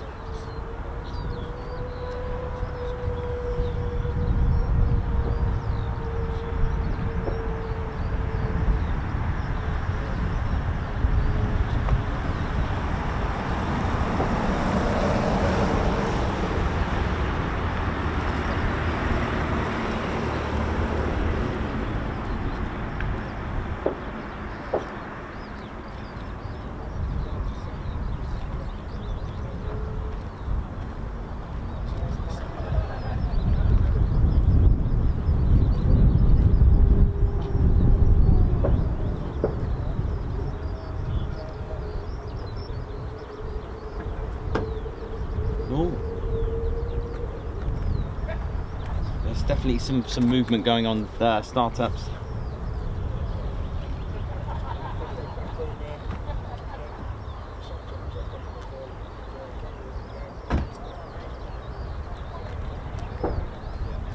Sounded that was an F-15, but one of them didn't sound like an F-15. That was an interesting startup.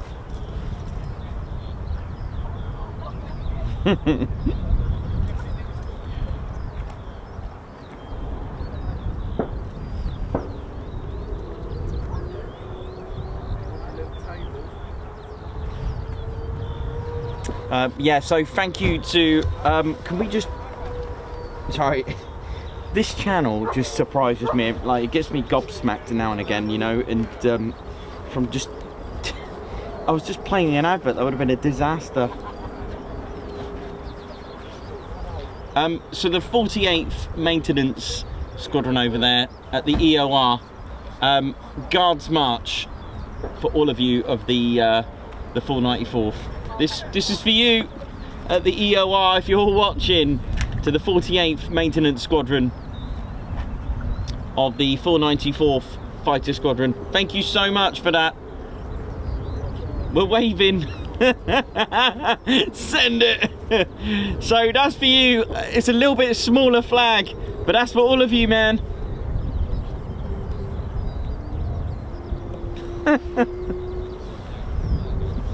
That is the relationship we have with the base and other bases as well. That was amazing.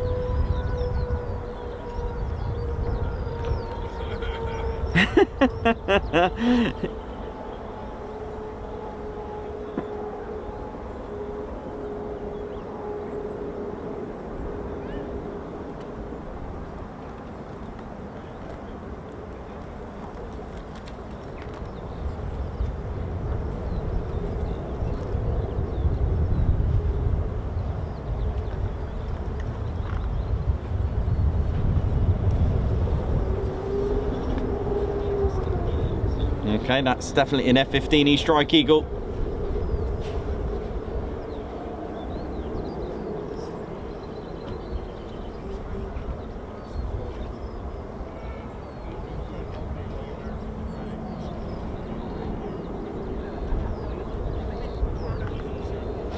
Did you see our flag?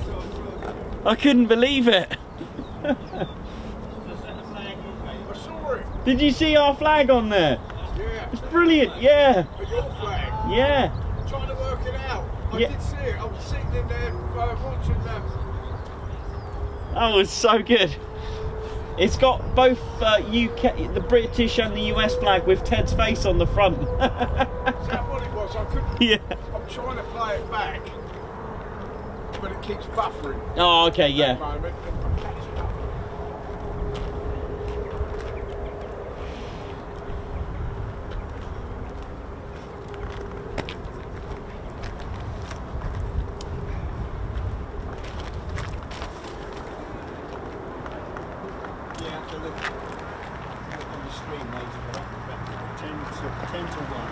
Okay, thanks for that. Yeah, 10 to 1.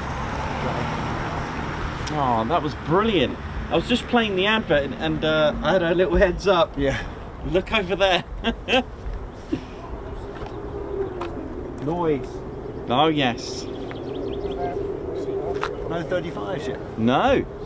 Maybe they got a day off. Well, they're doing a late one. It could be.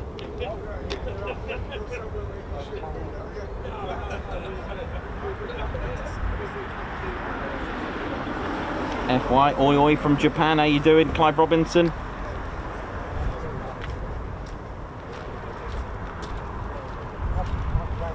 Oh, thanks everyone who's got the Teds out. Captain A, Slice Like Ice, love that. Ian Wright, White Wizard, Chris Morton, Tim Gooch, Dave Holloway, Alex Spinks, Captain A, Mark H, try not to miss you all. Angela Farley, Chris Bloxham, Helen Scott, Rod Hall, Obsidian Moon, Samantha, Margot Baxter, Alan Burden, how's it going? That was awesome. Karen Collins, Scrim, Pauline Gilby.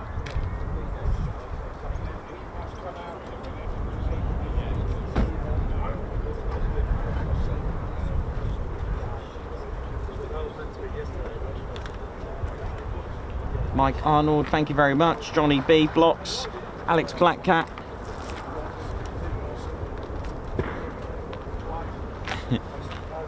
Well, as long as you use our emojis, feel free to use them. The TCS flag has been live on the EOR at RAF Lakenheath.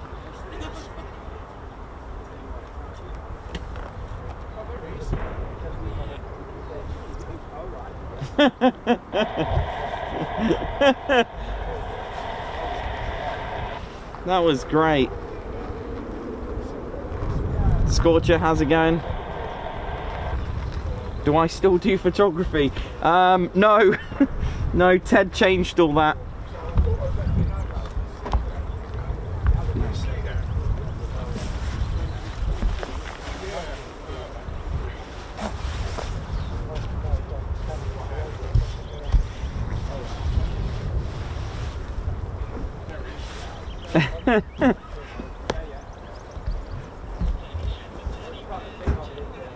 That's incredible. Bless him. That's the Panthers.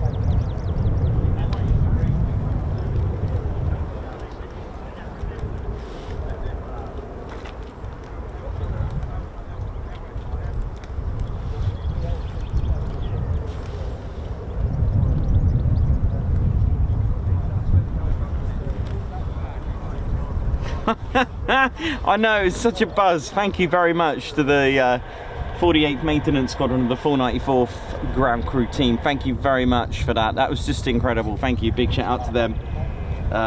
Ted now is trying to see if he can get in an F-15E Strike Eagle now with the 494 through the Mac loop maybe.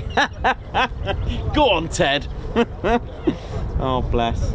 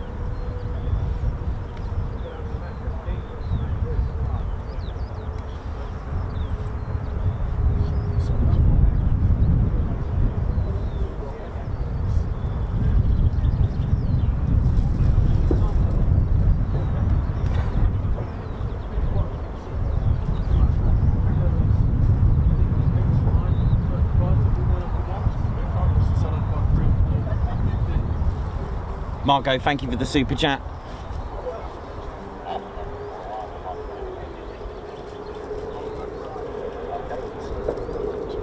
Yeah, thanks, man. Thanks for that. Matt Valentine, thank you very much. Christine Barnes, how's it all going? Richard G, hope you're good. Ted Coningsby for President t-shirt. Bless.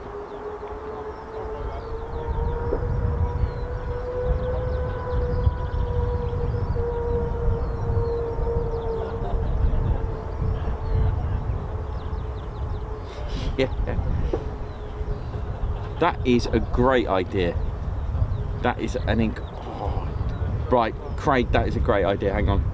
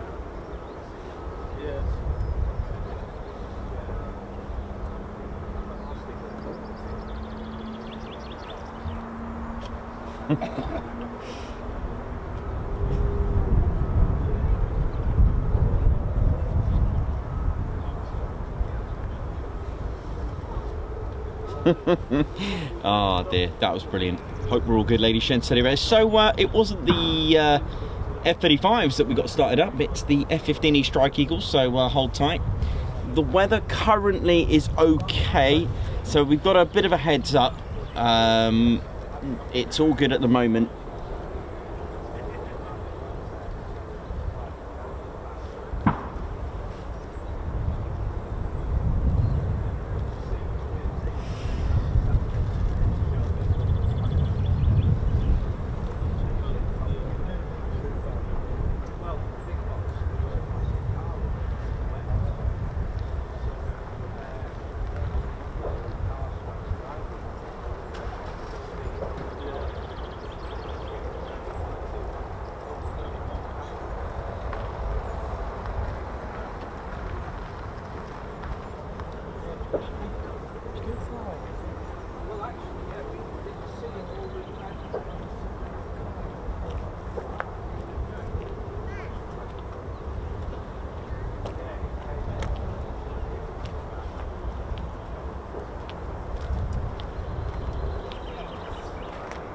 You are, man.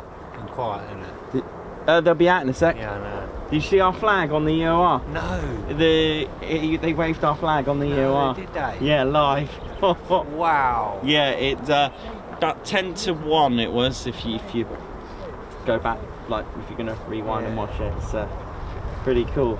Wow. Yeah, man. They did say they were going to do it for you. Yeah. Obviously they need to, do it at a good time to do it. Yeah. Oh. None of the F-35s have called up yet, have they? No. It was a bit weird.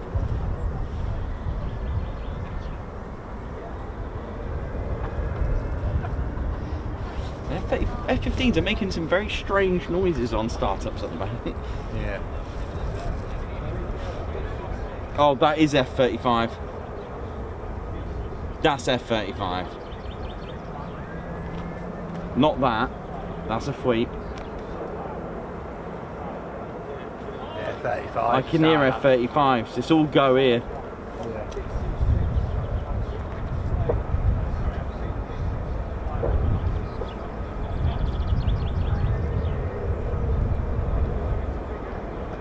In Mildenhall Wednesday or Thursday? Then? Thursday, mate. Yeah. Yeah. Where are you tomorrow? Holbeach. Gonna give it a go. Holbeach. Yeah, the weather looks okay. Okay. Yeah, it's like this. I deal with this is what I class as okay. It's not too hot. Not emotional. Yeah, it's not emotional. It's okay. Yeah, do you like that? But you have to stress the word okay. It's not. Have you done? Yeah. No, not yet.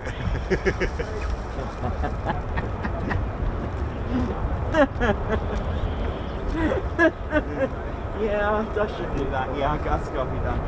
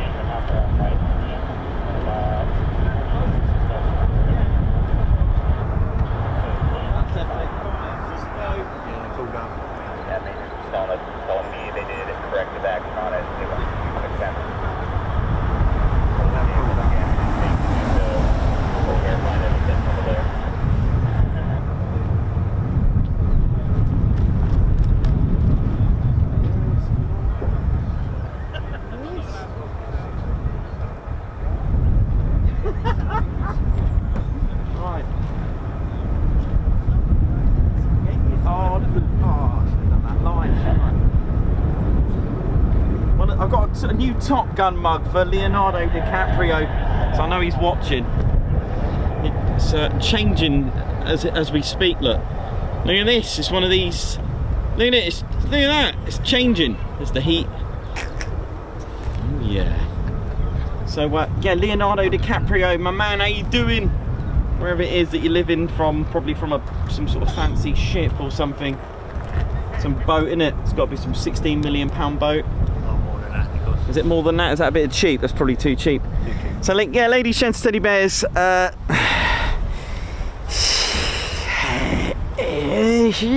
a day, man. That is definitely F-35s in the background. And Leonardo, my man, give me a call, yeah? Sort of things out there now. Let's ride.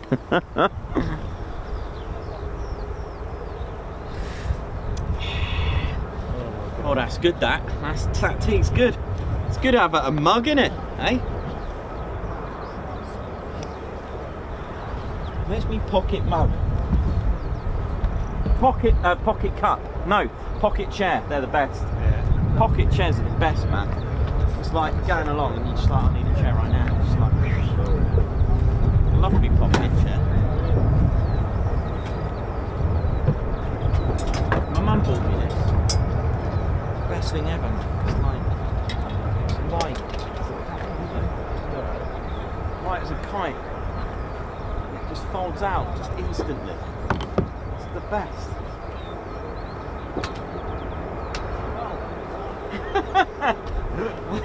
You've got this stuff, haven't you, Nick? I love this.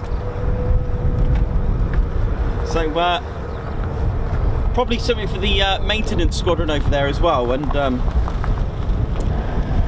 so for those that watched the Bryce stream the other day, you know, my pocket chair, look at it, done, pocket chair.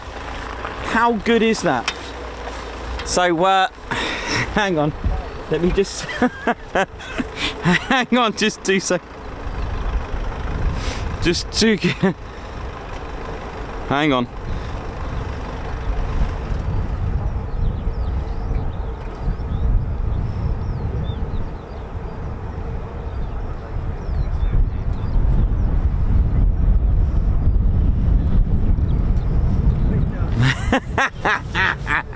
Right, ladies, gents, teddy bears, how's it going? Right, so reaching out, man, reaching out to all the ground crew. So you just like, you know, you just serviced an F-15 and you know, you know, and or Typhoon or F-35, and you think, oh man, you know what I mean? I can't be taking chairs out on the ground and all that. Yeah, pocket chair in it. Look at that. Yeah. How good is that, man? So you just sorted out your fuel tanks, taken out the removed beret before flight tags. Look at this. Brilliant, fits in your pocket. You know, I've seen you know, you got your ladder there. Treat it like a little handbag.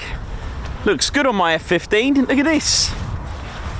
We literally can't use taking nowhere. Look at that. You know what I mean? And then you get the chocks. You get the chocks over there. I love it. It's my pocket chair, innit? Oh man, you know you need one. You need a pocket chair, man.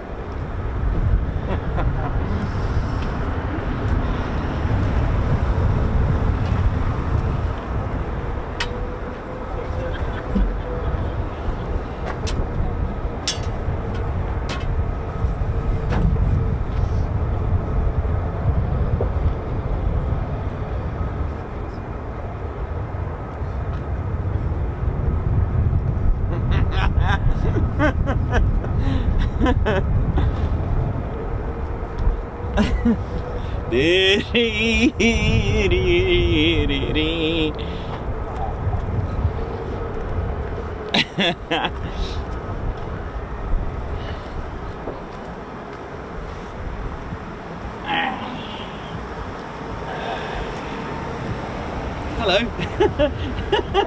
You're right there now.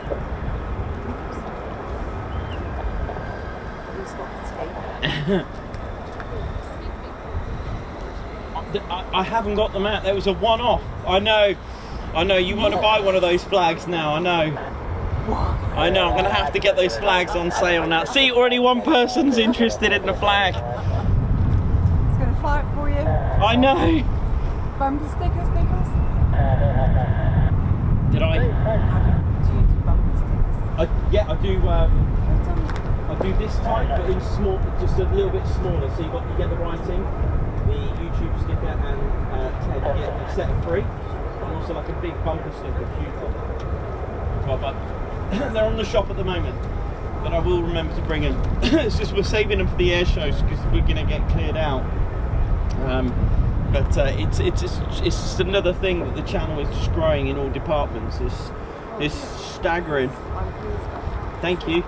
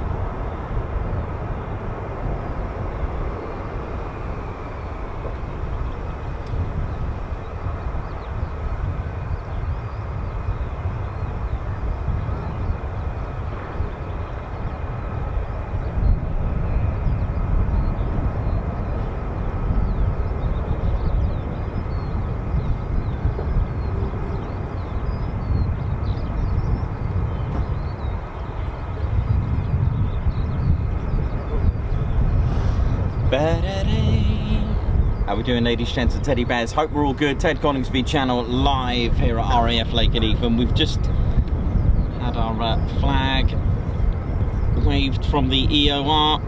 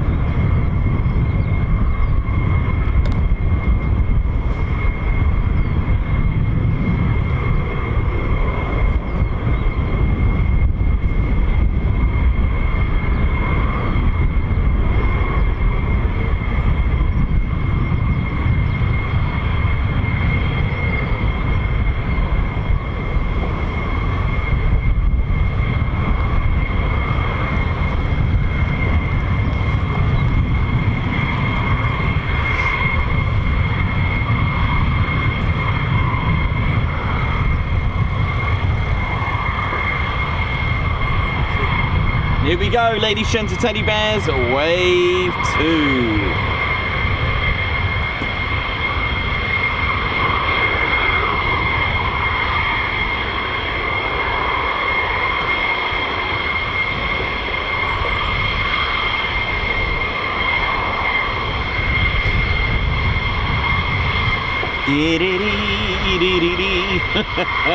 Right, how we all doing? How we all feeling? Hope we're all good.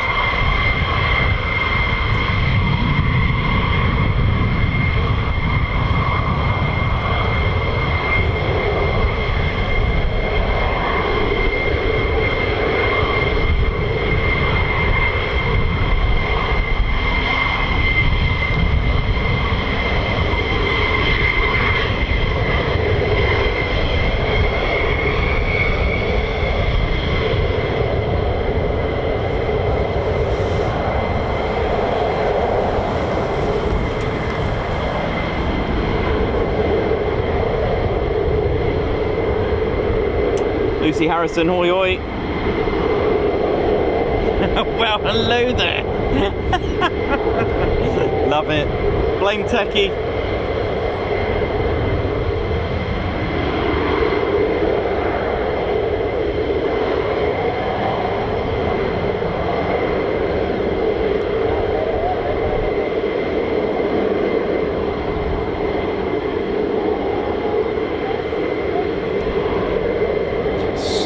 So good at the moment, so far.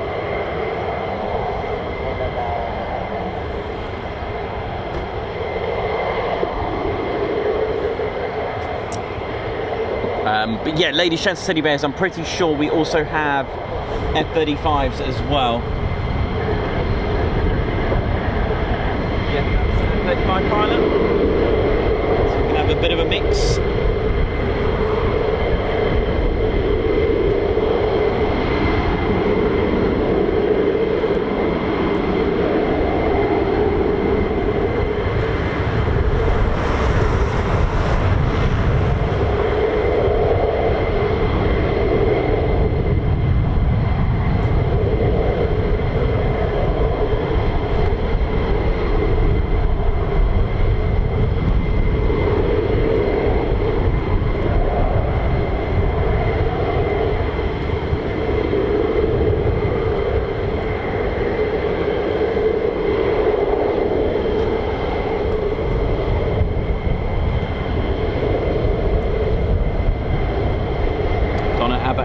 SE Aviation. How's it going?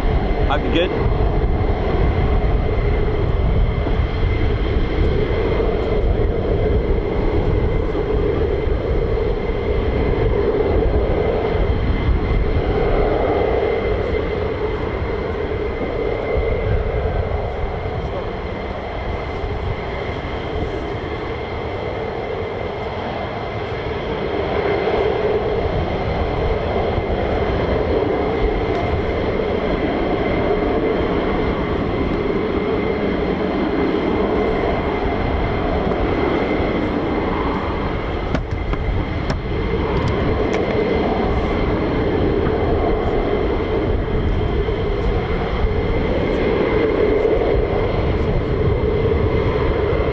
Welcome to the United States Air Force in Europe base, the 48 Fighter Wing here at RAF Lakenheath. So it's not far from two other bases, just about 5.5 miles the way the backwards crow flies. So sort of just behind me we've got RAF Feltwell, and we've also got just in front of us in some ways over this side we've got RAF Mildenhall as well.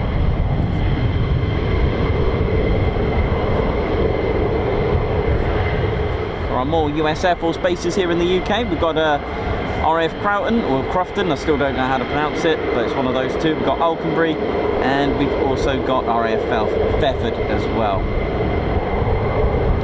Just trying to think if there's any more.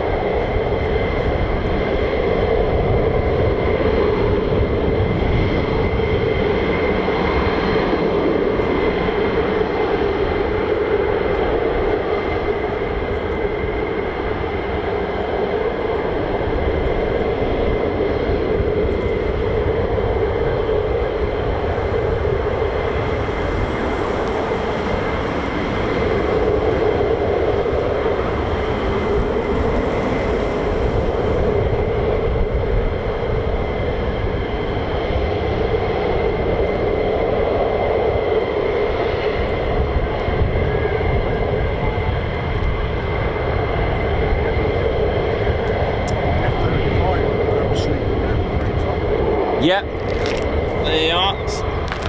We did hear them, we did say we can hear them, and they are.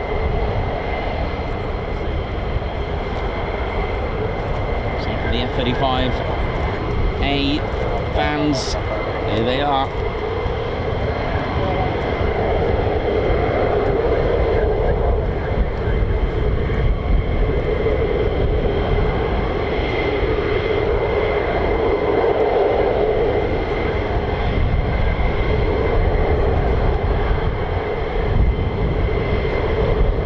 Thanks a lot very much.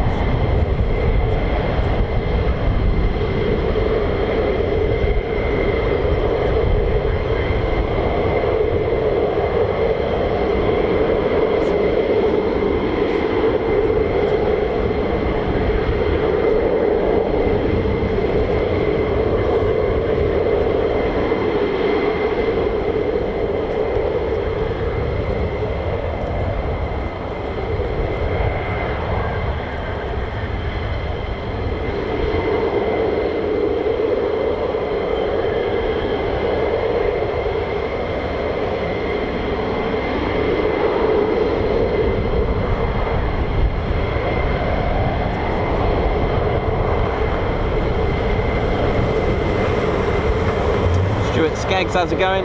Shout out to Lewis and Kai. How's it all going? Thanks a lot for the pronunciation. Crawton. Cool, thank you very much.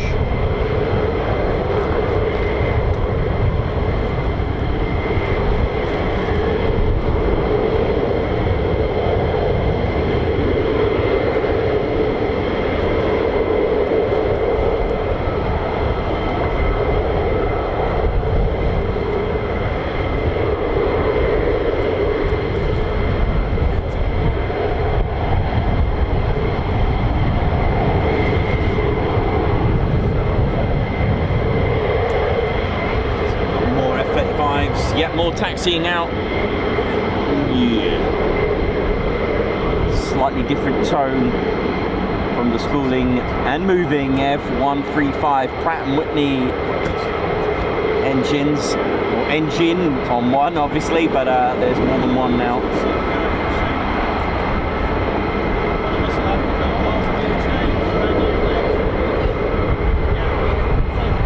More F-15s coming out as well. Let's have some, let's ride.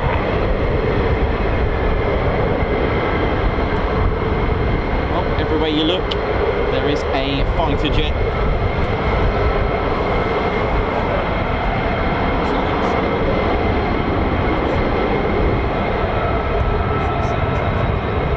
It's the Lakenheath weather report. And in front of us, coming from the north, we have two F-15s, a cloud of them coming towards us. And to the east, we have some low F-15s, and further to the east, we've got some few showers of F-35s. But they are stealth, so they'll take their time there now.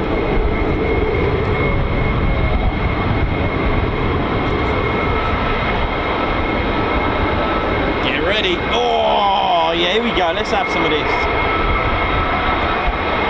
Come on. There she is. Oi, oi.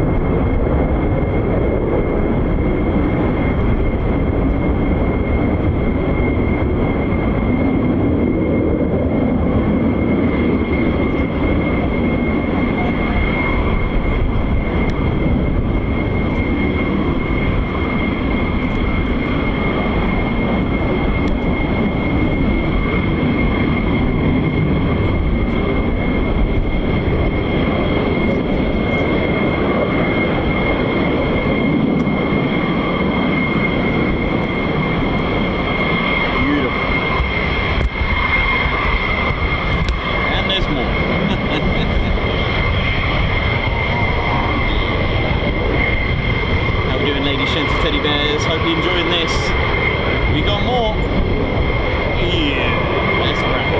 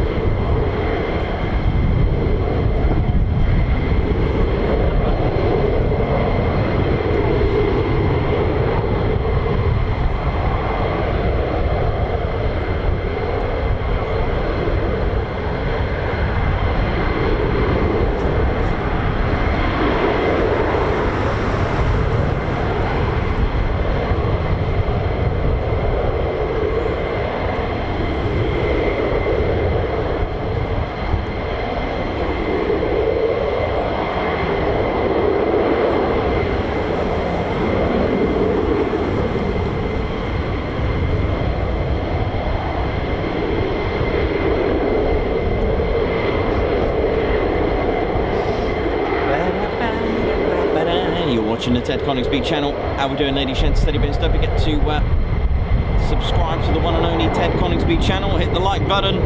All these are free. It's been a really good day, hasn't it? Really good classic Lakenheath day.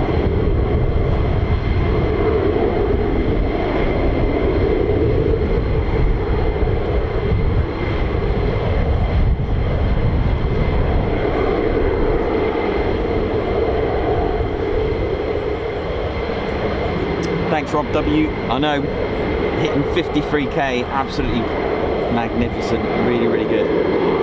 It's just an amazing achievement that you've all helped out and took part in to reach and get this channel to 53,000 subscribers. Amazing. Chris Bloxham, how's it going? Hope we're all good. Johnny B, Mayhem Marshy, Marco Baxter, oi oi, Ian Wright. Hope we're all well. We're still here, Hayley. We're still here. Still going strong.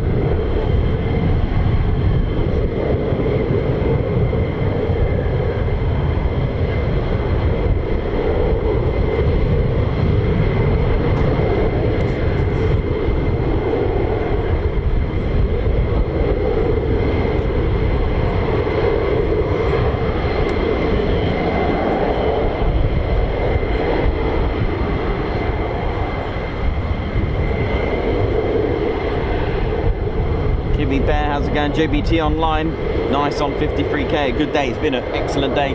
G-Van Pulliam, how you doing? Thanks a lot, Ian Wright. TCS, simply the best aviation stream on your YouTube, on YouTube without a doubt. Oh yeah. Noxie, how's it going?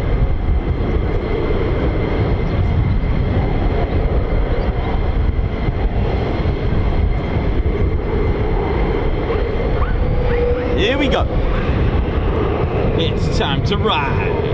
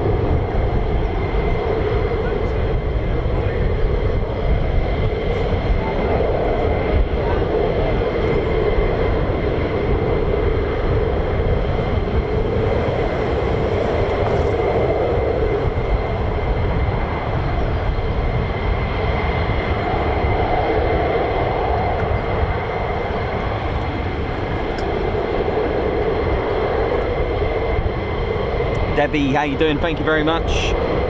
53,000 subscribers. Oh yeah.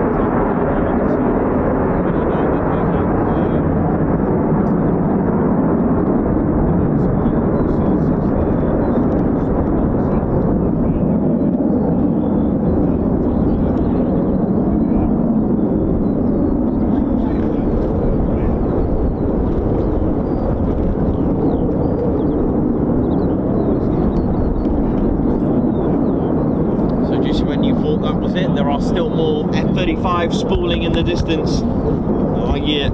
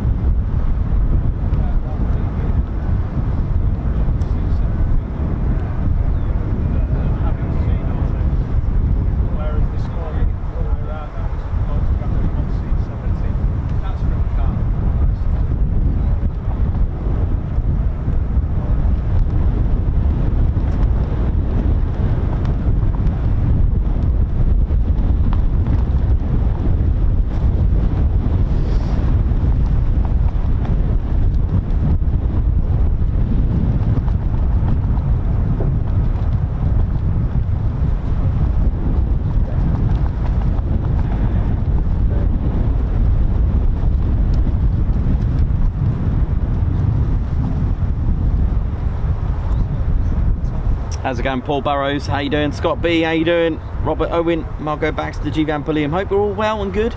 Robert Smith, Chris Bloxham.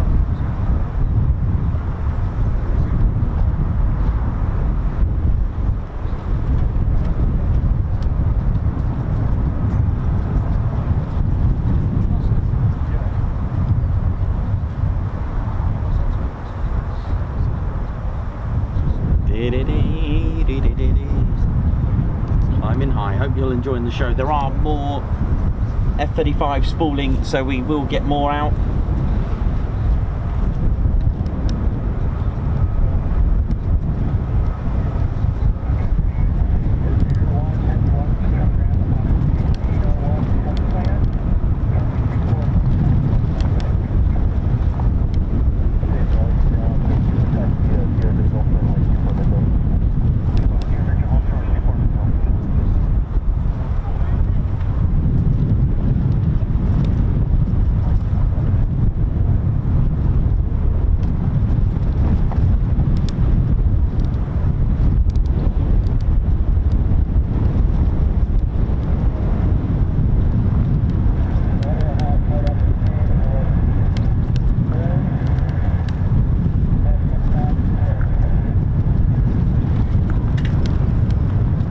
Simon G, thank you so much. I'm just catching up on everyone's kindness on here.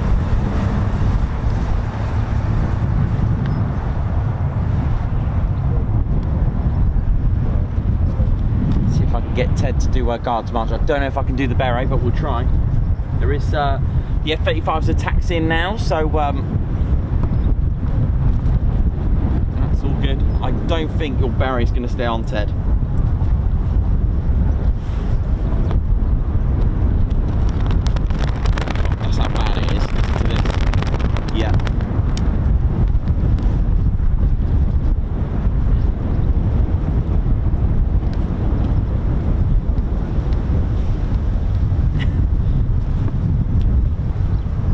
Lundy Gruffalo, thank you very much for your 16-month service with the Ted Coningsby Squadron. Guards March, thank you very much.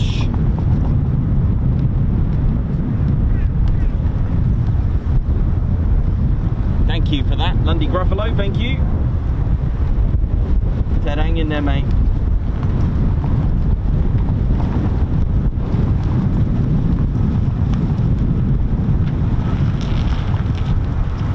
I think I lost track here.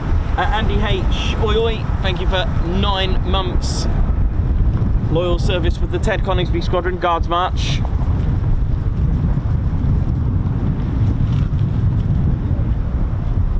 Anton Warren, thank you very much. Welcome to the Ted Coningsby Squadron, who's joined us as a member. High five. Guards March for you, Anton. Doncaster Last, member for 11 months. Guards March.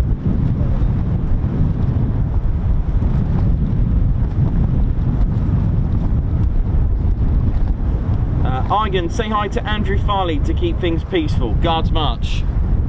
Thank you very much for the super chat.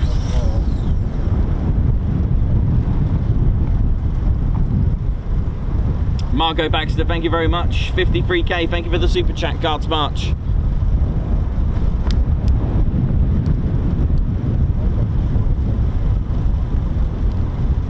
Simon G, thank you so much for that super chat. Wow, thank you very much for that. Only been away for a few weeks and already at 53k. Congrats, thank you so much. Guards March for you, Simon G. Looking forward to seeing you again. And just want to say massive thank you for that. That is superb, thank you. Margot Baxter, thank you for the super sticker. Thank you very much, Guards March. These are all genuine subscribers, ladies, gents, teddy bears. These are organic subscribers. We don't buy them or anything like that. I know there's that option, but no, we want real subscribers so we can build our community and make it grow. Blame Techie, thank you very much for the super chat for the royalty fee, so you can play a certain Travis song, your theme tune recently, though hopefully you won't need it. Guards March, thanks very much, Blame Techie.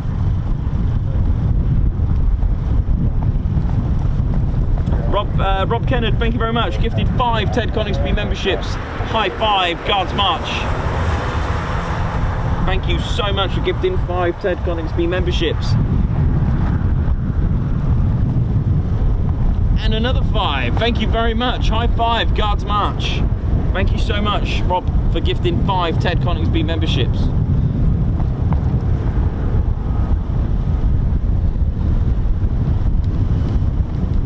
Meth, thank you for the super chat. Congrats on 53k. Guards March, thank you very much.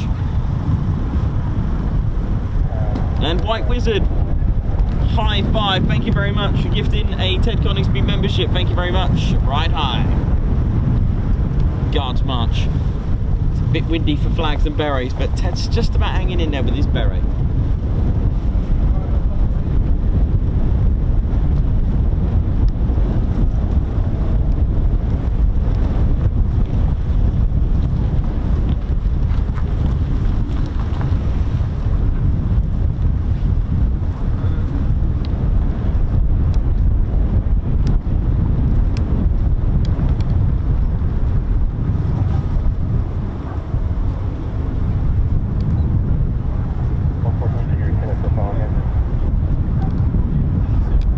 Just 100 likes to go for 2,000 likes. That's incredible.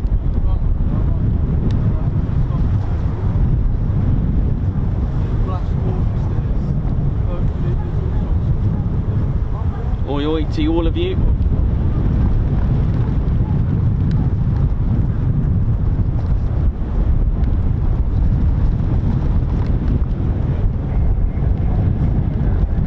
Mark F, thank you very much.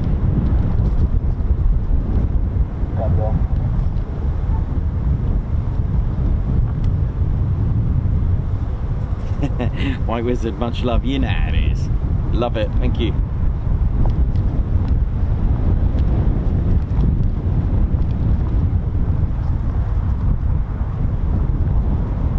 Thanks a lot, Frank. Frank Fitzgerald, thank you very much. I hear nozzles.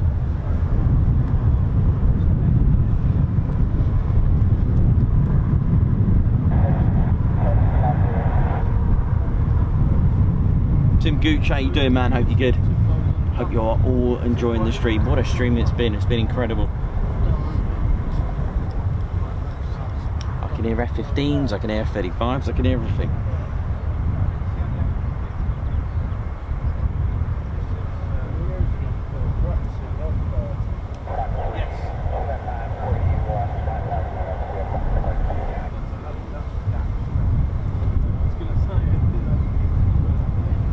Tyler the Wild Dog, good afternoon. Glad that everyone is enjoying the Strike Eagles and Lightning 2s. It's half of the 493rd FGS Grim Reapers.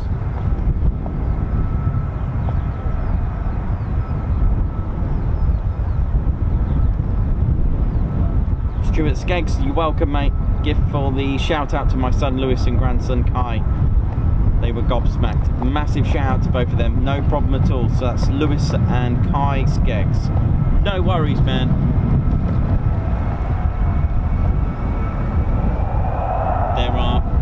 There's aircraft coming from the left, from the Warrior Walk and from the Catwalk. So the Catwalk, this is the Catwalk, by the way, for those who don't know, that's what we call it.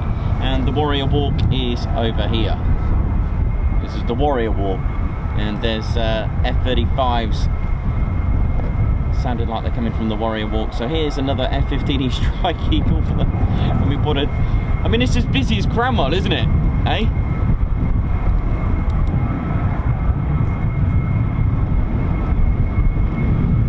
Except with fighter jets and one Pegasus.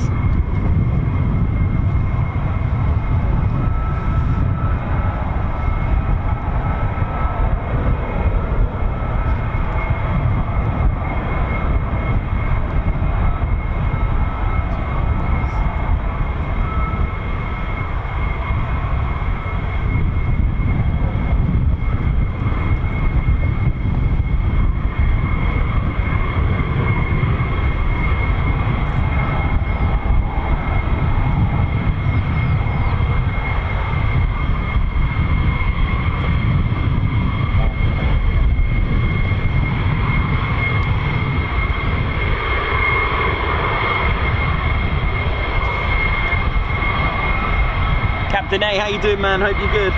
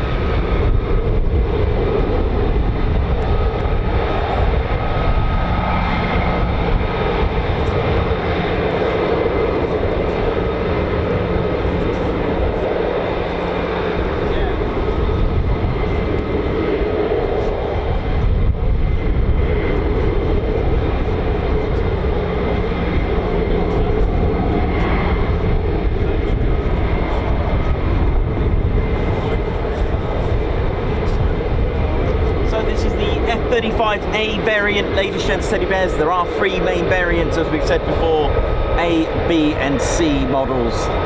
And this is the A variant, known as a CTOL variant. So that stands for conventional takeoff and landing. It doesn't hover.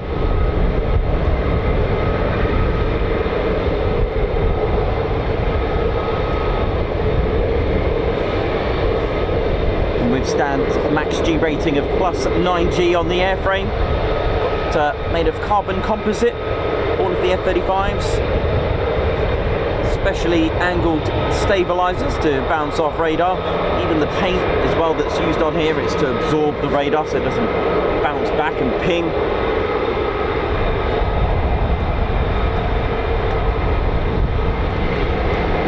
The F-35A can be seen here only at Lakenheath, as in if you're in the UK, that is. You can see the F-35B at RAF Mildenhall. Now the B variant is the Stovall variant, the short takeoff and vertical landing model. This could hover just like the Harrier, and it could vertically land. It's got a slightly different Pratt & Whitney F135 engine. It's a 600 model, and that's to make way for the Rolls-Royce engineering of the lift fan system. And it's Rolls-Royce that make that lift fan system. Bit of engineering there. And the B variant has an airframe G rating of plus 7G. The third and final variant is the F-35C. Now that's your carrier variant. It's the larger of the three. It's the larger of the 3. It's got a huge wingspan. It's got an extra 4 feet either side, folding wings. Especially hardened airframe to withstand the catapult mechanism, and obviously the arresting gear and the hook and the arrestor hook. They are all made for carriers. It's not like the ones that you have on land, shall we say. It's got a strengthened airframe to withstand the pressure and to withstand the strains of being caught by a cable, shall we say, and also to be catapulted as well. It's got a huge wing area as well than the other 2. It is a monster.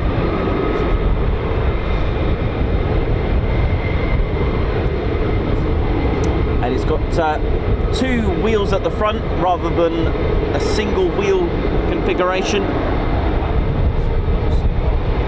So just to give you an idea, the wingspan of the F-35A and B are 35 feet, whereas the wingspan on the F-35C is 43 foot. The Stovall version, B variant, is slightly shorter than the other 3. Only by about 3 inches. Not really much in it, really, is there?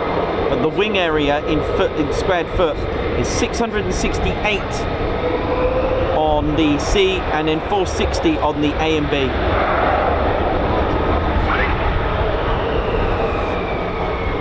Plus G rating of plus 7.5 on the C variant.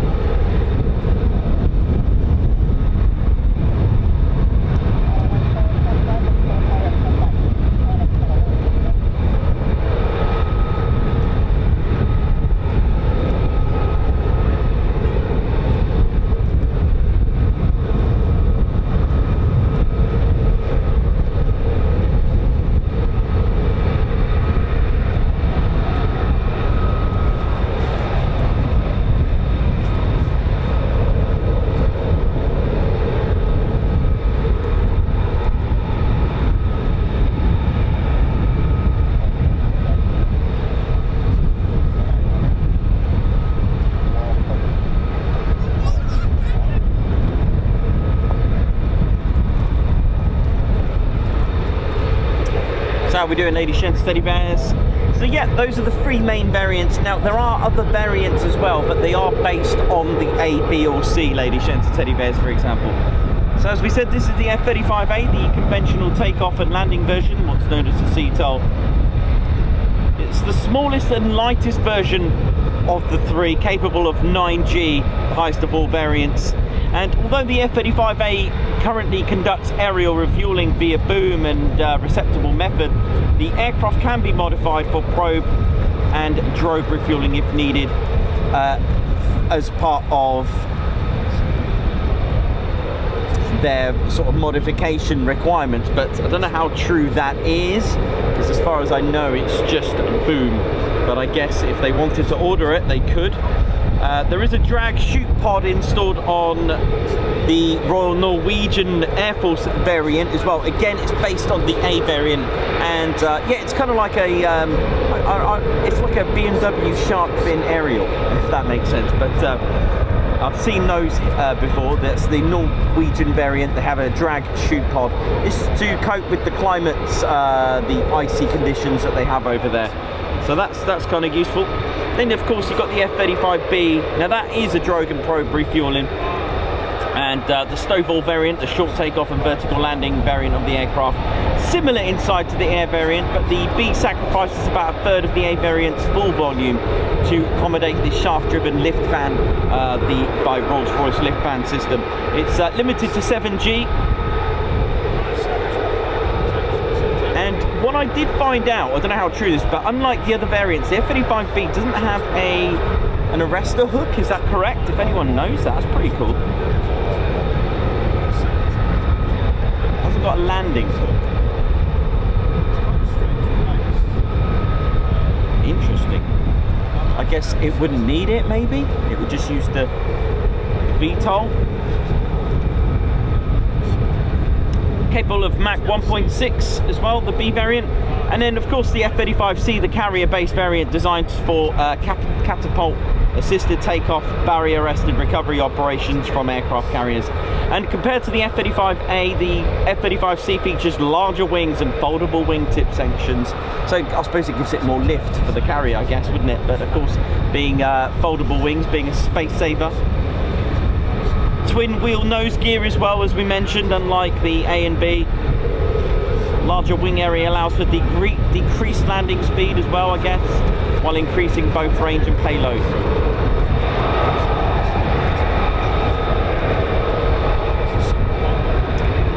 Another variant that's called the F-35I Adir, that's the Israeli version. Got its own Israeli modifications as well. Proposed variants are the CF-35 as well for the Royal Canadian Air Force.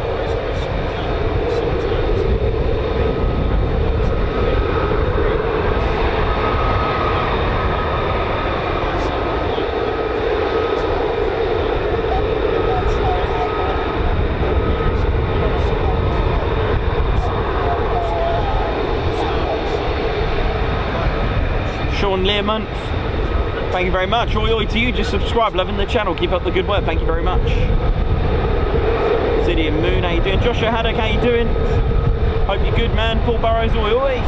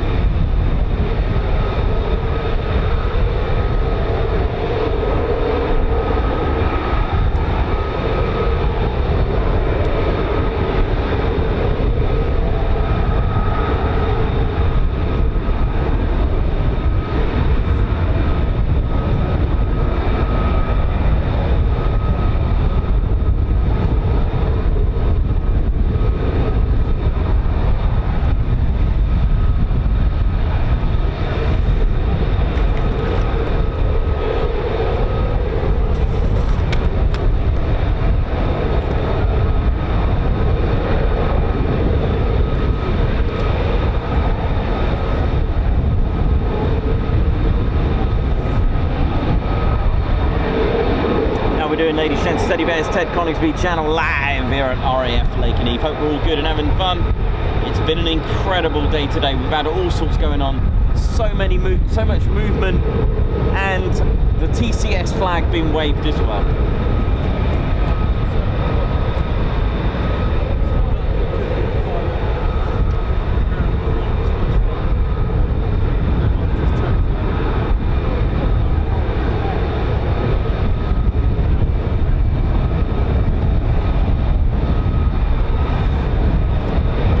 Welcome to the Ted Coningsby channel. How we doing? Hope we're all good. Hope you're loving it. So again, just for our new viewers who don't know the score and how it all works, so aircraft can't just start their engines when they want to, taxi out when they want to, and fly where they want to. Everything has to have clearance, even from starting an engine, and there are different frequencies around the base tuned in with tower to manage every single movement. So you've got your ground frequency to take care of the startups and the movements as well. Of course, even before that, you've also got operational frequencies as well to manage flight times and plans and organising the operations. And then of course you've got your ground frequencies, and they will basically give authorization of startup and where to taxi. Once they've got that clearance, they will then, once they've been told to line up and wait, they can change to tower or departures as well. Again, it's a different frequency. So once they go to their holding point, or EOR, so this aircraft is an EOR, which stands for end of runway. There are many reasons why it's waiting here. It could be waiting for another aircraft. It could be waiting for a tanker, a specific tanker. It could be waiting, there could be traffic, could be barriers in the sky that they can't just go yet. However, there could be a cancellation of a particular sortie. It could have been going on air-to-air combat training, perhaps with another F-35 or an F-15 or another aircraft. Maybe that's pulled out, and maybe the pilot's looking for something else to do, like maybe going low level, for example. But the pilot can't just do that. The pilot needs to contact tower to make calls for a different flight plan. Flight plans are distributed and managed. You know, military aircraft, I think they're a lot more stricter where they can go for their training, because obviously you've got domestic airlines and flights and civilian flights up ahead. So everything needs to be managed. And tower, RAPCON, that's radar approach controller, LN, Lakenheath, they manage everything about that. So again, all the training is important as well, but at the end of the day, this aircraft needs to wait for further instruction. Secondly, for those asking about fuel, it wastes very, very insignificant amount of fuel just sat here. We've had them here for about 90 minutes before as well. It's unfortunate as well, because obviously the pilot wants to get on, but obviously if there's any particular flight windows that are closed, then they need to and the pilot wants to get more flying hours or carry on with their training, because training is absolutely crucial for these pilots, then again they need to start making some calls from tower to get them arrangements and clearance with different radars such as Swanwick, Barnsley, or wherever it is they're going, and they need to make contact to make sure that wherever it is they're going to go next, from away from their original plan, then they need to make that clearance possible.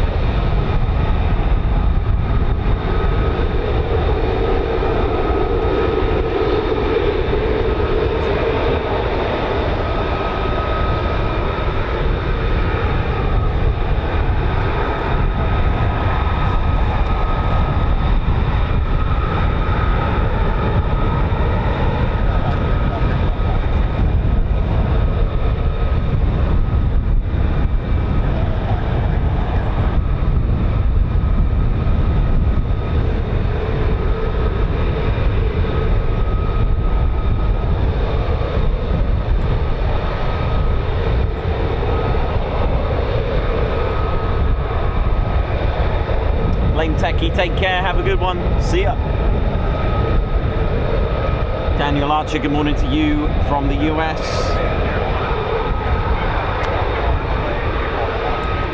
And the F-35 will be joined by another F-35 very shortly. It's just got clearance to taxi, or to at least hold short 24. Sorry, my bad. It's going on its own. 2,000 lights. Yep, hold short 24. Here we go. So it's not going to be joined. Sorry, my bad. It's hold short 24.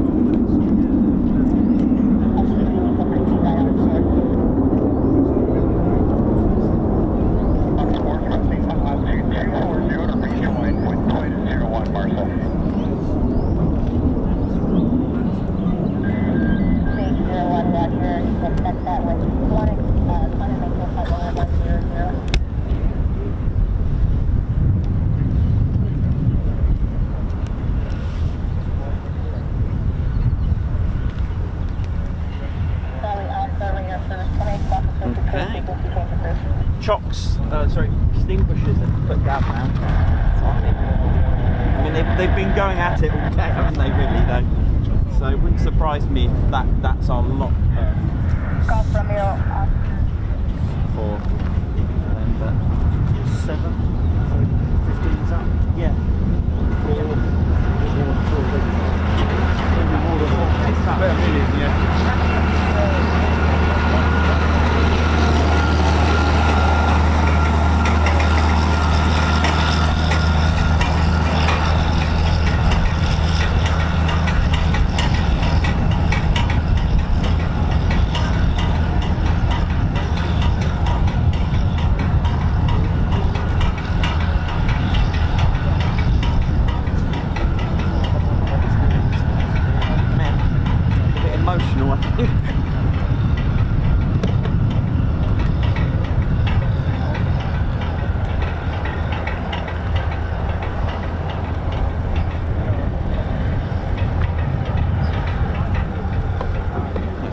Been one of the busier days here today. Lakenheath. Another good day. Yeah, it's been incredible. You doing Friday this week or? Yeah, it should be runway 24. Yeah, I would think so. Yeah. It does look, well, it looks good in the day until later again, apparently, which is fine because lately they have been doing half day, haven't they? On Fridays lately, it's been send them all out early and then see it. Yes.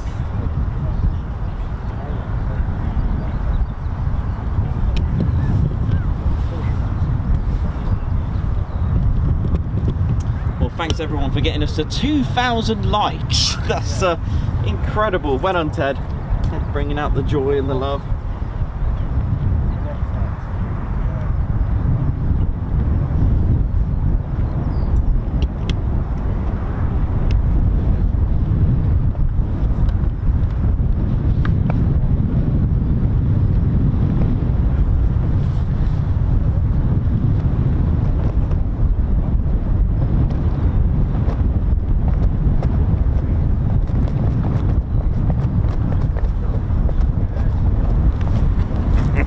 Oh yeah, ladies, sheds and teddy bears, welcome to the Ted Coningsby channel membership.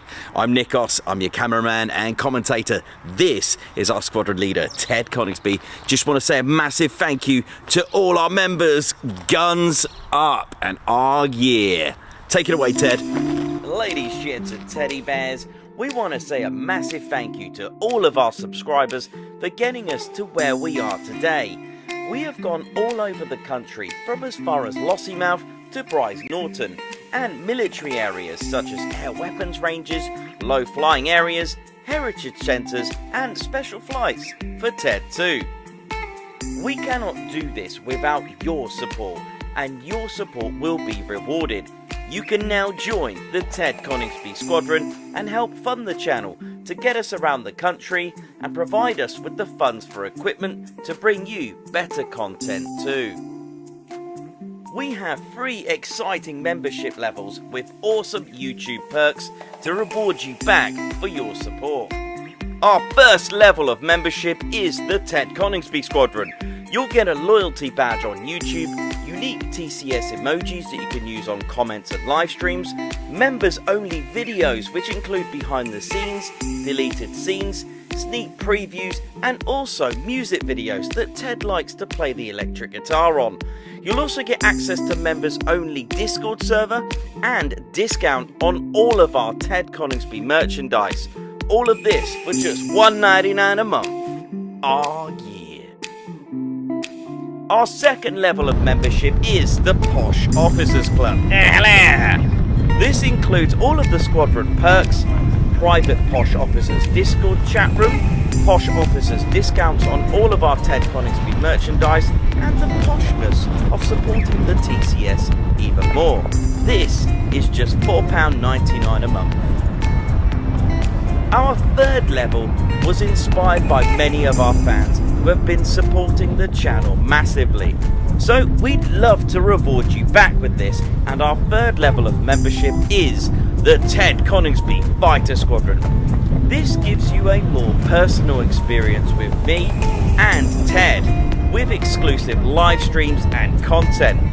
You'll get a free Ted Coningsby Fighter Squadron patch, a private Ted Coningsby Fighter Squadron Discord chat room, a gold colour Discord username, and a higher discount on all of our Ted Coningsby merchandise. All this for just $25.99 a month. Ladies, gents and teddy bears, the Ted Coningsby channel cannot thank you enough for all your support. And it's this support that keeps the dream, keeps the stream. Thank you so much. Oh yeah.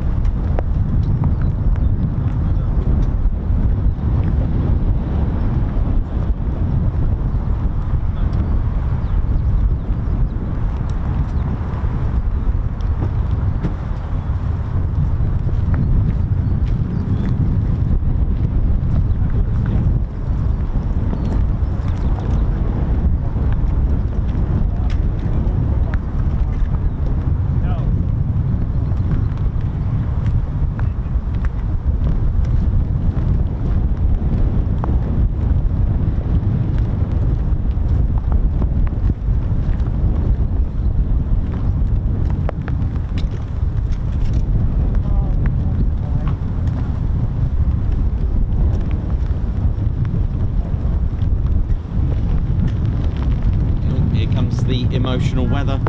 But yeah, if it gets that bad, we'll call it a day. No problem. I mean, it's been an incredible day today.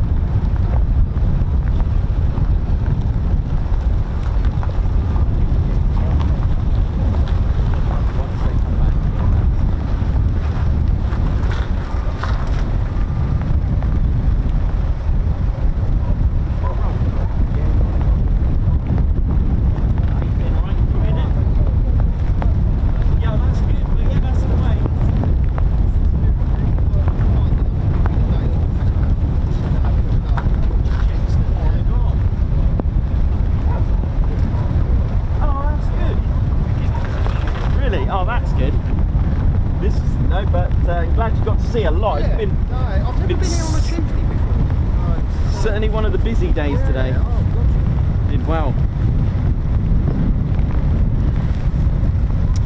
Oh, there we go.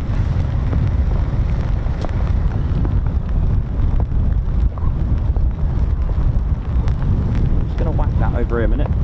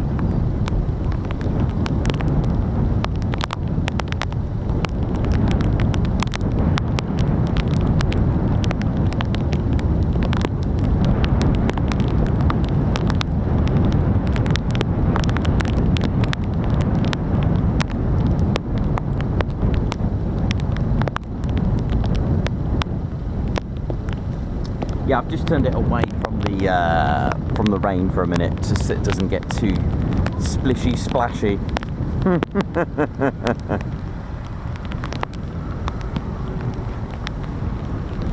But yeah, what we'll do, we'll catch a couple of arrivals and then we'll call it a day, as the rain looks like it's heading even worse this way late in the distance. I can see that. No problem at all, it's fine. It's not the most heaviest rain, but certainly if I'm going to continue ops for tomorrow, then it needs to be nice and dry as pie. But it's certainly been an incredible day already. It's been magnificent.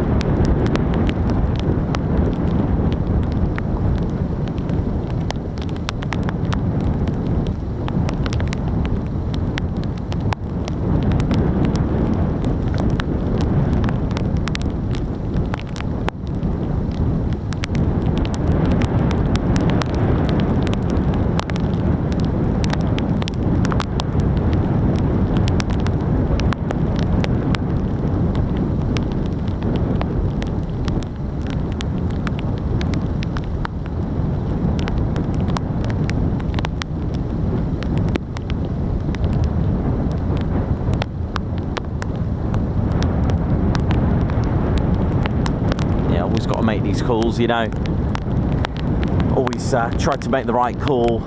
Obviously it's no problem being out, but it's not enjoyable, if you know what I mean. It's not the greatest being out exposed in this. It can be quite emotional, but no worries. Certainly been a cracker of a day, especially with our flag being flown. A big thank you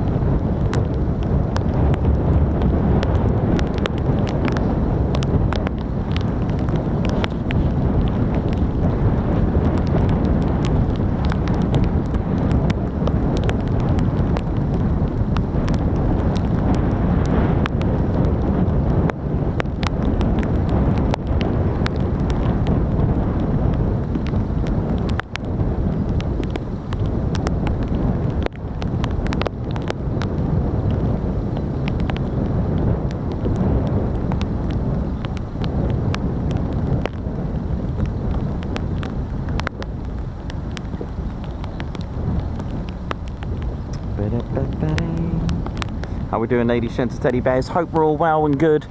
It's been an incredible day. Oh, bless him. Thank you.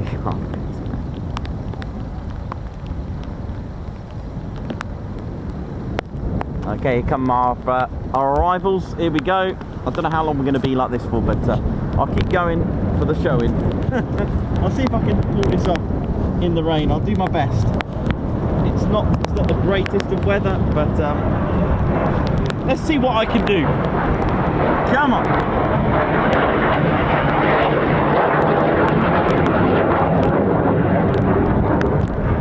Let me see what I can pull off of this then, eh? Just catch a few arrivals and I'll call it a day, ladies, gents, teddy bears. Apparently it's going to get worse, so no worries.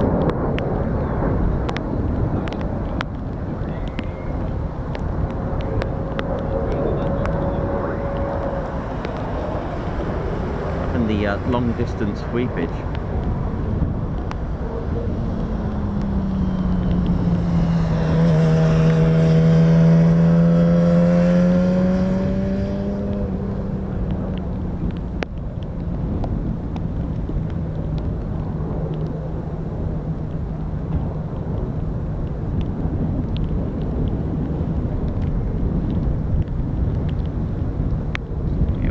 A few of these arrivals and we'll call it a day, ladies, gents, and teddy bears. All right.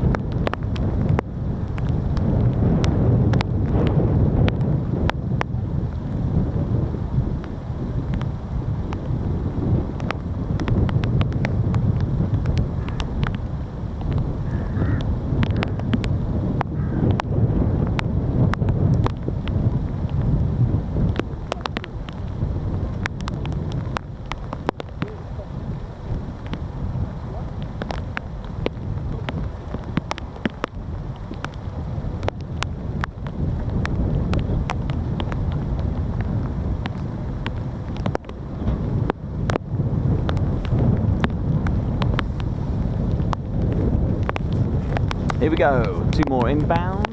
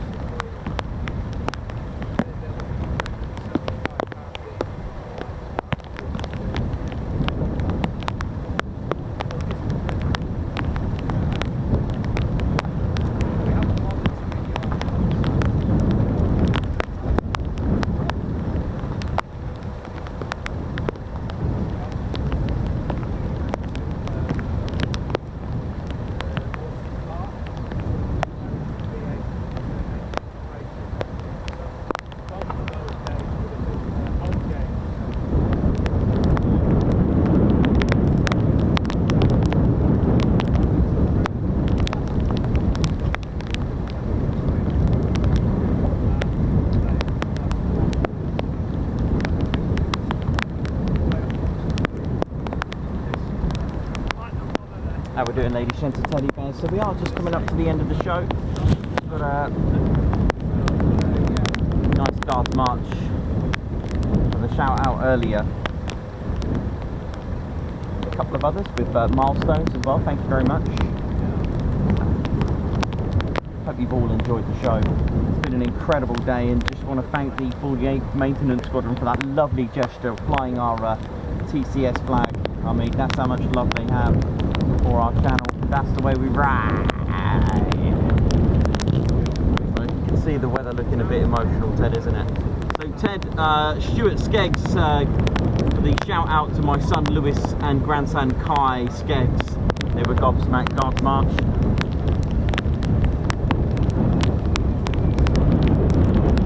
Okay, Ted, no worries, mate. Cheers for that, Ted.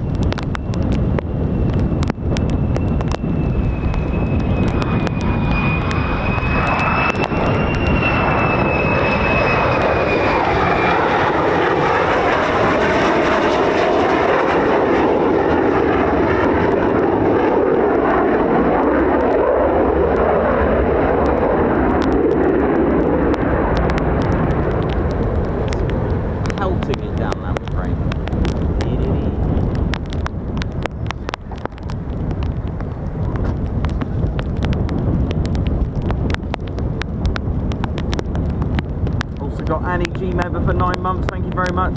And Obsidian Moon member for 2 months. Oh my, 2 months already.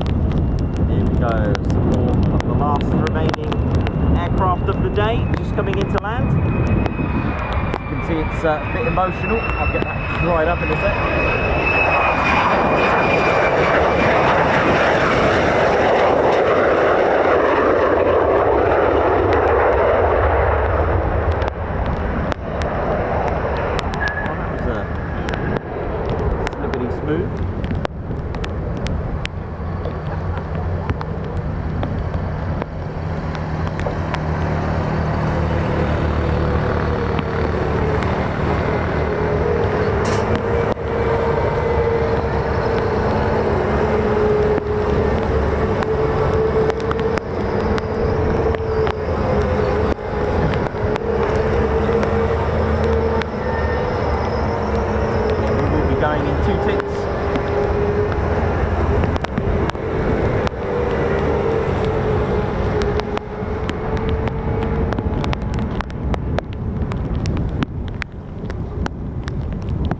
Thank you all so much for tuning in today. It's been incredible.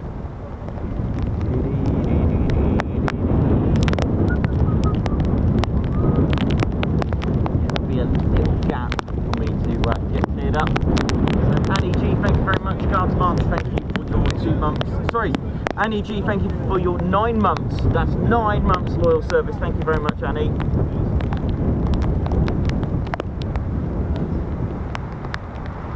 What's that, Ted?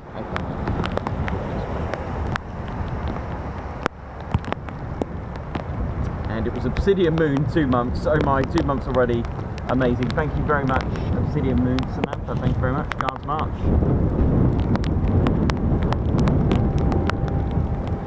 Alright, I think it's time for us to go now, Ted. Okay, got that all covered. So that's alright, we're good, aren't we, Ted? Really not, it's a bit grim now. So it's time for us to go now, ladies, gents, teddy bears. I hope you've all enjoyed the ride. It's been an incredible day. Just the, wow. There's only maybe just a handful left to go. How are we doing? So let me just have a look at the screen. Yeah, we're on the screen there now. That's all good. Let me just pop that over here. It's got a nice cover on it, but it's actually becoming, yeah. Right, let's get this screen covered up a little bit. And then I'll, yeah, Ted, come on, mate. One last goodbye for everyone. How we doing, ladies, gents, and teddy bears? Ted Coningsby channel. Ted, where are you, mate? There's Ted. My name's Nikos. I've been your cameraman and commentator. Here's our last few F-35. I think you said Typhoons there.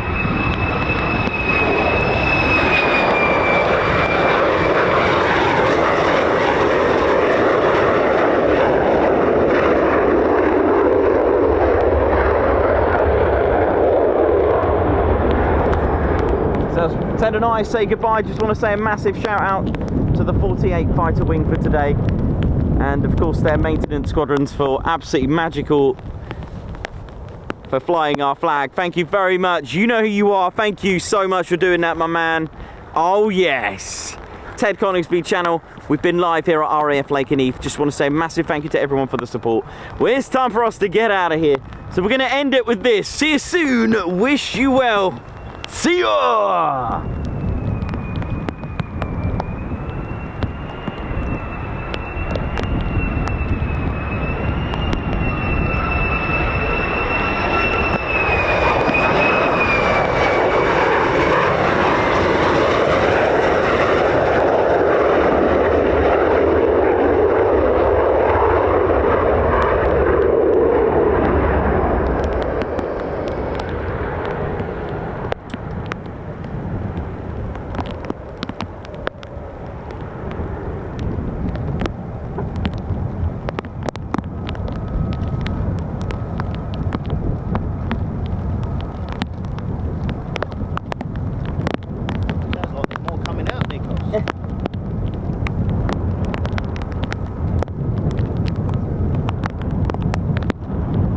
Right, Golf India, right, 31. Right, 1, 2, 8, 1, 2, 8, 7.